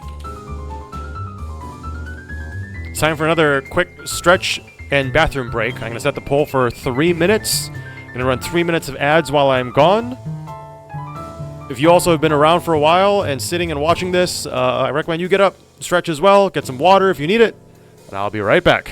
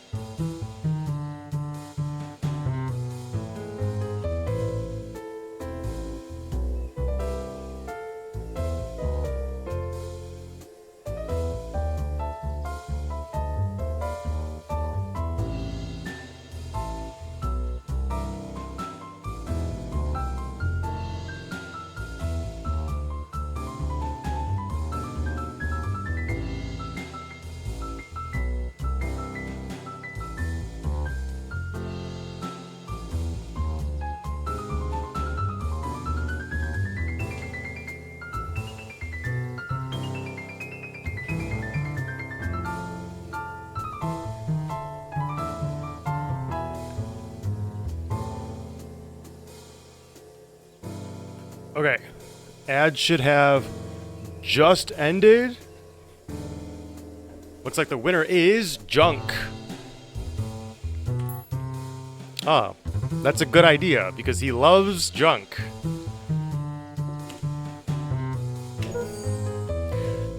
Junk. Yeah? What of it? Sonny, I've got more junk than a king has copper. Ain't interested. Oh, do we get another chance? Luca wasn't ready to give up so easily. He shouted out again. What was... Okay, I guess it doesn't matter what we pick. Shit was number 2, right? Shit. Yeah, it's all shit. Still ain't helping. Ain't that some shit?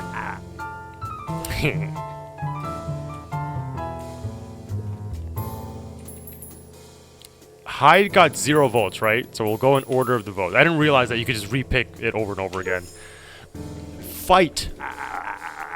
I've done enough fighting for one lifetime, and more than my share of losing. Time's come to hang up the gloves. Okay. Well, it appears like the option that lost the poll with 0 votes was actually the correct answer. Hide. Jeff's brow perked up. Oh, what'd you say? Go ahead and hide then. Sensing some traction, Luca carried on with vigor. Let a bunch of kids do what needs to be done. We're not afraid. Jeff's scowl faded with a sigh. Say what you will about old Jeff, and they all do, but you'll never hear him say I hid from nothing. One good stomp of the foot was all Jeff needed to drive his point home.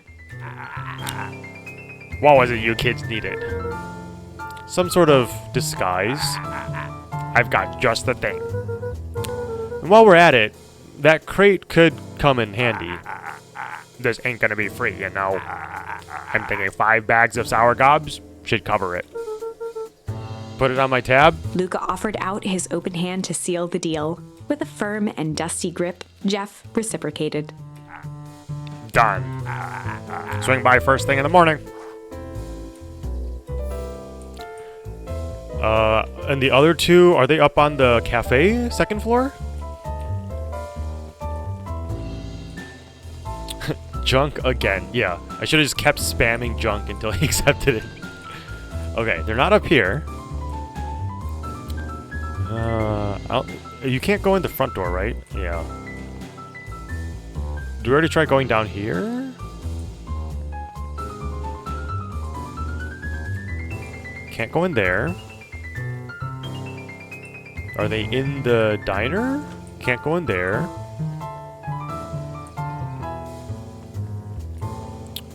Should I try going beyond and past the phone booth, I guess?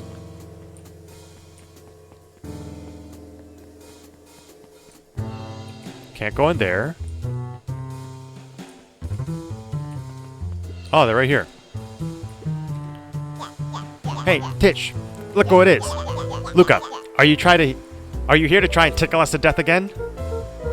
Look, just hear me out. Iggy raised an eyebrow suspiciously. We're listening. Iggy, I know we've both been giant bags of... I assume this is going to be the same where it doesn't actually matter. I feel like shit is going to be the right answer, so I'm going to choose malice first. Malice to each other. Malice. Wow, Tish, smart guy here, with his smart guy words, thinks he's impressing us. Scram, we ain't interested. Okay, so yes. Luca knew they'd need Iggy and Tish to pull this off. He tried again. Iggy, I know we've both been giant bags of shit to each other. Iggy gave a reluctant shrug. You're not wrong. But lately, life has been kinda...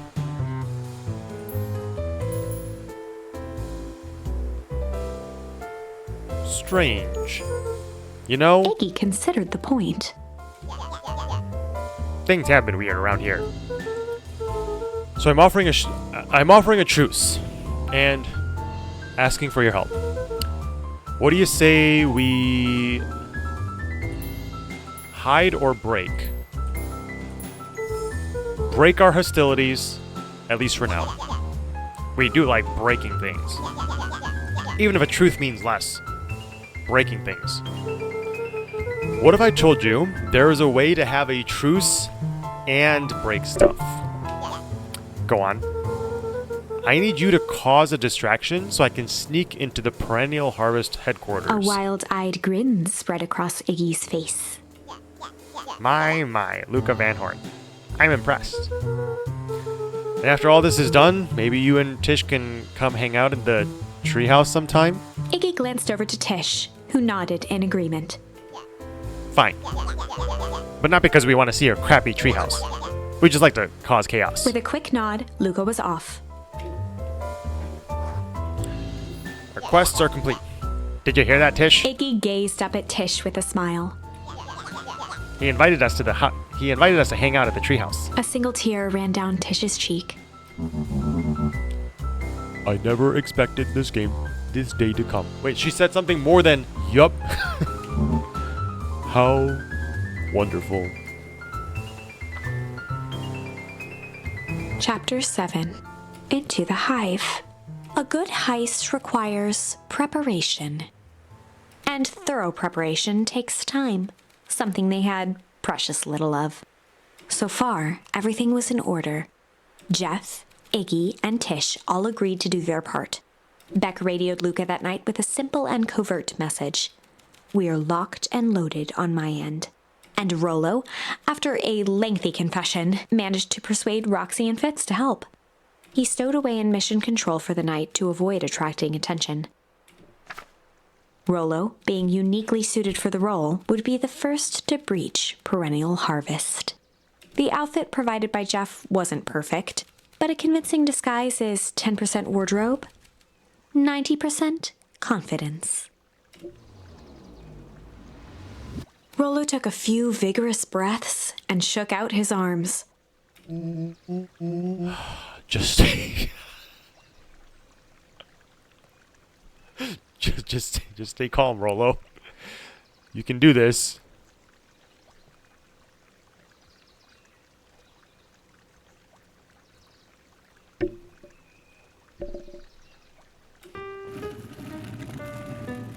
I have a mustache too now. Got your delivery here. Delivery? I don't have anything in my notes about a delivery. One moment.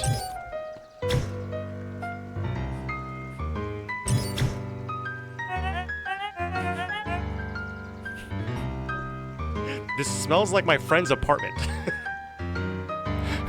I'm so sorry, but there's no delivery scheduled for this morning. Right. He had to think quick. That's because this goes directly to the founder.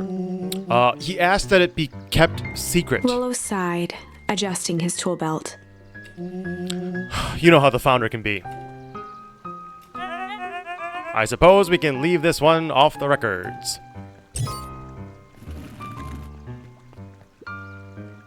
Our harvest awaits and such. With a stroke of his mustache, Rollo proceeded into the Perennial Harvest headquarters. Our harvest awaits.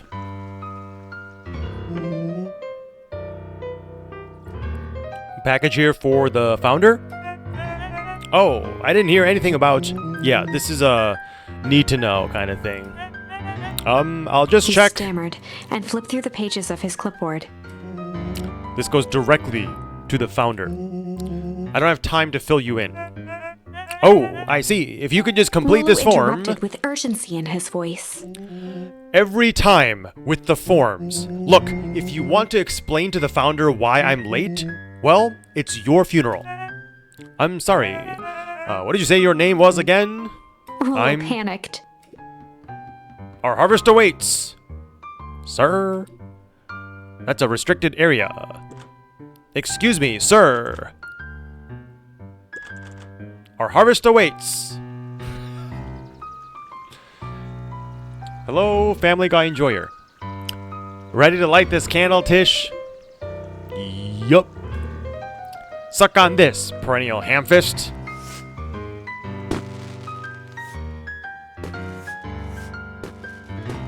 What was that? The distraction was enough for Rollo to regain his confidence. Just open the damn door. I've got a job to do. The clipboard fumbled around in a frenzy. I should check on that noise. Oh, come on. Just buzz me in already. Okay. Nah, ha, ha. Phew. That was close. Our harvest awaits? Hey, I figure when in doubt, stick with the classics. Well, that was a close one. But you pulled it off. Nice work, Rollo. Alright, everyone knows what to do? Yep, deep engineering is to the north.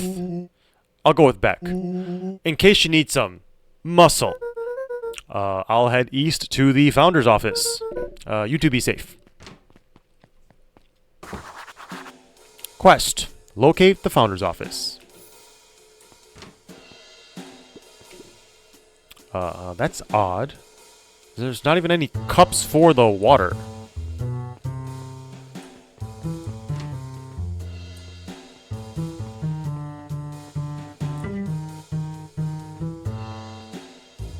A hallway to nowhere. What's going on here?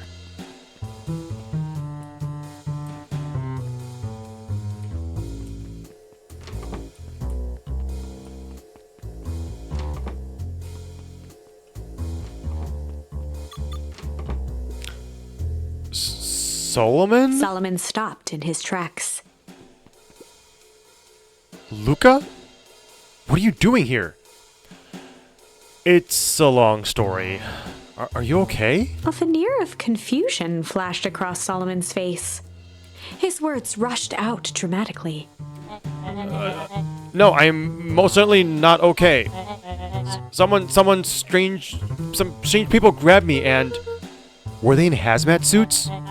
Yes, how did you know? They brought me here and locked me up when they were distracted. I ran.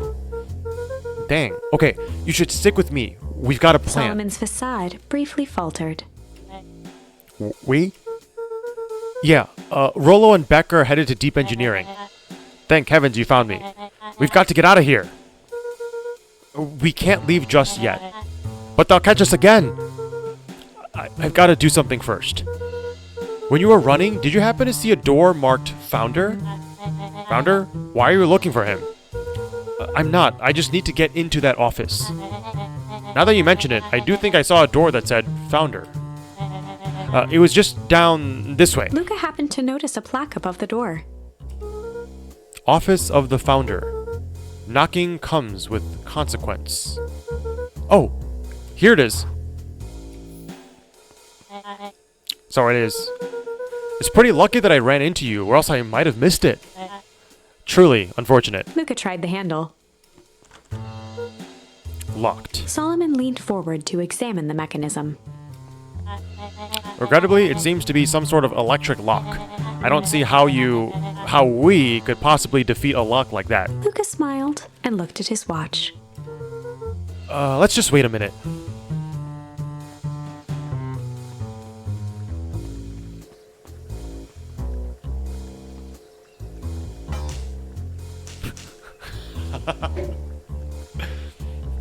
I don't know what sort of funny business you're up to, but I like it. She mimed a quick hat tip and ambled off with a whistle. Howdy. Good afternoon.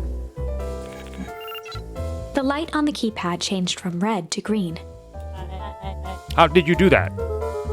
It's good to have friends. Quick, let's get inside before someone spots us.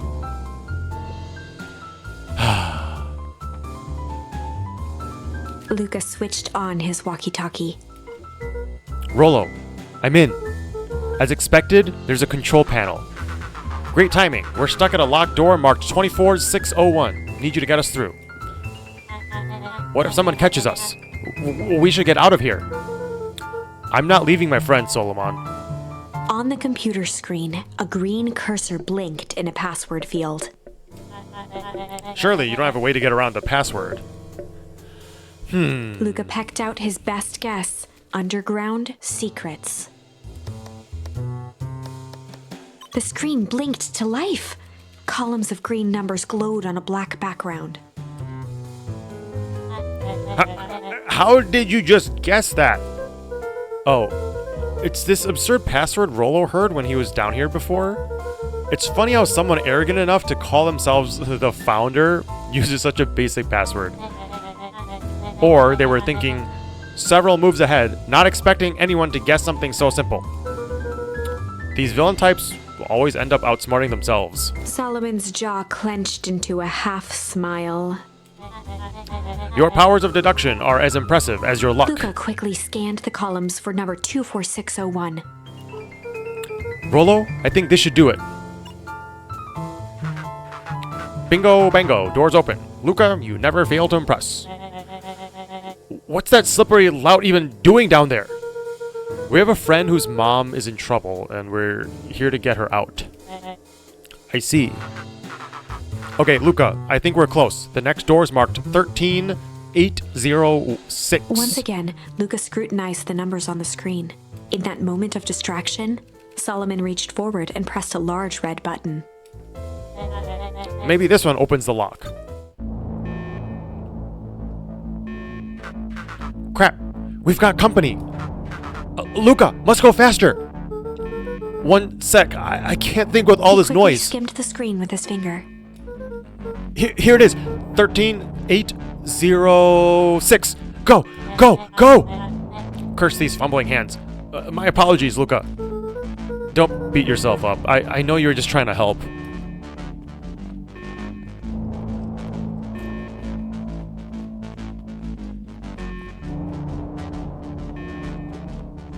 Oh man, no water cups. Rollo!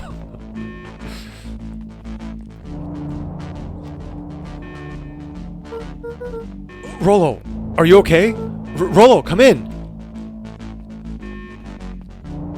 Mr. Kerr approached with a sneer and spoke into his walkie-talkie. You can turn off the alarms. They're trapped. With self-satisfaction, he called into the hallway. That, my dears, is a dead end. Nowhere to run. Rollo, where are you? Are you okay? Yeah, I think we lost him.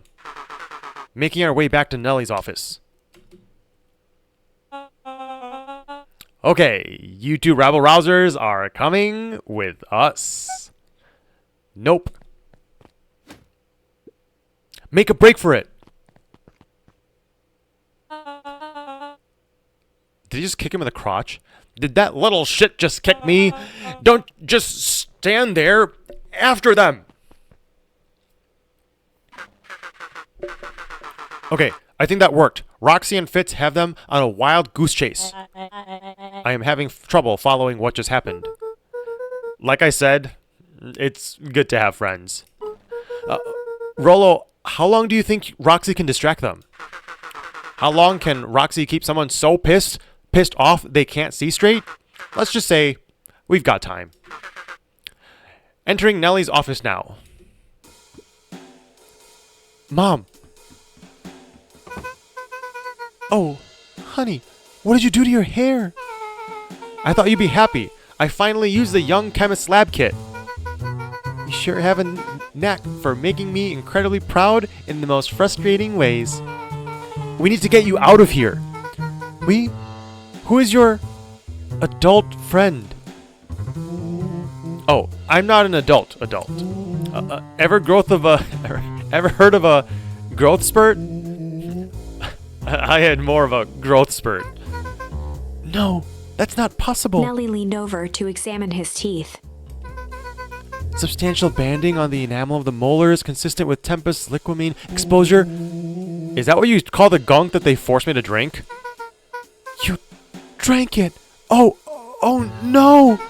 They told me it was only being tested on plants. Oh, Beck, sweetie, I promise I didn't know. Mom, what the hell is going on at this place? I was brought here to work on a discovery of a lifetime. A novel chemical compound was discovered under Beacon Pines in a wellspring they called the Source. They named it Tempest liquamine. It pulls energy from its surroundings in order to fundamentally alter matter's relationship to time. It was a secret to Valentine's fertilizer. They harvested the source, infusing small amounts of Tempest liquamine into the product. It worked wonders, drastically accelerating plant growth. Crops would be ready to harvest in a fraction of the time. But it led to complications. The foul harvest. Perennial Harvest came in to clean up the mess, to succeed where Valentine had failed. But Tempest liquamine is rebellious. rebellious. You can think of it as a manifestation of change itself. It's volatile by its very nature. So the more you try to force it to do a specific thing, the more it resists, yes. I can relate to that. My role was to finish the work of my predecessor, Dr. Prescott, harnessing tempus-lycomine to reliably manipulate an organism's age. Just imagine how many people we could feed. Mr. Kerr was very insistent that we achieve a successful result before today's festival. But you didn't, right? Nellie sighed. You know how much I love a good puzzle. I poured myself into the problem. It wasn't long until I discovered oddities in Mr. Prescott's notes. Oddities? They contained obvious errors, mistakes that someone of his reputation would never make. So I fixed them, and now I get to replace my entire wardrobe. I really am truly sorry. Those clothes were all hand-me-downs anyway. Sounds like Dr. Prescott figured it out, got cold feet, and intentionally sabotaged his own work. I consider that possibility. I've sent a letter asking him to clarify his thinking. Mom, Dr. Prescott is dead. Kerr had him killed. What? I overheard them talking about it on the radio. It's why we gotta get you out of here. I just... like, now. Wait, the vial! I finally solved the chemical equation allowing direct control of aging. Mr. Kerr picked it up just before he came. All the more reason we gotta hightail it. Luca, we've got Dr. Modro. Heading your way now. Roger that. Be careful. Alright. Everything's on track. And what is your plan for your escape? We'll go over everything when they get here. In the meantime, maybe we can dig up some more info? Malice 80 proof whiskey. A hard drink for a hard man. Wow, even his alcohol is arrogant. Solomon muttered inaudibly. I should just smother you right now. What's that? I said, I shouldn't bother you right now. Oh, don't be silly. You're no bother at all. Let's see what else this bad boy has on it. Security system, time card logs, payroll. You know, for being so evil, this guy sure is Solomon boring. once again muttered under his breath. Just you wait. Huh? Oh, nothing. Luca tugged on each of the cabinets.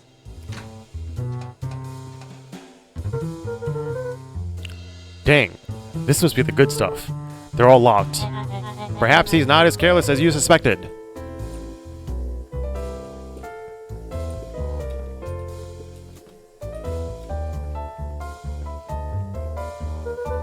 It looks like the founder was helping Kerr plan the festival. Why would such a secretive leader be so obsessed with a party? Only time will tell. Luca held his hand up to the ashtray. Still warm. He must have just been in here recently.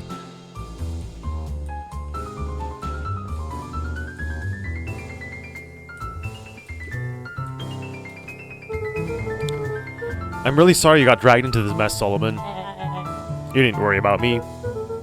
Well, I mean, I feel bad either way. We're gonna get you out of this. I promise. With a subtle, quivering lip, a smile crawled across Solomon's face.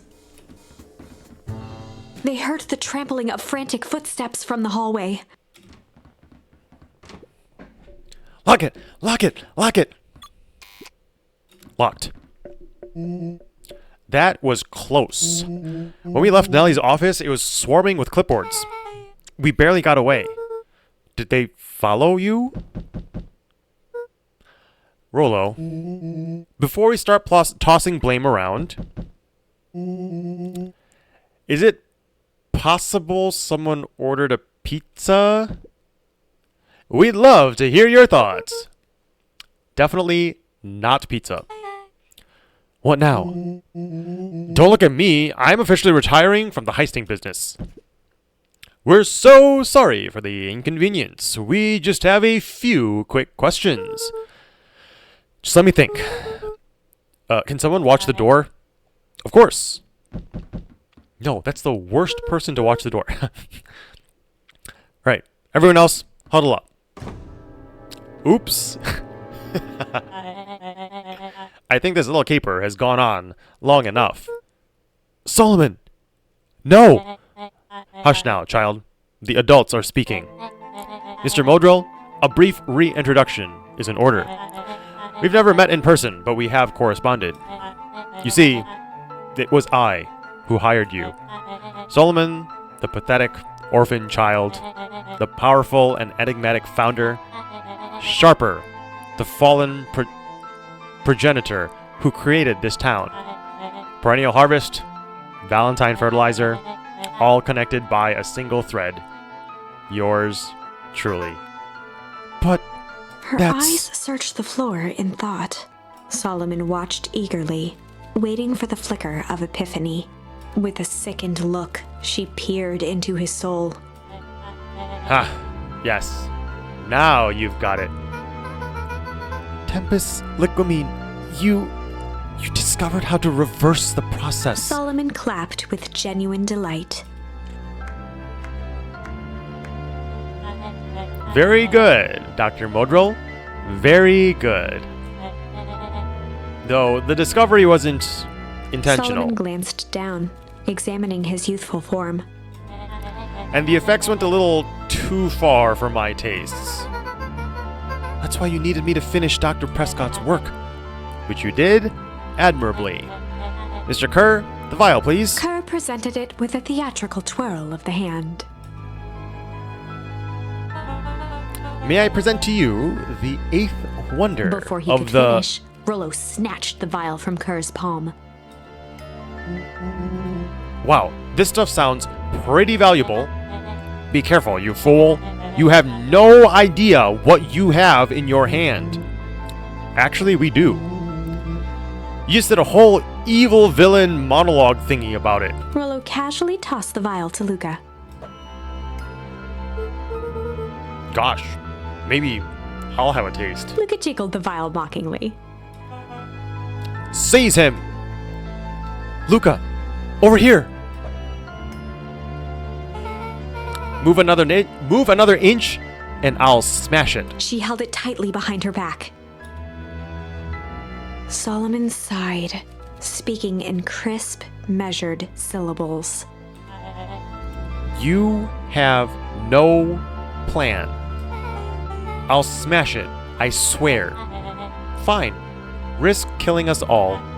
Or, if you're lucky, nothing happens. Then what?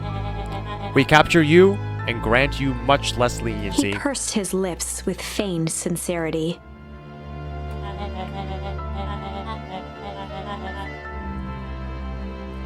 But I give you my word. If you hand it over now, none of you will be harmed. A deep uncertainty washed over Beck. You're a smart girl, Beck. But there's no shame in being outwitted by someone smarter than you. We both know there's only one way this ends. She looked to Nellie shakily. With a dispirited nod, Nellie sighed in defeat. Beck slowly approached Solomon. That's a good girl. Beck, don't do it. We can't trust that jerk. I'm sorry. He's right. With apprehension, Beck conceded. Solomon pocketed the vial and brushed off his shoulder with a sharp flick. Mr. Kerr, you have allowed yourself to be humiliated by a group of children. Report to my office tomorrow for a performance review. The blood drained from Kerr's face. Of course, sir. But first, you have a speech to make. Trot out there and give me the introduction I deserve. And don't forget to smile. Yes, sir. And to think, all of this is thanks to the efforts of Mr. Van Horn. I don't understand. How is this all because of me? Ha! I said Mr. Van Horn, silly child. Dr. Walt Van Horn. Your father was always a thorn in my side. I offered him an opportunity to be part of something great, but the fool was blinded by righteousness. He even broke into my laboratory in an attempt to sabotage my work. Solomon shook his head with gratification. But the universe has a funny way of correcting course. By meddling with a force he didn't understand, Walt showed me its true potential. As fate would have it, Luca, your father's dying act was to grant me eternal life. A muffled applause resonated faintly through the walls. Well, that's my cue. After the festivities and my subsequent ascension, I will return to deal with you all. Until then, I suggest you use this time to reflect on the magnitude of your failure. You three keep post outside the door.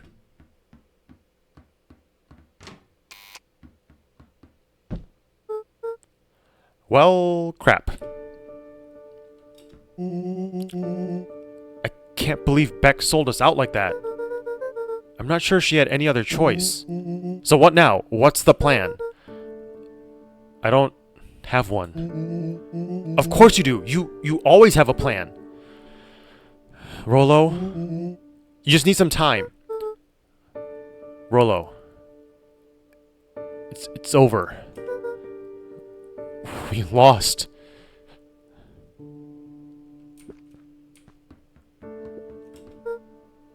Hey. I'm sorry, Luca. I did what I had to do. I know, it's just... we were so close. I've got a feeling that eventually Solomon will get what's coming to him. Time, wounds, all heals. Well, time seems like less of a issue for him now.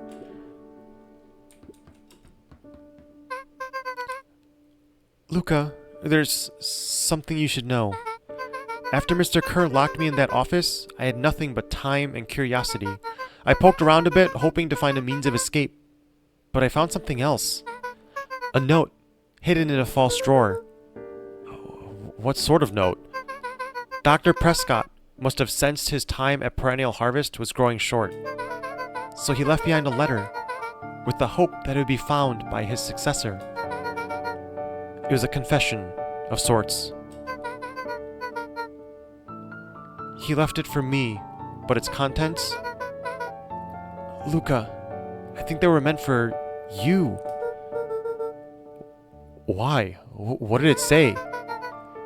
It was about an incident with your mother. Dr. Prescott found her in his lab with a stolen key card. There was an accident. She had been exposed to extreme amounts of Tempest Liquamine. The color dropped from Luca's face. She survived. Dr. Prescott decided to help her recover. He no longer trusted Perennial Harvest, so he kept her whereabouts a secret. Over time, your mother led him to reconsider the purpose of scientific discovery. Science is often at the vanguard of change, but that doesn't mean it's always right. He realized that no one should have control over something as powerful as time itself.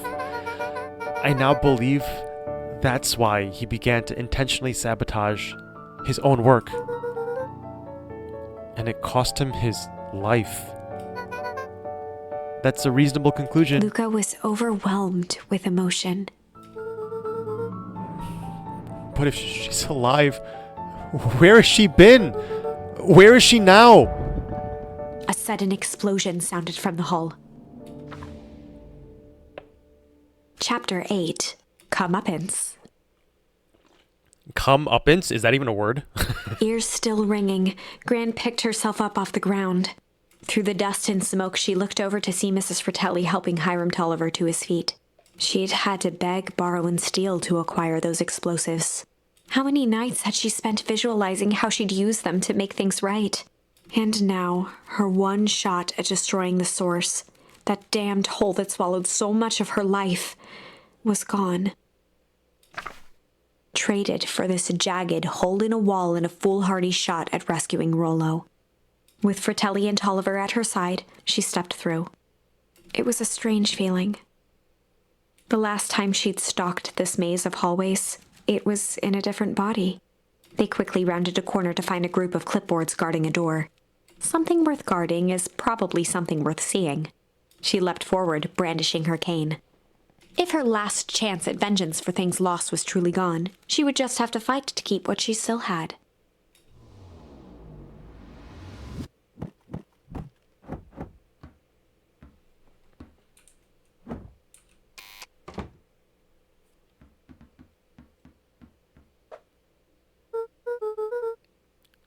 Gran, what are you doing here? Ruka, what are you doing here? We're here to save Nellie. We're here to save Roro. Hey, Mrs. Lucas Gran, that's awful nice of you, but I'm fine. Oh no, what did they... Gran, there's no time to explain. We have to go now. Come on, everyone. We've got a party to crash. They made their way out from deep within Perennial Harvest, just as Solomon finished up his speech. Thankfully, we can dispense with the formalities from here on out. Solomon pulled a glass vial from his pocket. We've got to In stop one him. smooth motion, he downed its contents. A triumphant smile grew across Solomon's lips. No! Well, I guess that's it. We lost. I wouldn't be so sure about that. With a mischievous look, Beck elbowed Luca. Remember when I had the vial behind my back? I might have tweaked his wonder potion with a little... slash pull. What's in the potion? Junk, change, or malice?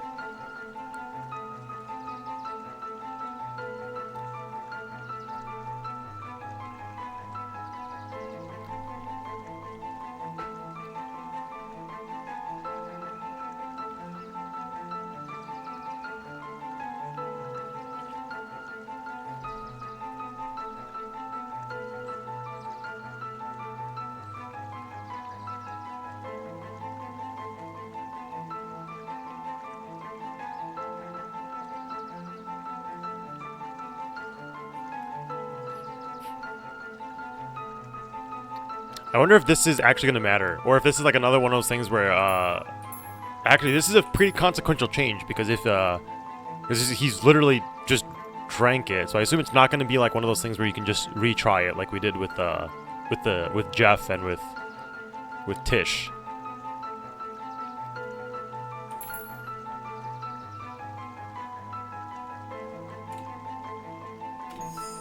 I might have tweaked his wonder potion with a little malice. Malice? The whiskey from his office? Yep. Dude had an unfinished glass on his desk. Figured his grow juice could use a little hair of the dog.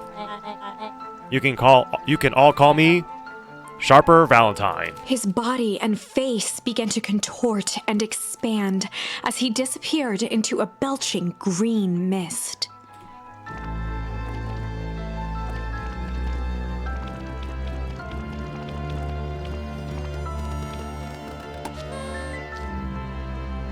Oh. Now that's what I call 80 poof whiskey. Damn, dude. The crowd gazed in stunned silence at the now empty stage. The quiet was broken when William Kerr sprinted off stage and into the distance.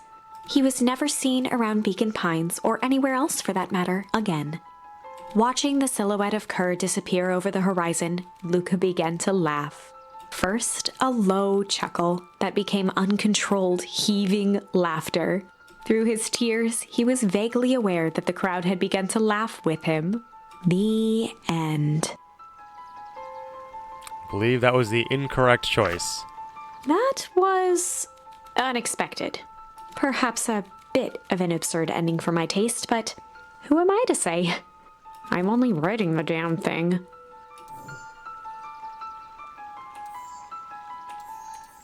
There's no other... This is the last choice, right? It's been 8.5 hours. This was supposed to take 6 to 7, so I assume this is the final part.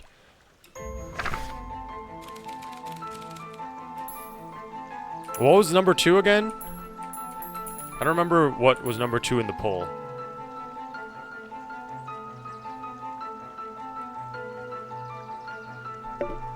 Junk was number 2? I might have tweaked his wonder potion with a little junk.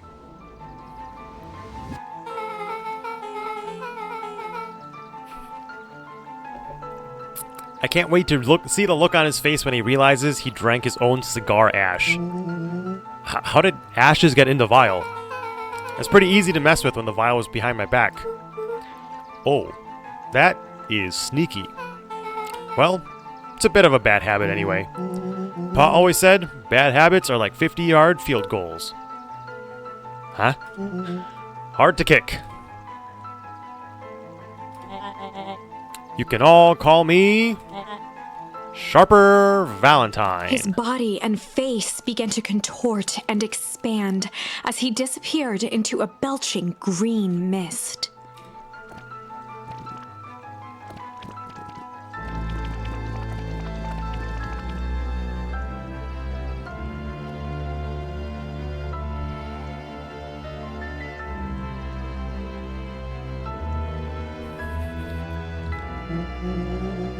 Well, that's one way to kick a bad habit.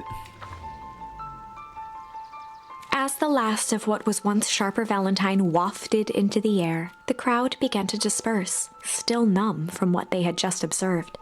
Sharper Valentine was gone for good. His end would be a new beginning for Beacon Pines, a new chance to let go of the things they had lost and grab hold of a new future. The end. Well, I'd be lying if I said that wasn't a bit gratifying.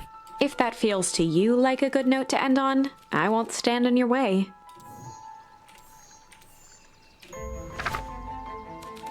I might have tweaked his wonder potion with a little change. I might have tweaked his wonder potion with a little change.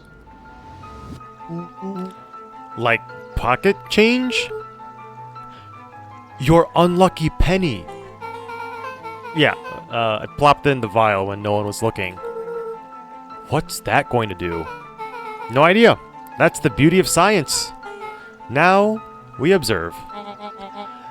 You can all call me Sharper Valentine. His body and face began to contort and expand as he disappeared into a belching green mist.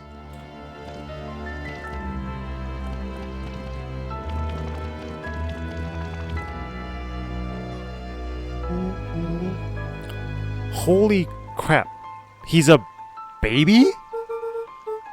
Yeah, but he's still Sharper, right?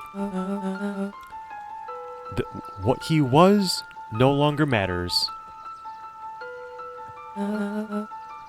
This is an innocent child. I apologize for all the harm my father has caused you. Eris awkwardly cradled the squirming child. She looked to her brother, her voice shaking with uncertainty. Augustus, what do we... We do what Valentines always do. What must be done. I'll hurry home and prepare a crib for father. I mean, young Sharper. That would be great help. Thank you. She looked back down at the infant with equal parts kindness and terror in her eyes. With a shake of her head, Eris addressed the crowd with a stern scowl. Okay, everyone. The show is over. You may leave now. Epilogue. Beacon Pines' coldest summer on record came and went without much fanfare. Folks shared what they had and none were left wanting.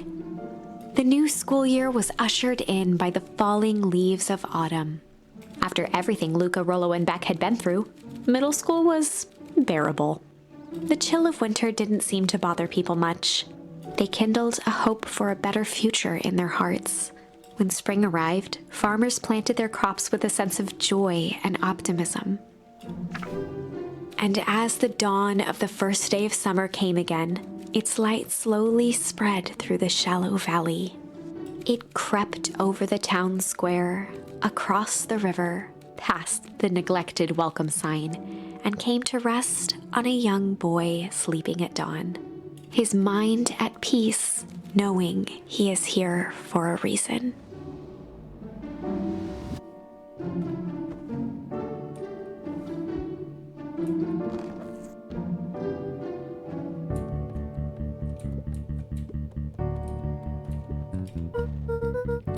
Rollo, are you up yet? Roger that. It's a beautiful day at Mission Control. You gonna swing by? Be there in a minute. Quest. Check in with Rollo at the treehouse.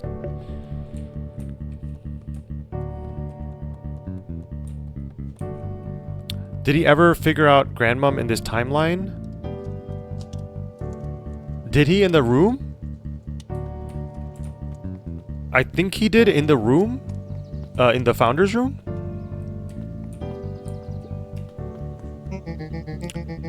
I hear you and Rollo have big plans for that little treehouse. Yeah, it started getting crowded after we revoked the max capacity 1 Rollo, 1 Luca rule. So we decided to expand. But at least we've got some help with that. How's the internship at Nellie and Alona's shop going? It's been great. I'm hoping it helps me get into the School of Agriculture up at State. Also, Nellie said she'll write a letter recommendation, which would be huge. I just can't help but worry about leaving Rollo. He's grown up so fast, but he's still my little brother. Yeah, he had a heck of a growth spurt. I don't just mean grown, literally. This morning he was up and finished his chores before I even had breakfast. Well, some of that might just be the excitement about the treehouse renovations. Don't tell him this, because it'll really go to his head, but I'm proud of that little punk. I'm sure he feels the same way, but he's just too dang proud to tell you. I know.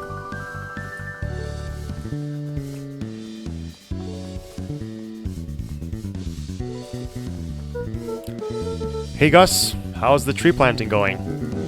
Couldn't be better. I'm so grateful to Alona and Nellie for letting me help. I just wasn't built to be mayor. Too much bureaucracy. Gus, we finished cleaning up the sidewalks. What's next? When Perennial Harvest collapsed, most of the clipboards skipped town. But some stuck around and dedicated themselves to making things right. Anyone with a knack for art can help paint the new offices. You can count on us. Well, looks like you really found your calling. It never really felt comfortable telling people what to do. Now, this right here. This is something I can be proud of.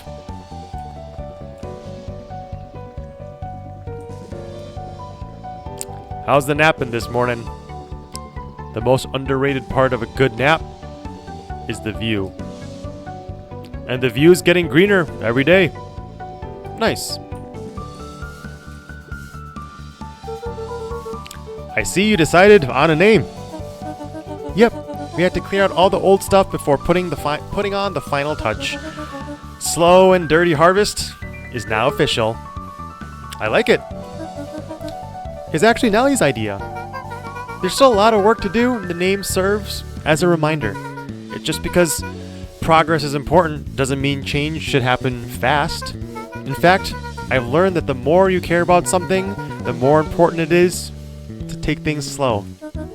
Our motto is, go slow and fix things. Amen to that. I better not dilly-dally. Gotta get to the treehouse. I wanted to talk with the other townspeople. Luca, get this. I managed to reel in an actual fish this morning. Seriously? Yeah, an honest to goodness, flip, floppin', swammin' fish. I don't think I've ever caught an actual fish in here. Been at least 7 years since I've caught one. I'd say it's a good omen. What'd you do with the fish? Oh, I released it back into the pond. I'm hoping to catch it again tomorrow. Wait. We can fish. Do we have more bait? Oh no, did we miss one? I think we missed one. Luca gently but first. Because there's still a space left here for another one. Oh no. Where do I go find the other one? A little higher. Yup. A little lower. Yup. A little higher. Yup. I'm telling you, the angle isn't the issue. We need more power to the radio. Luca, there you are. Would you tell him it's not the angle? Hey, I'm not in charge of antenna redesign. Fine, fine. Iggy, just don't do anything drastic until we get back. Who? Me? Tish, you're in charge while I'm gone. Yep. They'll be fine, right? They'll be fine.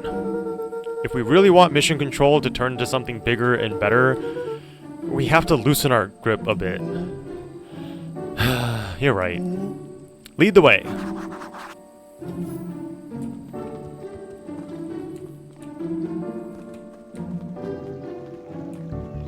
Off to Beck.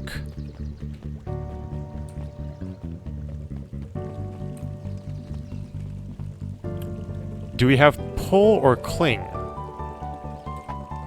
I guess not? Oh, so there's like more stuff that I missed then. Nope, no pull, no cling. How did I miss it? Do I just need it? I guess I just needed to interact with more environmental things? Hey, Mr. Nuncreed. I'm gonna go see my dad in a bit. Did you want to come with? Even after everything I did, you'd still... Mr. Nuncreed shook his head. You really are your father's son, aren't you?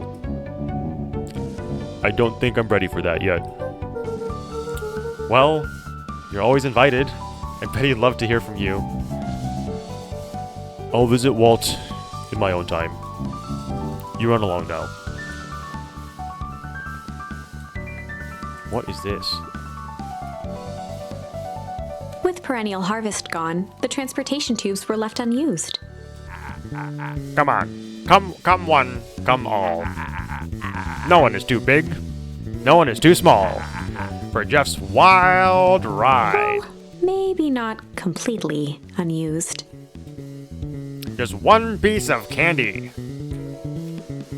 For the ride of your life. Who's next? Beck's house is that way? Oh. Guess what?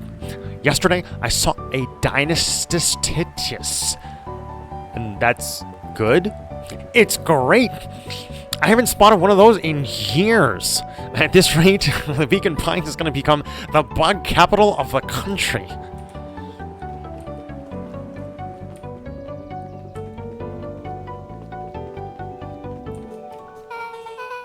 I have news I think you'll enjoy.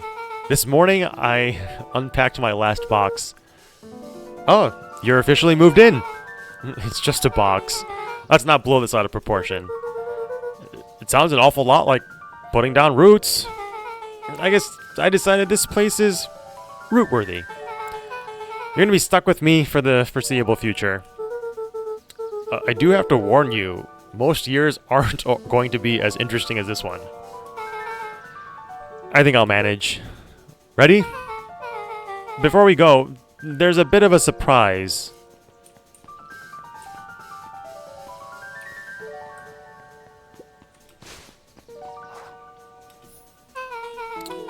My mom's prepared this tree especially for you. They didn't have to do that. It wasn't just them. Just about the whole town pitched in. We all owe you. It should do okay in the cold of old Beacon Pines, and thrive as things warm up. That's perfect.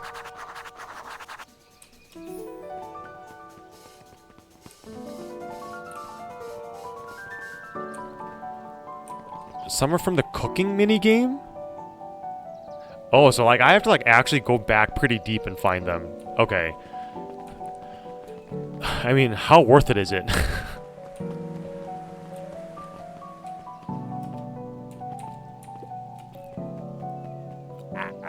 Ah, you got it. Now that's a good looking tree. Being a special occasion and whatnot, this ride's on the house.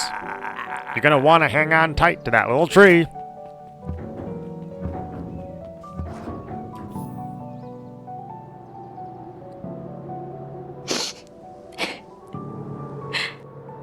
I think this is it. The end I've been waiting for. Honestly, I'd begun to lose hope of ever finding it. But then you came along. I don't know exactly how to thank you. It's hard to explain how much this means to me. It's funny, now that our time together is finally ending. Let's just watch the end together. Done. A good little tree. The best little tree.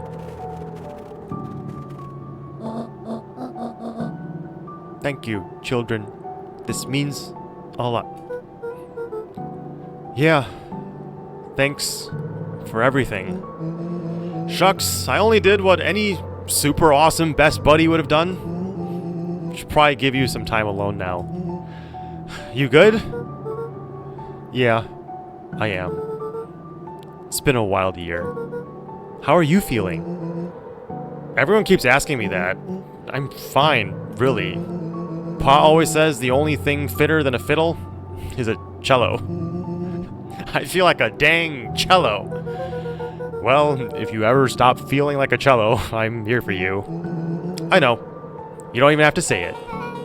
You two make an awesome pair. Excuse me? We're a trio now. Yep. Thanks. There's just one thing missing now that you're part of our group. Missing? Let me tell you a little story about a man named Hank Atomic. Oh, God. I won't be long. We'll be waiting for you back at the phone booth. I found the perfect way to start our summer.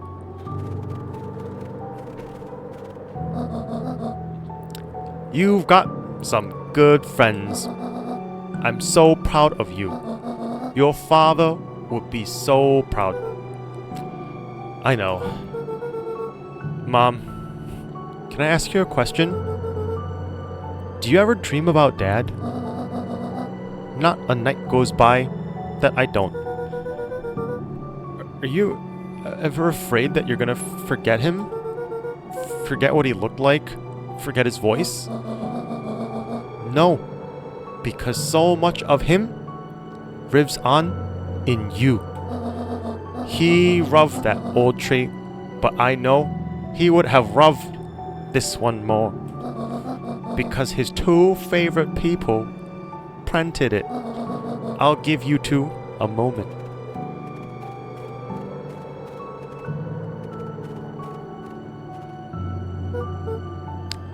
Hey, Dad.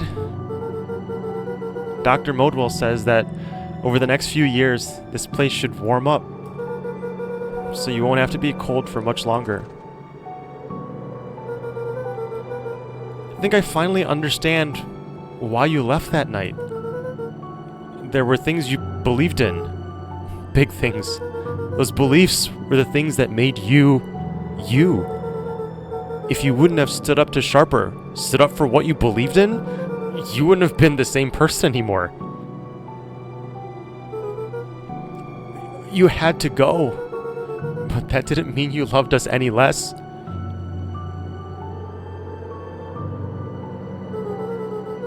I might not visit you as much as I used to. I know you'll understand.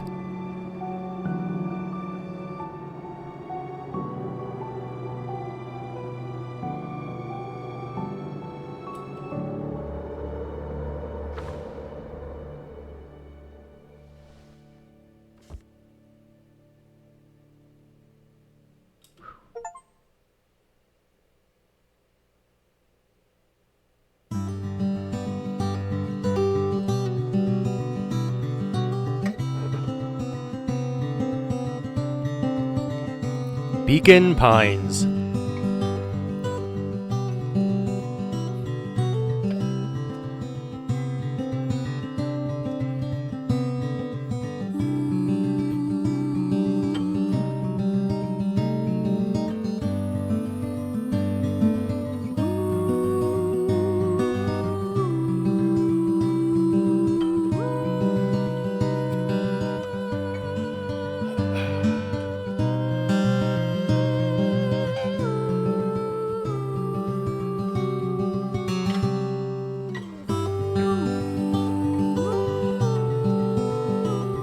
And you've ruined my sleep schedule twice in a week. Thank you, Parkzer. I will be here. If nothing else comes up, I will be here daily until at least New Year's. So prepare to have a very demolished sleep schedule for the next week and a half at least. My company is on holiday recess, so I'm spending that time streaming instead. How was it? I liked it. I was pulled in at the beginning, within like the first 50-ish minutes. So I actually played this myself. I actually have my Steam Deck right next to me. So I played this on Steam Deck for the first 50-ish minutes, and I liked it enough that I reset it, started a new game, and then switched over to computer, and I decided to stream it instead. So like within the first less than an hour, I had already liked it. I like the concept of it. This is sort of like a build your own adventure, your own path kind of thing, but then you are also able to see everything all at once without feeling the need to replay the entire thing over and over again. I've seen obviously plenty of build your own adventure kinds of games, but nothing specifically like this where you can like go back to portions of your branches and replay only the sections that matter. So I liked that concept.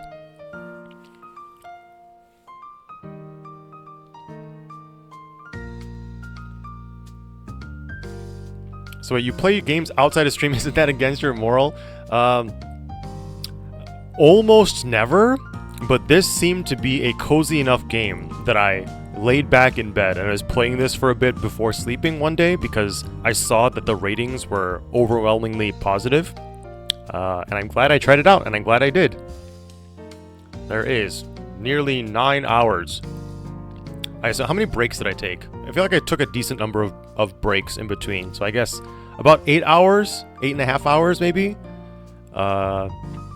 Which is a good chunk. It's a very, very good one single sitting stream kind of game. I imagine most people will split this up into like maybe 2 or 3 sittings, but for a one shot long stream, this is actually a amazing length.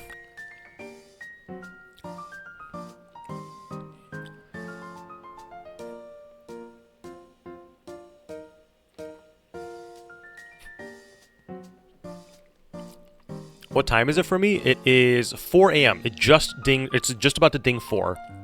3:59 a.m. Pacific time. So, yeah, I'm going to go to sleep soon. Let the credits run through, and then I'm going to do my closing guitar LG VOD, and I'll be done for the day.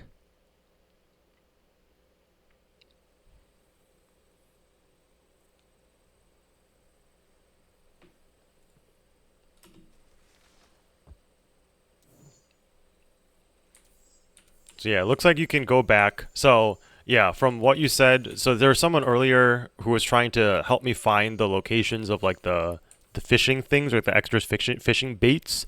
So I assume you can very easily go back and pinpoint those and find it. But for me, as of right now, the full story from from beginning to end and the conclusion of it is good enough for me. So I am going to end Beacon Pines here. All right, let me switch over to this. Let me switch info to